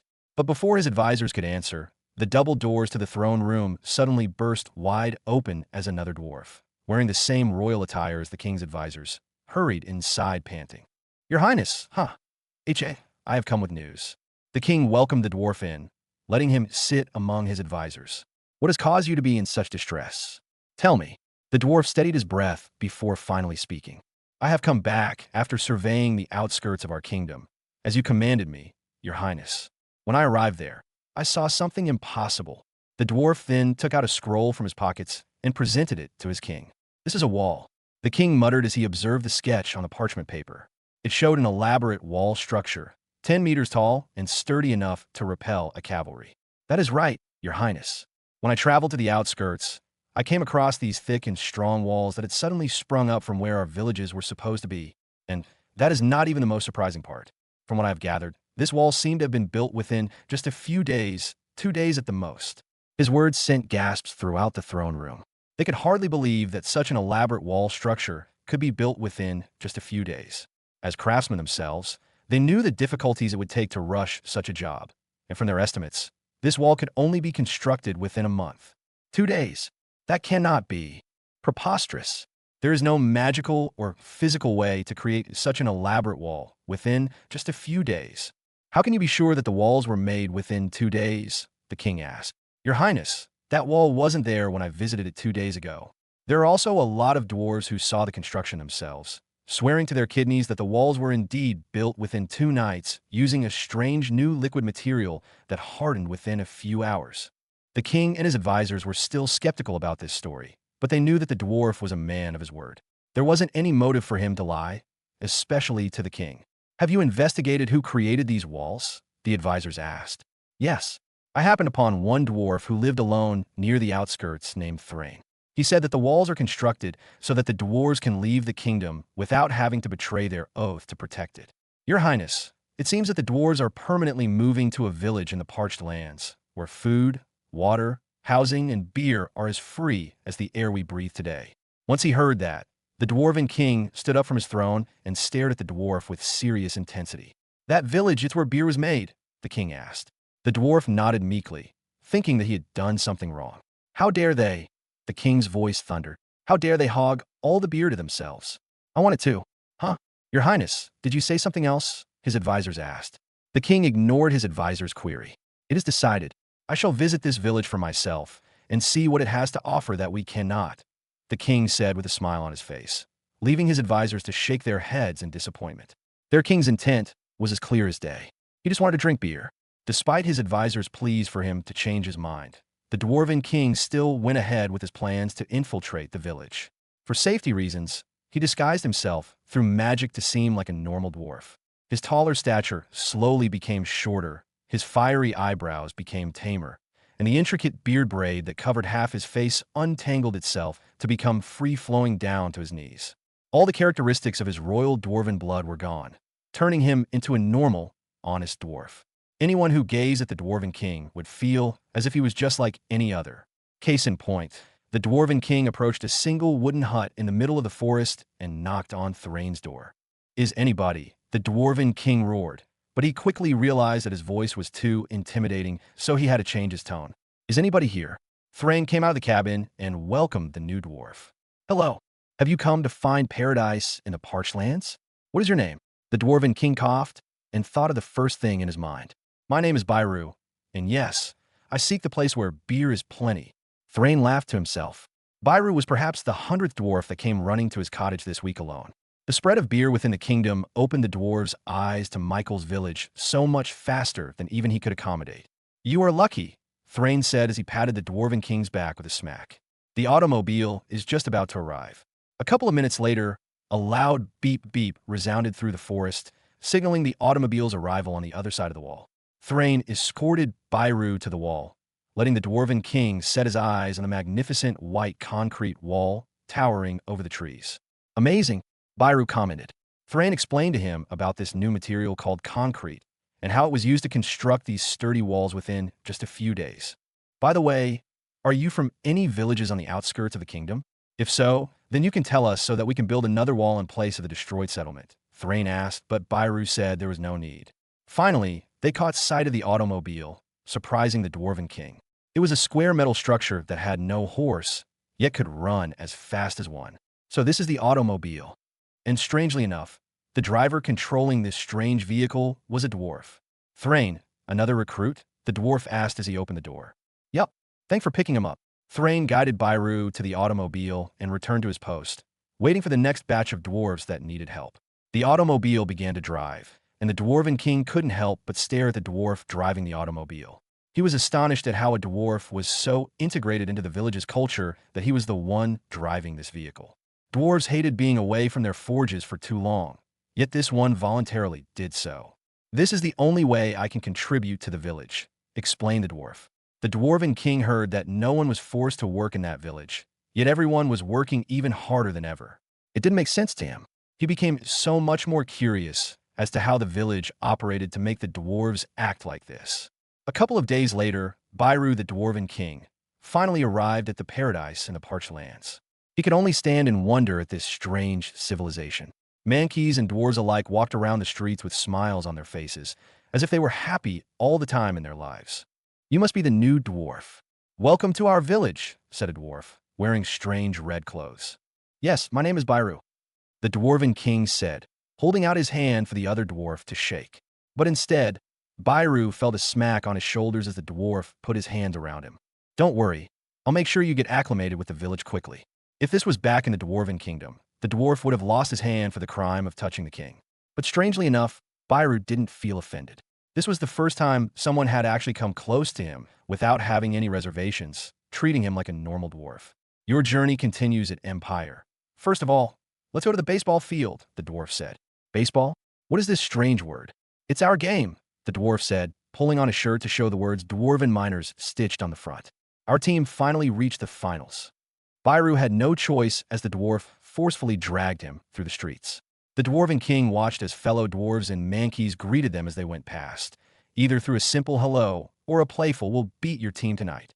Dwarven and Mankey children played on the streets without a care in the world. They passed through the plaza, where the smell of wonderfully cooked meat wafted through the air. There were stalls placed around the area, all of which served some kind of exotic food that everyone seemed to love. Finally, the dwarf dragged Byru to the baseball field, where a lot of dwarves were warming up for the game. On the way, the Dwarven King was told everything there was to know about baseball, including all the rivalries within the different teams in the village. It was evident from the dwarf that this was a big deal for them. Byru couldn't understand why the dwarves took this little game so seriously when there were other things they could be doing with their days. Hey guys, we have a new dwarf in our midst. Let's give a warm welcome, shall we? The dwarves, all wearing the baseball uniforms and safety gear that Michael made for them, looked at Byru and gave him their warmest welcomes. They immediately started to teach him about baseball, about how to properly hit a ball or pitch it. But Byru still couldn't understand why everyone liked baseball so much. Why are you all acting so serious? Baseball sounds easy, said Byru. The dwarves froze and stared at Byru. For them, this was a sentence that could not be said lightly without having the skill to back it up. Their eyes showed a strange excitement, as if they had something special planned for the little newbie. Byru seemed to have forgotten that he wasn't a king, but a newcomer in this village. He had a lot to learn, and the dwarves were going to teach him, whether he wanted to or not. What the forge? The Dwarven King collapsed on the ground, dead tired, as he crossed the final lap around the entire field.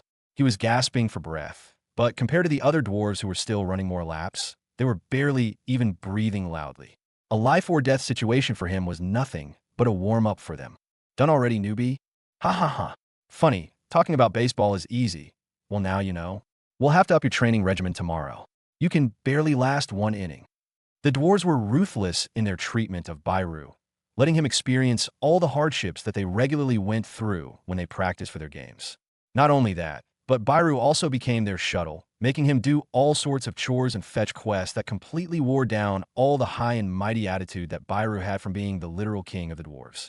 This was the first time he had to run from one end of the village to the other, with his hands full of baseball equipment. In other words, the king finally knew the hard work normal people went through in their day-to-day. By the end of the day, Byru was completely exhausted. His body was sore, his mind was tired, and he was just a second away from calling it quits and returning to his kingdom. But then, the game started. At night, when the whole village was supposed to be asleep and covered in darkness, the entire baseball field was instead lit up by these bright lights that made it seem like they had harnessed the power of the sun. He heard the excited shouts and chanting in the bleachers, with every single one of them showing their enthusiasm for the game.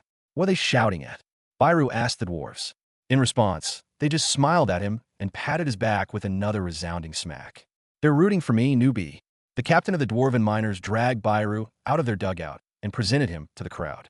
The dwarven king looked around the bleachers and saw 1,000 mankeys and dwarves shouting and cheering with their whole chests, celebrating their entrance to the field. Everyone in the village gathered here, and all of them were cheering not for him, but for the dwarves who showed great talent in baseball. He could see a few in the crowd who wore the same clothes and uniform as the ace player on their team, showing their reverence and applause to him by copying his attire. The dwarven king was astounded. There wasn't even this much adoration and cheering when he was crowned king during his coronation. He couldn't believe that a dwarf, who would have been considered normal in their kingdom, was being shown more admiration than a king. Take this in, newbie, said the captain dwarf. Once you experience this, you'll never get tired of it. So, if you want to be cheered like them, then you better show your talent in the field. Byru had no words for the captain. Unlike them, he couldn't even run through the 4 plates without getting exhausted. He couldn't even hit any ball with his bat, no matter how slow they threw it at him. He had no chance of becoming as great as their captain. Finally, the game started with the dwarven miners going against the farmer cultivators. Right from the get-go, the competition between the teams was fierce. The dwarves would score home runs after home runs, but the farmers would always come back against them through solid hits that earned them runs. The crowd was swayed easily by this competition, expressing their excitement or disappointment with cheering and shouting. This was the first time the Kings saw something so intense. It felt as if their lives were at stake with this game. When he first heard about baseball, he thought that it wasn't so serious. It was just a game after all. However, as he experienced everything with his own eyes, he could see the passion and dedication each team put onto the field. There were even a couple of times when the Dwarven King couldn't help but slap his knee in disappointment as the referee ruled the player as out as he touched the home base. As the game went on, the King found himself getting more and more invested in the game, cheering and sighing during crucial moments in the game. Finally, in the last inning of the game, the 2 teams were completely tied. The Dwarves had one last chance to break the tie and win the game completely. However, at the very last second, their ace and captain, who scored almost half of their points for the team, suddenly had an accident and injured his knee. Ark, the captain groaned, grabbing his leg in pain. The team had to watch as their only hope of winning the game was carried out off the field. Find your next adventure on Empire. Byru felt the air in their dugout change. It was clear that they were completely devastated by this unfortunate incident. They were just 1 inning away from winning their first baseball title. The worst part was that they didn't have any other player in their roster who could replace their captain, except for one. The captain limped towards Byru and gently smacked his shoulders. "You can do it, newbie. You can win us the game," he said. But the Dwarven King was wholly unprepared for this. He was slowly dragged onto the field, bat in hand, clueless as to how he was going to win them the game. The world seemed to turn mute for him. He couldn't hear the cheering from the crowd. He couldn't even hear the shouting from his teammates, warning him that the first ball was about to brush past his body. Deciding to let go of all his worries and all his problems back in the Dwarven Kingdom, Byru decided to just swing the bat as hard as he could. And surprisingly, he felt a heavy force on his bat as the ball collided with it. The ball rose into the air and slowly fell to the outfield. Byru was so surprised that he forgot to run. He was only reminded when all of his teammates in the dugout motioned for him to run as fast as he could. And so he did. He ran to the limits of his physical body. Meanwhile, the ball bounced on the grass field before being picked up by a hobmankey, who threw it towards first base, towards where Byru was running to. In a moment of desperation, the king dove toward the plate, never mind the dirt and mud that would sully his clothes. His hands reached out and touched the plate, almost at the same time that the defender caught the ball in his mitt. They both looked at the referee, who shouted, "Safe." Just then, all sounds returned to the king's ears. All he heard were crazed shoutings and cheering from the crowd, much more than when they were first introduced. His dwarf teammates all swarmed towards him, picking him up from the ground and patting the dirt off his uniform. "What are they shouting at?" he asked the dwarfs. His teammates smiled. "They're rooting for you, newbie. You won us the game." As it turned out, his one hit allowed the runner to reach home plate, scoring them 1 point that put them ahead of the other team. Byru was hoisted up by his teammates, tossing him high up in the air in celebration. At the end of the game, they all celebrated his game-winning hit at the tavern, where Hobmankey and Dwarf alike congratulated him for his crucial part in their win. The dwarves that were once so harsh to him had now finally warmed up to Byru. He had earned their respect, and the Dwarven King respected them in return. He finally understood why they all treated the sport as seriously as they did. He understood why they worked hard all day long to prepare their bodies for the physical intensity they had to produce to get a win. They apologized to him, but Byru waved off their concern by pouring them more and more beer. They drank as much as they could. The king didn't think he would be able to increase his love for beer, but the feeling of having his newfound friends and teammates drink and celebrate with him was an entirely new sort of happiness that he wouldn't have found if he hadn't left the confines of his kingdom. Finally, he understood why dwarves preferred to live in this village rather than their kingdom. And in truth, if he didn't have the responsibility to protect the kingdom given to him by his ancestors, then he could see himself living in this village and exploring all the culture that it had to offer. As he looked upon the happy faces of his fellow dwarves, the king finalized a decision in his mind. If he couldn't move here for himself, then he would make sure that all the other dwarves in his kingdom would be able to experience what he felt during this night. He wanted them to be free from the old tradition of closing themselves from the world and explore what life had to offer. So he decided he was going to open his doors for this village. He walked out of the tavern and visited the large estate in the middle of the village. This was where their supposed leader lived. The king felt a little bit nervous as he stood at the gates. This would be the first time he would be meeting someone so legendary. He hadn't heard a lot about this Michael character, but from what he gathered, he seemed to be a man of mythical status. His magic was comparable to that of wizards renowned throughout the world. His intellect was of a genius level, with no comparison for him to even be at the same level. Byru, is it? Michael is ready to see you. Just go through the gates and enter his house, Lolo said, opening the gates for him to enter. That easy. The Dwarven King didn't think he would be let in so easily without even having to schedule a meeting. He would have thought that Michael's security detail would be a lot stricter than that. He was their leader, after all. Having 100 soldiers pat him down before he entered was the bare minimum.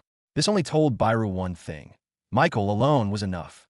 Byru walked through Michael's door with his mind racing with thoughts about what he perceived Michael to look like. A burly man at the peak of his physical prowess? A hermit in the twilight of his life with a mind full of wisdom? But as the door opened, there was only one person that greeted him on the other side. Oh, you must be Byru. Welcome to our village, Michael said with the most casual of greetings. The Dwarven King was speechless. He thought he was ready for anything, but he would have never expected that the mastermind of this whole village and the owner of the Reborn company was none other than a 10-year-old human child. You're Michael? Byru asked. Michael shrugged. I guess. Byru had to shake his head, thinking that he was still drunk from beer. But no matter how much more sober he got, Michael would still remain as a child. Forgive my rudeness, Byru said. I wasn't expecting you to be so young. Experience new stories on Empire. Michael didn't take it to heart. Don't worry about it. What brings you to my house? Does the Dwarven King need something? Byru's eyes widened. Michael could see through his disguise, knowing that there was no use in hiding it anymore. He let go of the magic surrounding his body. Slowly, his stature became taller, his eyebrows became a lot wilder, and his beard began to twist and tangle into the signature royal dwarven pattern. Michael was now looking at a dwarf who was even taller than him. Not only that, the dwarf also oozed a sense of regality and dominance, with a confidence that only monarchs had. You know about my true appearance? Byru asked. Yeah. Sorry. My eyes could see through all types of magic, disguises included. And if I'm going to be honest, I have a friend named Fudge who informed me of your arrival as soon as you made contact with Thrain, Michael said with a casual tone. The Dwarven King could only chuckle once he heard that. If there was any doubt in his mind that Michael was truly capable of doing all the things he had done, then it was now long gone. Just from this little interaction alone, the Dwarven King knew that Michael was not to be messed with. I'm sorry for trying to deceive you. I simply wanted to observe your village with an unbiased eye, the king apologized. But Michael didn't care about that. He cared more about the Dwarf King's opinion of the village. And? What do you think? Did you like the game? Michael asked with a proud smile on his face. The king smiled. Yes. In the brief time that I have visited your village, I have become enamored with everything it has to offer. So much so that I am willing to break thousands of years of tradition. He faced Michael with a serious expression and held out his hand. I want to establish a friendly relationship with you, your village, and your company. Let us help each other and grow our territory to much greater heights. Michael was surprised with the king's straightforwardness. That easy, he asked him.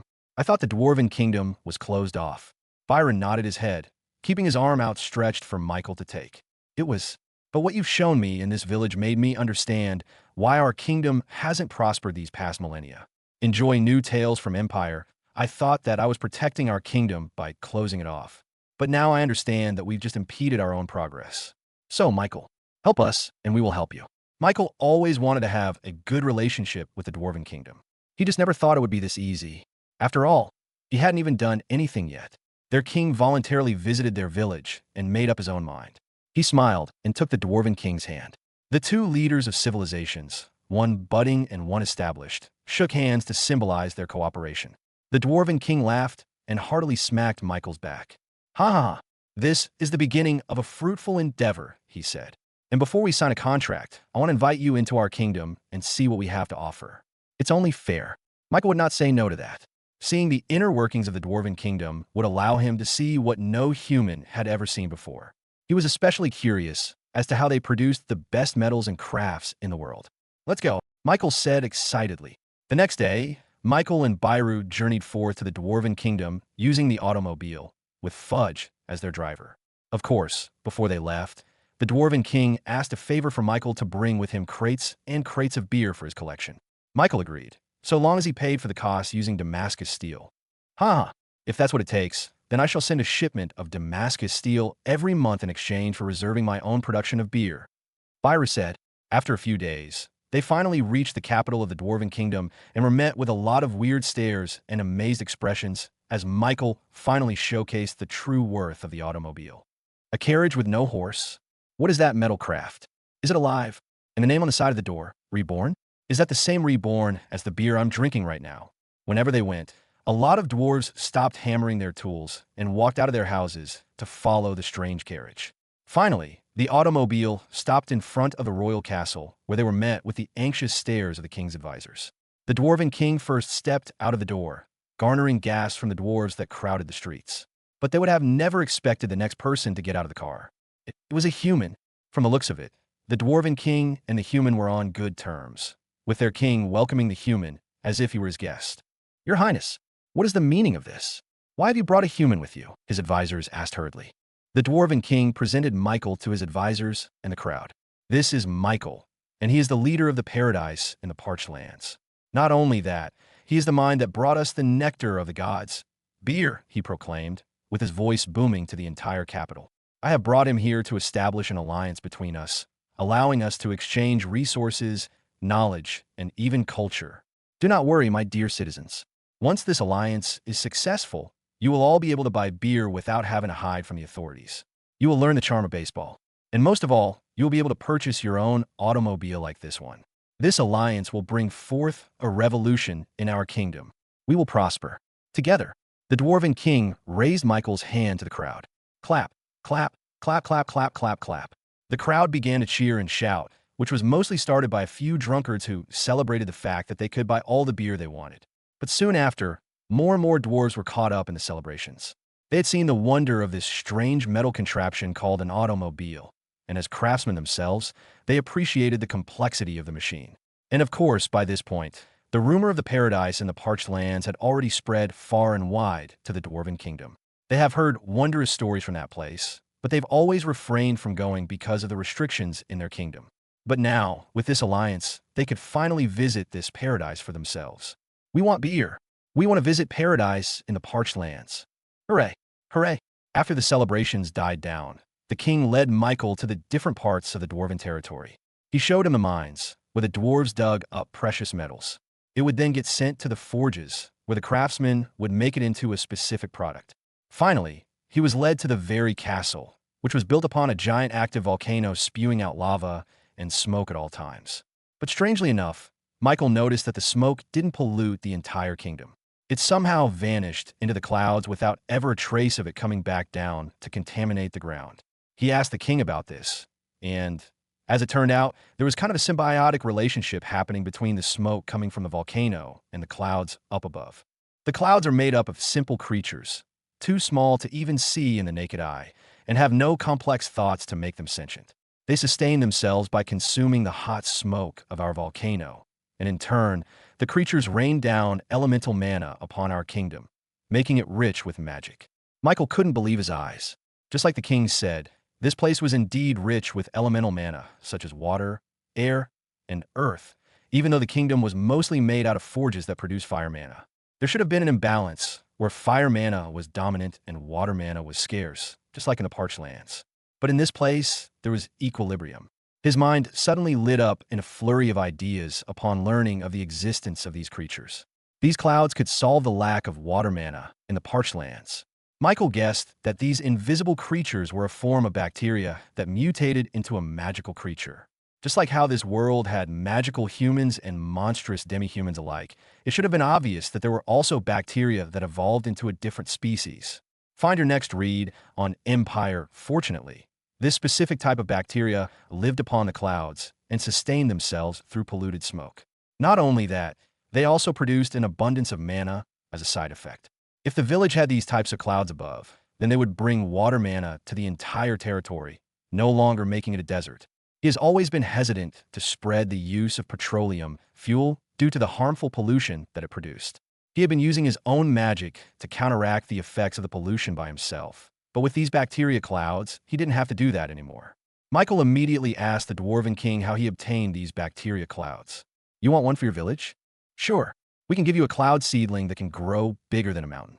Though, you'll need a lot of smoke for it to grow properly, or else it will just dissipate in the wind. And don't expect that your cloud will bless your lands with lots of elemental mana at the start. It took us thousands of years before our cloud got to this point. Michael was overjoyed once he heard this. They didn't have a volcano to sustain these special bacteria clouds, but they did have a steam turbine, which produced tons of smoke. As the village advanced in technology, it would incorporate petroleum oil as its main source of energy. The smoke produced by those factories would only serve to turn the territory into a better, healthier place. With a greater cloud, the more elemental mana would rain down on the village.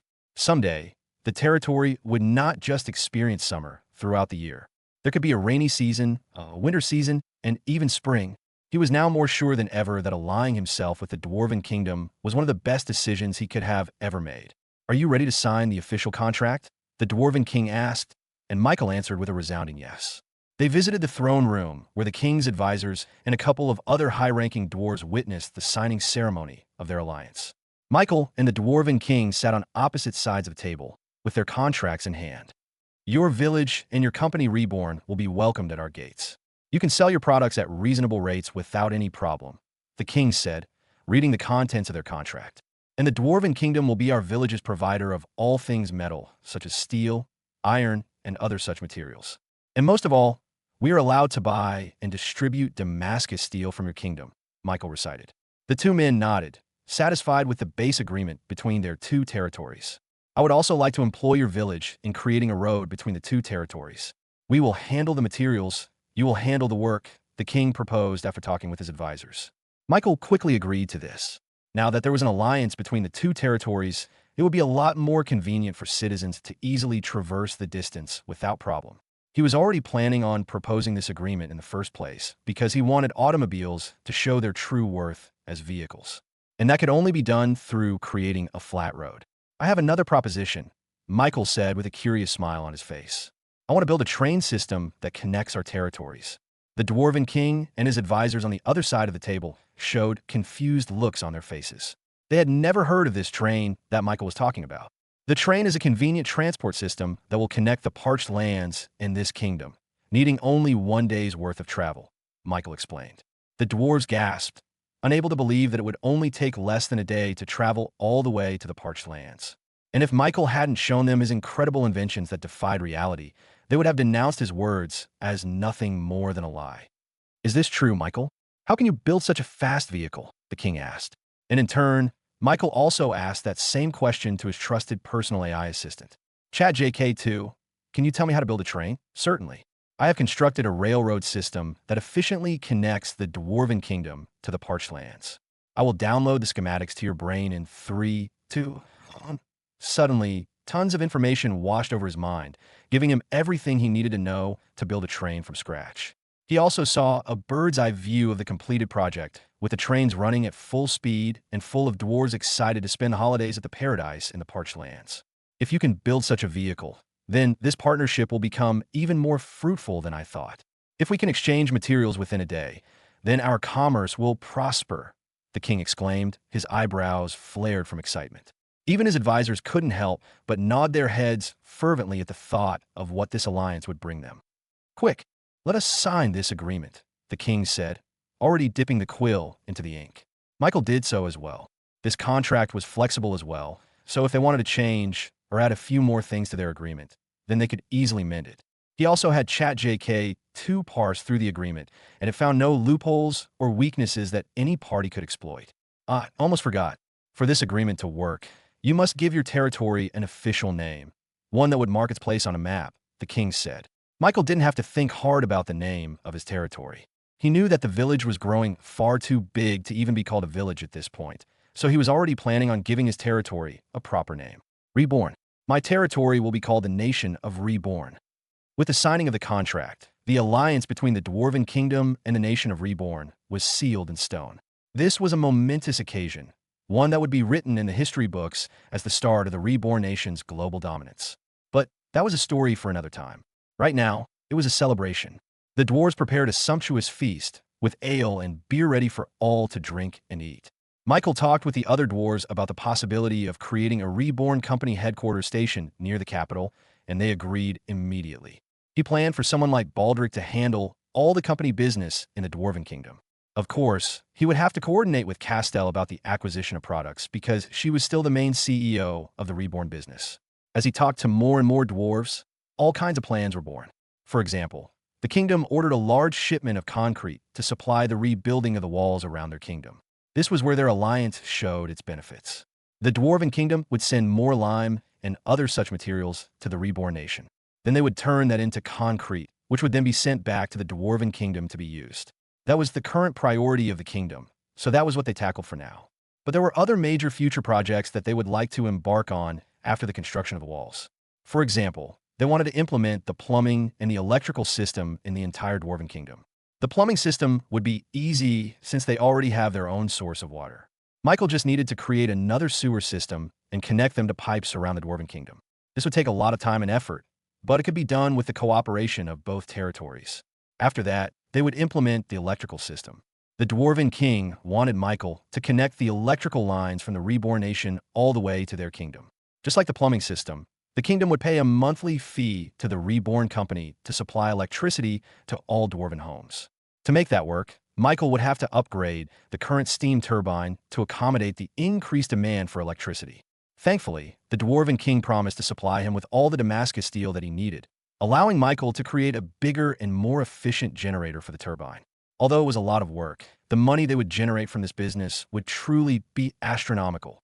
The party went on, and Michael went outside the balcony of the castle to observe the Dwarven Kingdom in all its glory. Unlike their nation, which was lit up by light bulbs, this kingdom was instead lit up by forges and smiths that kept its fire lively through the night. There were celebrations all around, and all the beer that he brought with him was being spread and drunk in the taverns.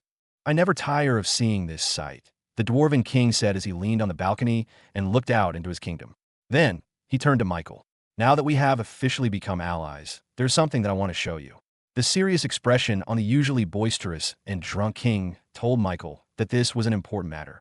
What is it? He asked. Is the reason why we have settled in this country in the first place. It is the reason why we shut ourselves off from the world and constructed walls to keep everyone away, the king explained. Come. Michael followed the Dwarven King through the castle halls and towards the huge stone double doors, with intricate carvings of Dwarven history all over its two faces. This place was hidden deep inside the castle, where no infiltrator could access it unless they went out in the open through the castle doors. Yet, it was still tightly guarded by armed guards at all times.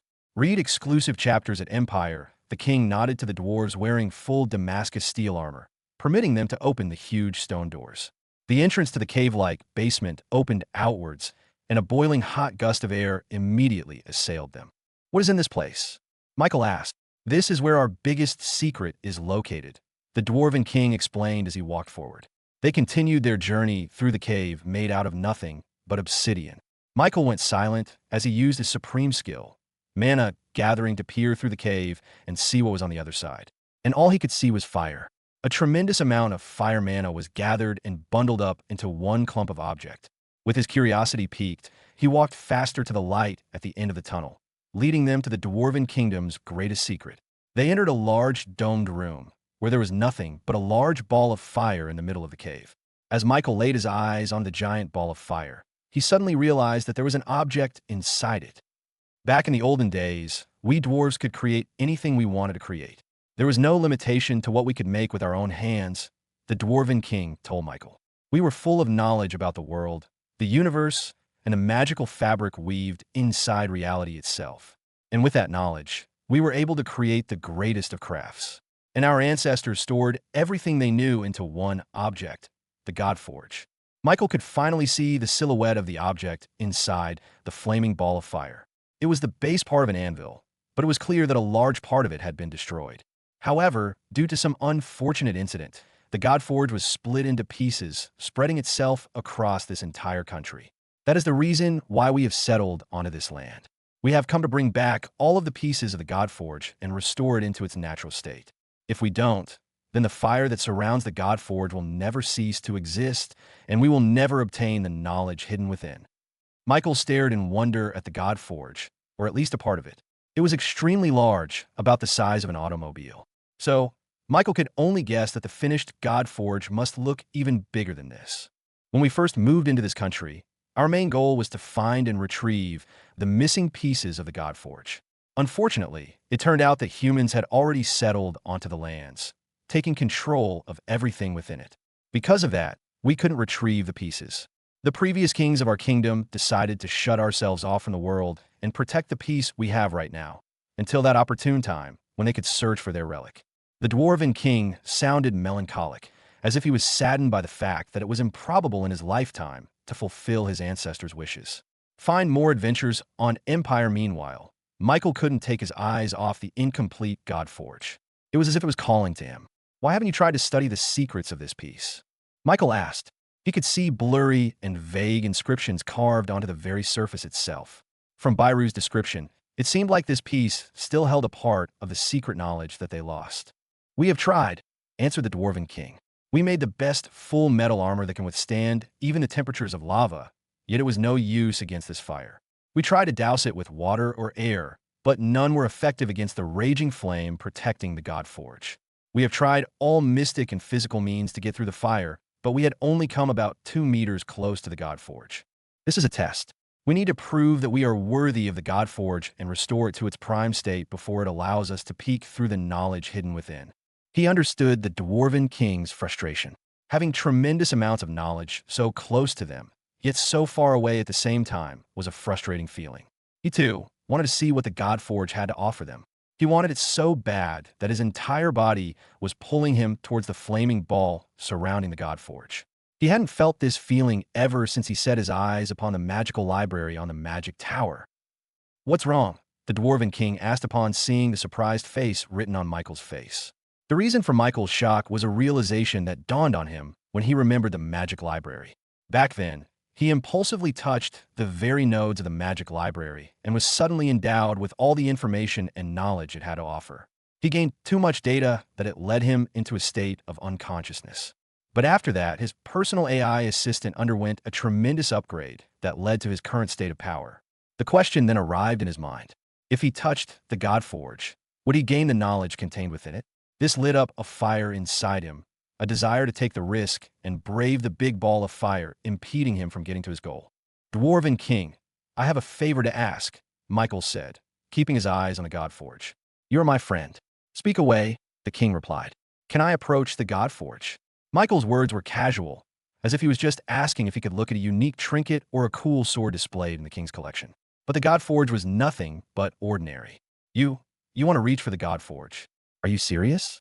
Do you not see the flaming ball of fire that would melt even the hardest of minerals in just a few seconds? The Dwarven King asked, incredulous at Michael's small favor. Yes, I want to touch it and see if it has some kind of effect on me, Michael explained. The Dwarven King couldn't say anything else. Since Michael was an important friend to the Dwarven Kingdom, Byru didn't want to see him get incinerated into ashes. On the other hand, Michael seemed completely confident with himself if he even suggested such a thing. Byru rubbed his forehead and eventually decided to let Michael do whatever he wanted. If you can go through the ball of fire, then you have my permission to approach the Godforge. However, if I see that you can't survive the flames, then I will pull you back into safety without hesitation. Michael agreed immediately. If he found out that he couldn't go through the fire, he wouldn't push himself into death just to get to the Godforge as well. Now, how are you going to resist the flames? Asked the Dwarven King. I have a special skill, Michael replied. As he stepped forward, The flames emanating from the God Forge immediately tried to swarm his body, as if warning him not to approach any further. However, a protective layer of prismatic shield appeared around him and protected him from the blazing flames. The flurry of elemental mana in the shield collided with the flames, creating sparks that deflected away. This is my absolute unity defense. With the bubble of prismatic shield around him, Michael took another step forward, ignoring the flames that tried and failed to devour his defenses. The Dwarven King saw something he thought was impossible. Michael slowly walked towards the God Forge, completely unharmed. This was surprising to the king because he had mages try and defend themselves from the God Forge as well. He even employed an 8-star wizard to try and walk through the fire like Michael was doing right now. However, even they were left unable to defend against the onslaught of blazing fire from the God Forge. The 8-star wizard explained that the God Forge's fire reacted proportionally to anyone who tried to enter. No matter if they were as weak as a 1-star mage or as strong as an 8-star mage, the God Forge would always bring out just enough firepower to sear through any of their defenses. Yet somehow, Michael was able to walk through the fire virtually unharmed. The Dwarven King began to wonder, was Michael's absolute unity defense really that strong, or did the God Forge deem Michael as worthy enough to receive their tutelage? Michael walked forward one step at a time. He could see nothing but a blinding light around him, as if he had just taken a plunge right into the heart of a star. However, it was clear to him that he was getting closer to the God Forge. The mana told him so. The entirety of the elemental mana was present in the flames. It wasn't just fire mana. There was water, earth, air, poison, lightning, dark and light mana as well. And surprisingly, the congregation of all these elemental mana didn't seem to create a chaos of mana that canceled each other out. Somehow, the elemental mana worked together to produce an extremely pure and strong energy that could incinerate everything in its path. He finally understood why no mage or metal could pass through the fires of the God Forge. It was because they were only defending against the fire mana aspect of the flames. This left them completely unguarded to the other elements. Michael was the only person who could have done this. His absolute unity defense was a shield composed of all elements as well, which allowed him to fight against the other elements from the God Forge flames. If it weren't for his natural affinity to all magic, he wouldn't have been able to pass through the fire. His 99.99% magic purity as well as his SSS plus class magic talent allowed him to effectively counteract the pure energy that the flames were giving off. He continued to walk forward until finally, he came across the God Forge in all its glory. It seemed to have been made out of simple metals, but Michael could feel the density of elemental mana packed within the God Forge. There was too much to even count. Right now, it was only the base piece of the God Forge, with a wide and steady rectangular base curving upwards. The evidence of fracturing was clear on the very material itself, with cracks and missing chip pieces clearly visible towards the missing top part of the God Forge. But even in its fractured state, this was perhaps the best crafted object Michael had ever seen in his entire life. It was even better than the perfectly machined supercars or technology in his previous life. This one looked natural, as if the world itself had molded it from its infancy. Michael couldn't describe it. After all, how could he describe abstract perfection? The strange carvings on its surface were intermittently glowing, blinking in power as if it was tempting Michael to finally obtain the hidden knowledge within them. He stepped forward and kneeled to the God Forge. He stretched his hand and brushed it against the first line of carvings on the base of the God Forge. Upon contact, a surge of information assaulted Michael's brain, overwhelming all of his senses and forcing him to grab his head in pain. Connecting to the fractured God Forge, downloading its contents, progress to next update, 10.59%, progress to next update, 59.27%, progress to next update, 99.99%, updating software, warning. The user will experience a tremendous amount of pain in the brain. Would you like to initiate the emergency shutdown protocol? Michael felt as if his head was being split in half, but he was still lucid enough to hear ChatJK2's voice echo through his mind. And despite the excruciating pain he was in, he decided not to initiate the emergency shutdown. Although he would like nothing more than to just sleep it off just like the last time, he knew that he could get through this just by his willpower alone. If it was truly dangerous, then ChatJK2 wouldn't have asked him to choose. It would have initiated it on its own. Stay updated via Empire. Michael forced himself to stand up and walk out of the God Forge's blazing fire. Slowly, he made his way out of harm's way, stumbling and almost tripping as he slowly reached safety outside the reaches of the God-forged flames.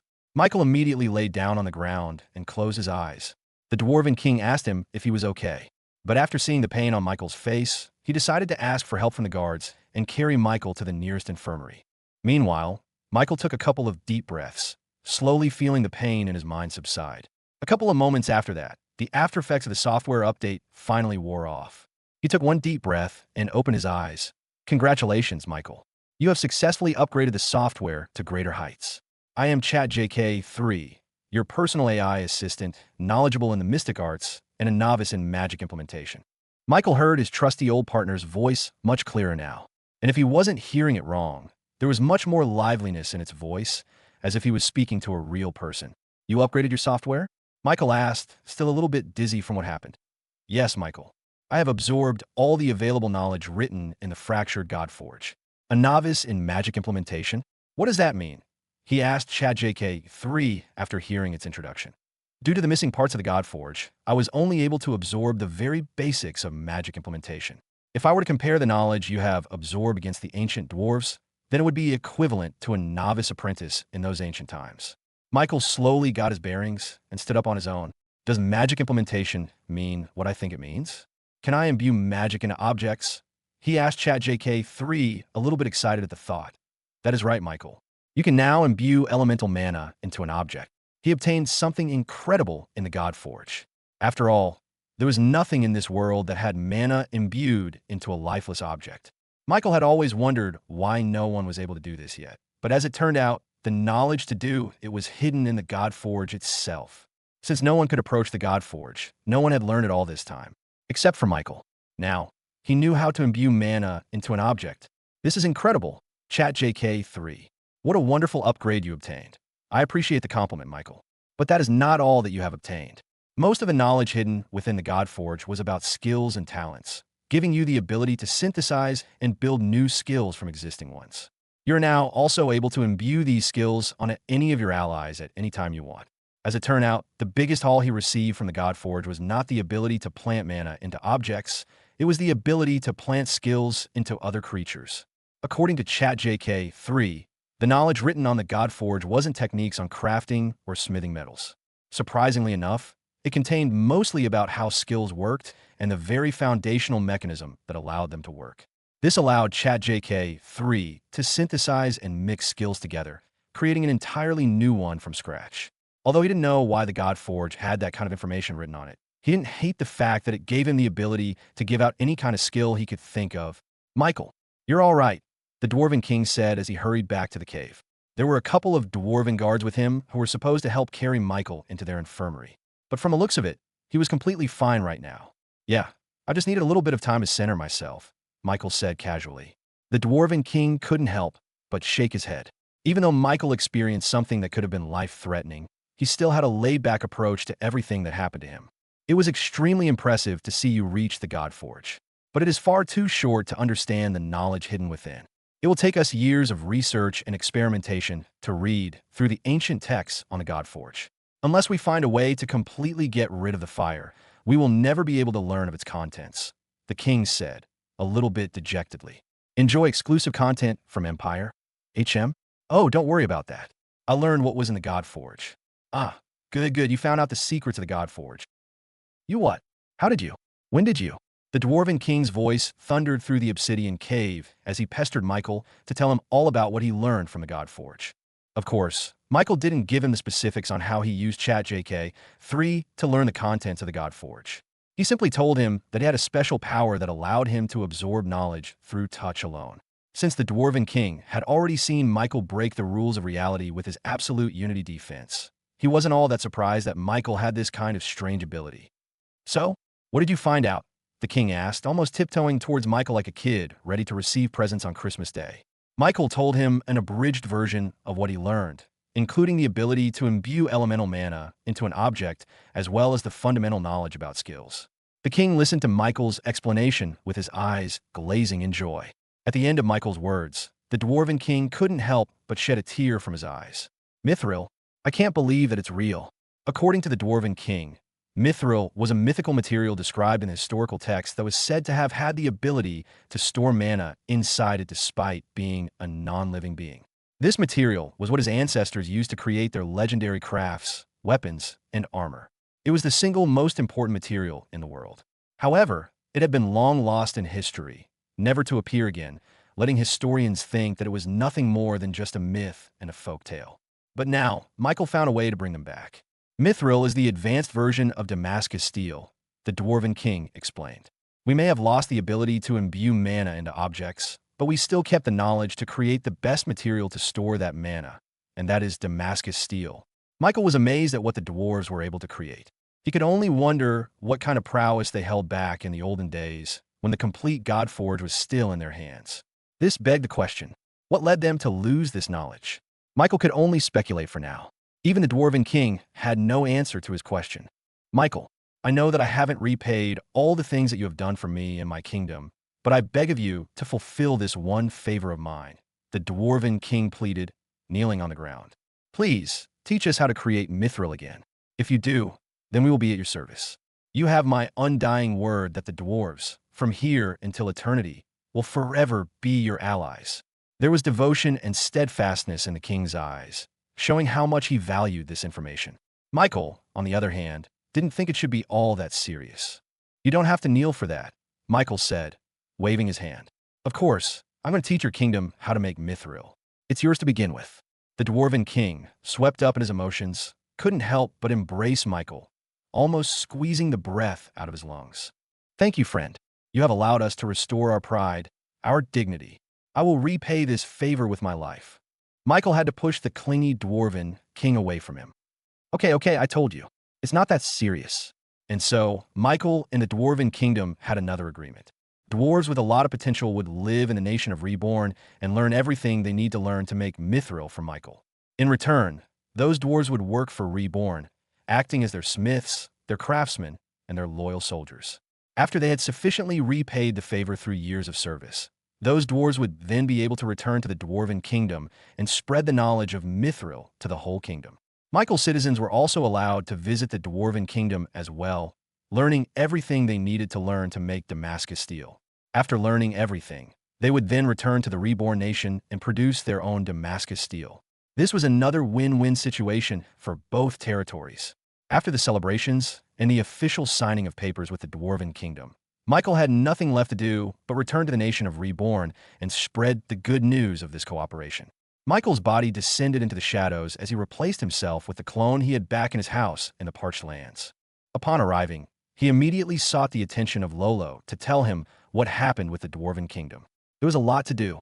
First of all, they had to spread the word to the entire village that they were now officially a part of a sovereign state, where the named nation of Reborn would finally be visible on a map. This was a tremendous step in their progress, one that Michael was sure that everyone would rejoice in. The second thing they had to do was to start preparations for the projects he made with the Dwarven King. They needed a lot of manpower to create the railway system, the automobile projects, the plumbing and electrical system, and other such plans that needed a lot of organizing. The best hobman key to arrange everything was none other than Lolo, who knew every single inhabitant in this nation, including all their jobs and their talents. He would best know which one could handle which job. Michael was about to walk out the door to look for Lolo himself, but he suddenly realized that he was already in front of his gates. "Welcome back, boss," Lolo said, bowing to Michael. "I was just about to find you. There's a lot of things we need to discuss," he said. However, it was only now that he noticed that Lolo wasn't alone. Behind him were a variety of demi-humans and monsters who meekly looked up at Michael with curiosity and reverence in their eyes. "Who are they?" Michael asked. "Boss, while you were away, we did not stop our efforts in trying to find more refugees from the desert. And in our search, we happened upon a couple of different species and villages that needed our help. Upon hearing about our situation, they traveled through the desert in hopes of settling here in our village," Lolo explained. There was a group of demi-humans who had the top half of human, but the bottom half of a goat. Chad JK3 explained to him that they were a species called satyrs. "We beg of the magnificent human, please accept us. We have nowhere else to go," the oldest satyr said, burying his head on the concrete ground, trying to plead his case to Michael. "We beg." The 30 or so satyrs behind him copied his movements and bowed their heads at Michael. Upon seeing this, The other group of demi-humans begged for Michael's mercy as well. Human, help us. We will not take much, for we can sustain ourselves with nothing but grass. We just need a safe haven from the black liquid. This other group of demi-humans had a very short stature, almost the same as the dwarves. However, they had skin made entirely out of stone, with grass and flowers growing on their bodies. And interestingly enough, they all looked like they were lifeless stone boulders when they bowed their heads to Michael. According to the bestiary, they're a species called trolls who live in the desert among the rocks and dunes. Chat JK 3 explained. Us too. Please see help us shield ourselves from this heat. Our scalus are setting. Next to the trolls was another interesting group of demi-humans. From what he could see, these species were mostly made out of women, with their top half as humans, while their bottom halves were that of a giant snake's body. Chat JK 3 told him that they were called lamias and that the majority of their species were women. Michael almost felt awkward staring at their bodies because it looked like they were wearing their scales as a two-piece bikini. Oh, honored human, please accept our patronage. We will devote ourselves to your service. Please let us live in this paradise. The last group of demi-humans was the tallest, and in contrast to the lamias, were composed mostly of men. Just like most demi-humans, their torso up to their heads was human, while the bottom half of their torso was connected to what seemed to be a camel's body. These demi-humans are a variant of centaurs. They have evolved to have humps on their horse bodies to preserve water in the desert environment. The demi-humans all showed desperation in their eyes. They clutched the ground as if they were afraid of ever separating from this paradise now that they had found it in the middle of this desert. Boss, what should we do? Lolo asked. What's there to do? Of course we're going to take them in, Michael said nonchalantly. He had already decided his mind before they even arrived in this place. He vowed to himself that he wouldn't turn away any demi-humans who sought refuge in their nation, no matter the kind of species they were. As Michael liked to say, the more the merrier. Tell Kong to prepare a temporary lodging for them, while we prepare a suitable habitat for their species, Michael said to Lolo. Experience more on Empire. The old hobmanki bowed to Michael, with a smile forming on his mouth. He knew that his boss wouldn't heartlessly turn away those in need, just like how he accepted them when they were just mankeys. I have already instructed Kong to give them housing, boss. Michael nodded, appreciating their nation's mayor for his quick actions. For the satyrs, make sure they have houses inside the forest, with plenty of greens and vegetation growing. For the lamias, we should construct a river across the territory where they could freely live in. Michael made sure to accommodate their different needs. Unlike the hobmankeys, demi-humans like satyrs and lamias were not suited to live in concrete houses. They needed their own space that was suitable to their needs. This surprised the demi-humans. They were already grateful enough that Michael gave them permission to live in their paradise, but now he also planned to give them their own version of a paradise without even asking for anything in return. Oh, and once you have all settled in, make sure to visit my house so that I can awaken your talents. Soon enough, each of the demi-humans was given a chance to meet with Michael face to face as he gave them their names and talents. The first batch was the satyrs, which seemed to have been adept in everything nature-related. One had the talent to become an oakwood engineer, while the other one had the talent to become a herbal tea maker. And as he awakened their talents, he was given the ability to evolve their bloodline as well. Satyrs, species, satyrs, type, demi-human, difficulty, element, earth, air. However, just as he was about to evolve their bloodline, Chat JK 3 suddenly gave him the option to choose between the different paths that a satyr could take. For example, the satyr with the herbal tea maker talent had the option to evolve into aromatic herbalist satyr. This subspecies of satyrs have a unique sixth sense specialized in finding the best combination of tea leaves to achieve the most aromatic tea. Herbalist assassin satyr. This subspecies of satyrs turn their specialty in teas into creating the most potent poisons that are difficult to detect. Magical herbalism satyr. This subspecies of satyrs can imbue magic onto their teas to achieve mystical effects. Michael was surprised with the options that he could take with their evolutions. He never had this option before when he evolved the others. Stay tuned for updates on Empire. Chat JK 3. Is this the effect of your software update? Yes, Michael. The Godforge contained a lot of information about the innate skills in a living being, as well as the very structure of their body that allows for that skill to be used. Using that knowledge, you can choose the evolution path of a creature that they were innately talented in. It seemed that he had still underestimated how powerful Chat JK 3 became after its software update. This was a power completely broken, especially since he could evolve a creature into an entirely new bloodline suited to whatever work they were going to do in the future. But although Michael had the chance to decide the satyr's fate for himself, he didn't choose to do so. He wanted the satyr to pick for himself. There are 3 choices for you to evolve into. Michael explained clearly about the 3 different bloodline paths he could take. What do you think? Which one will fit you the most? He asked. The satyr, overwhelmed with this life-changing choice, couldn't help but freeze up in front of Michael. The demi-human had never even thought it was possible to evolve into a higher creature, much less have the choice to choose his path. I am at your mercy, boss. I am willing to become anyone that will help you, the satyr said, prostrating himself to Michael. This led Michael to shake his head in disappointment. The reason he asked for the satyr's opinion was because he didn't want to be responsible for this choice in the first place. Suddenly, a bulbous figure emerged out of Michael's shadow and jumped in front of the satyr. Choose the assassin one. It's cool, Fudge said, jumping up and down in excitement. Michael almost forgot that Fudge, the edgy rogue slime, had been asking for more help in his mission to spread his name to the world.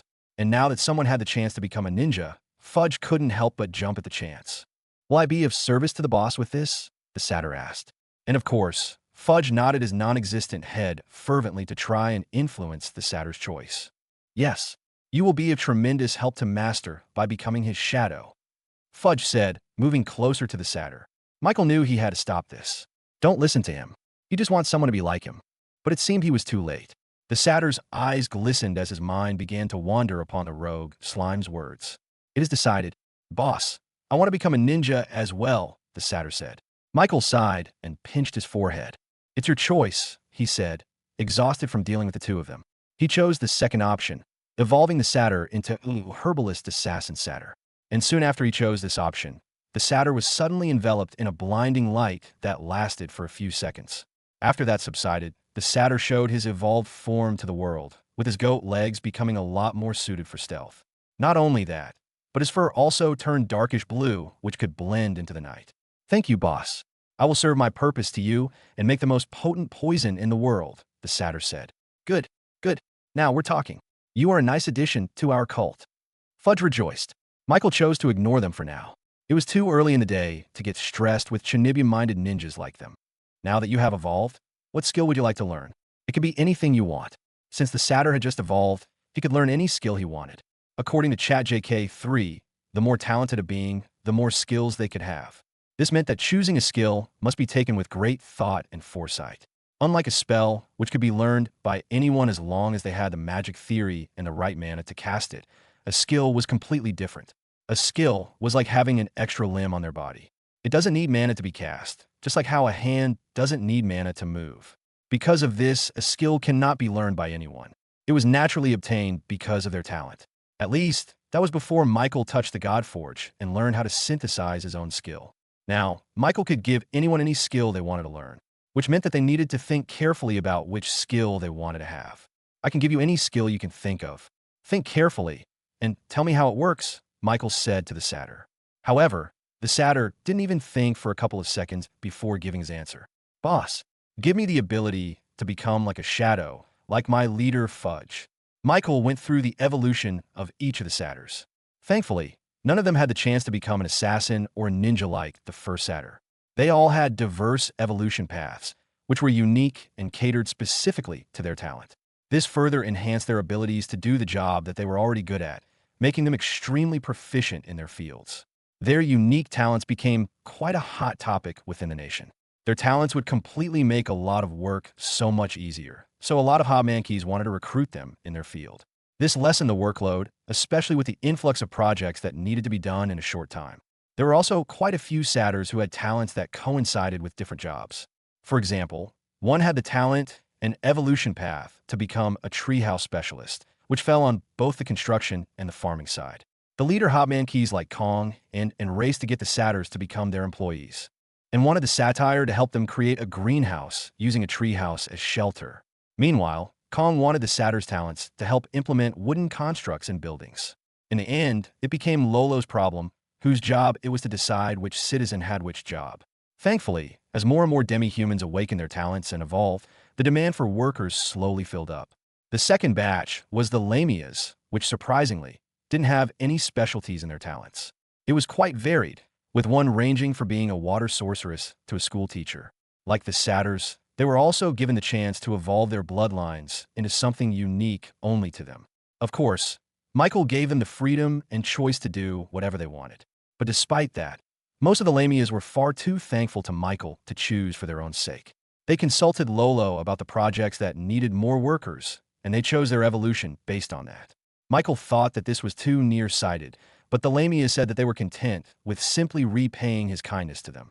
As a consolation, he gave them skills that weren't related to their jobs. It ranged from having the skill to simply turn their snake lower body into a human leg full of scales, to having the skill to sing in perfect pitch and harmony. And like the satyrs, the Lamia's change in physical appearance corresponded to their new bloodline. Some remained as a pure Lamia, while some gained wings or gained another pair of eyes on their head.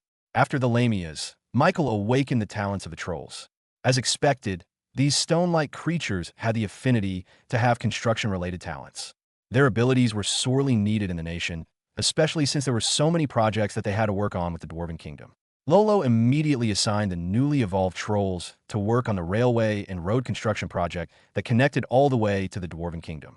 Finally, the centaurs were up next. This group of noble-minded demi-humans was the most surprising for Michael. After all, their talents were mostly offensive-based, which meant that they had an affinity for physical strength and dominance. One of them had 3 evolution paths.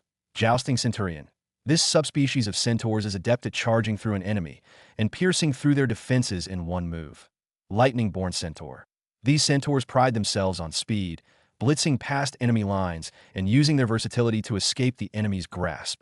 Tyrannical Rex Centaur. This subspecies of centaurs may be slow, but they make up for it through their strength. They can power through any defense, destroying enemies that dare to get close to them. The centaur's eyes glowed in excitement once Michael explained the evolution paths he could take. Boss, we are a herd of prideful centaurs. We are steadfast, solid, and strong. I think that I fit the tyrannical Rex Centaur the most, the elder centaur said. Michael respected his decision and did as he requested. Soon, the centaur was enveloped in a white light that once faded, showed his new evolution.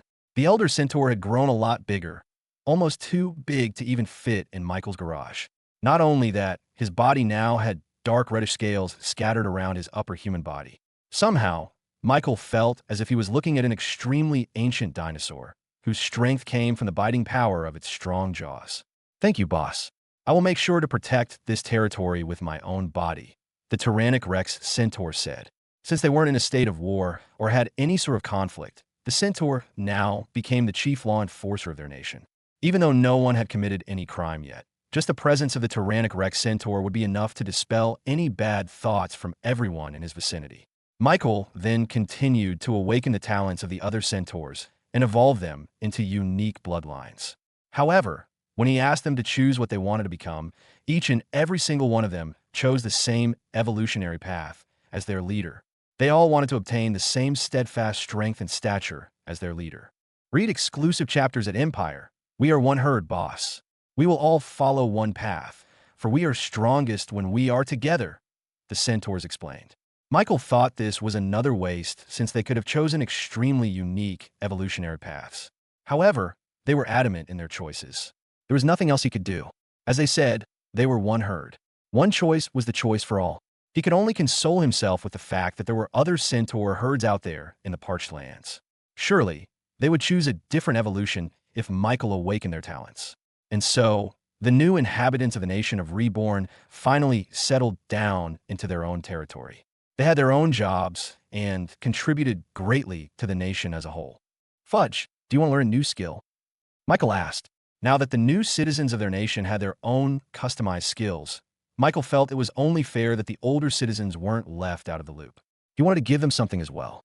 The rogue slime popped out of the shadow and saluted Michael by bumping its hands on his chest, much like a famous character from a very famous anime in his previous life.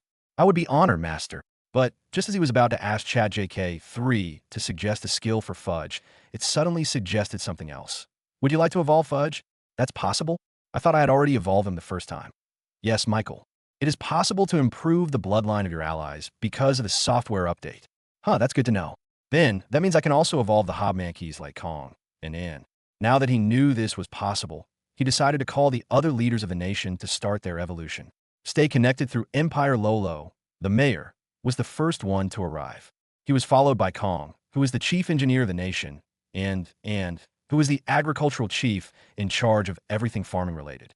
He also called forth Thrain and Baldric, who became the chief dwarven representative and the chief correspondent of the Dwarven Reborn Company, respectively. The first one to evolve was his trusty old shadow, Fudge. He didn't know what the slime was doing on a day-to-day basis, but he was instrumental during operations that needed a lot of scouting.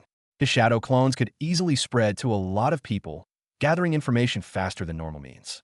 As he activated his supreme skill, Gift Bestowal, he was given 3 choices for Fudge's second evolution. Dark Void Slime. This subspecies of rogue slimes gain the ability to walk through the void, allowing them to travel anywhere they want. Shadow Flame Slime. These slimes gain the ability to turn their shadows into inextinguishable flames, causing damage to anyone caught in them. Mystical Eye Slime. This subspecies of rogue slimes gain a magical eye, allowing them to trap their enemies into an illusion, copy their techniques, and gain insight into a target once they make eye contact. Michael didn't even have to ask Fudge to know which one he was picking. Master, I can finally have a Charnon of my own. Fudge shouted excitedly. He knew that this strange eye ability looked exactly the same as a famous technique from an anime in his previous life. And since he was a fan of it as well, Michael knew that this was a good choice for Fudge. Fine. At least you don't have to steal someone's eye to gain this ability, Michael joked. Fudge was shrouded in a white light before subsiding and showing his new form. Just like before, he wore a black rogue outfit, but this time, there was a metal plate above his head and an eye patch that covered his eyes. Thank you, Master. I shall spread your name and glory to everywhere the darkness touches. After his evolution, Fudge descended back down to a shadow. Michael was sure that he was going to role-play as a ninja again. Kong ended up choosing to become a civilization builder Mankey, which gave him a lot more calculating power to plan all of the projects in the nation simultaneously. He thanked Michael and immediately left to start the other projects, and evolved into a crop queen Mankey, and was able to understand vegetation on an intuitive level, allowing her to plant crops and seeds that were not in season, all because she knew what they needed to survive in a desert environment. She asked for Kong's help to continue expanding the farm, and the two of them went on to continue their work. Lolo became a Governor Mankey, which made him look a lot younger and spreer than before. He seemed to have gained more charisma, allowing him to easily manage all the citizens through his speech alone. Finally, he faced the 2 dwarves. Surprisingly, Michael was able to evolve them as well. According to ChatJK3, there were a lot more choices for the dwarves' evolution because the Godforge mainly focused on their race, which wasn't surprising given that they were the ones who created it in the first place. Out of 5 choices, Baldric chose to become a golden dwarf, giving him a computing ability equivalent to a computer. Since he would handle all the business with the Dwarven Kingdom, this ability was greatly needed. As for Thrain, he chose to reconnect with his old roots, becoming an ancient dwarf. And with this evolution, he could understand smithing techniques much more easily than before. Michael decided to teach him the ways to create mithril, since he was the one most suited to learn such a complicated task. After that, Michael continued to evolve each and every single citizen of the nation of Reborn. Most of the Mankeys chose to follow their leader. For example, the engineering Mankeys who worked under Kong also chose to become a civilization builder Mankey, so that they could cooperate with each other better. It was also a good time to formally ask the inhabitants of this territory to become citizens of the nation of Reborn. Those who chose to become a citizen would be able to evolve and gain a custom skill. Almost all of them chose to become a full-fledged citizen of the nation, with very few exceptions from the dwarves who were just visiting this place as a holiday vacation. Either way, Michael was glad to learn that they were now at least 3,000 citizens of the Reborn Nation. Lolo, prepare a huge feast and celebrations in the plaza. We are going to have a party to commemorate this monumental occasion. This is the day that the nation of Reborn was officially created. And that's the end of today's chapter from the Dimensional Diary. If you enjoyed wandering these worlds with me, don't forget to like the video, share it with fellow adventurers, and subscribe so you never miss the next story that unfolds.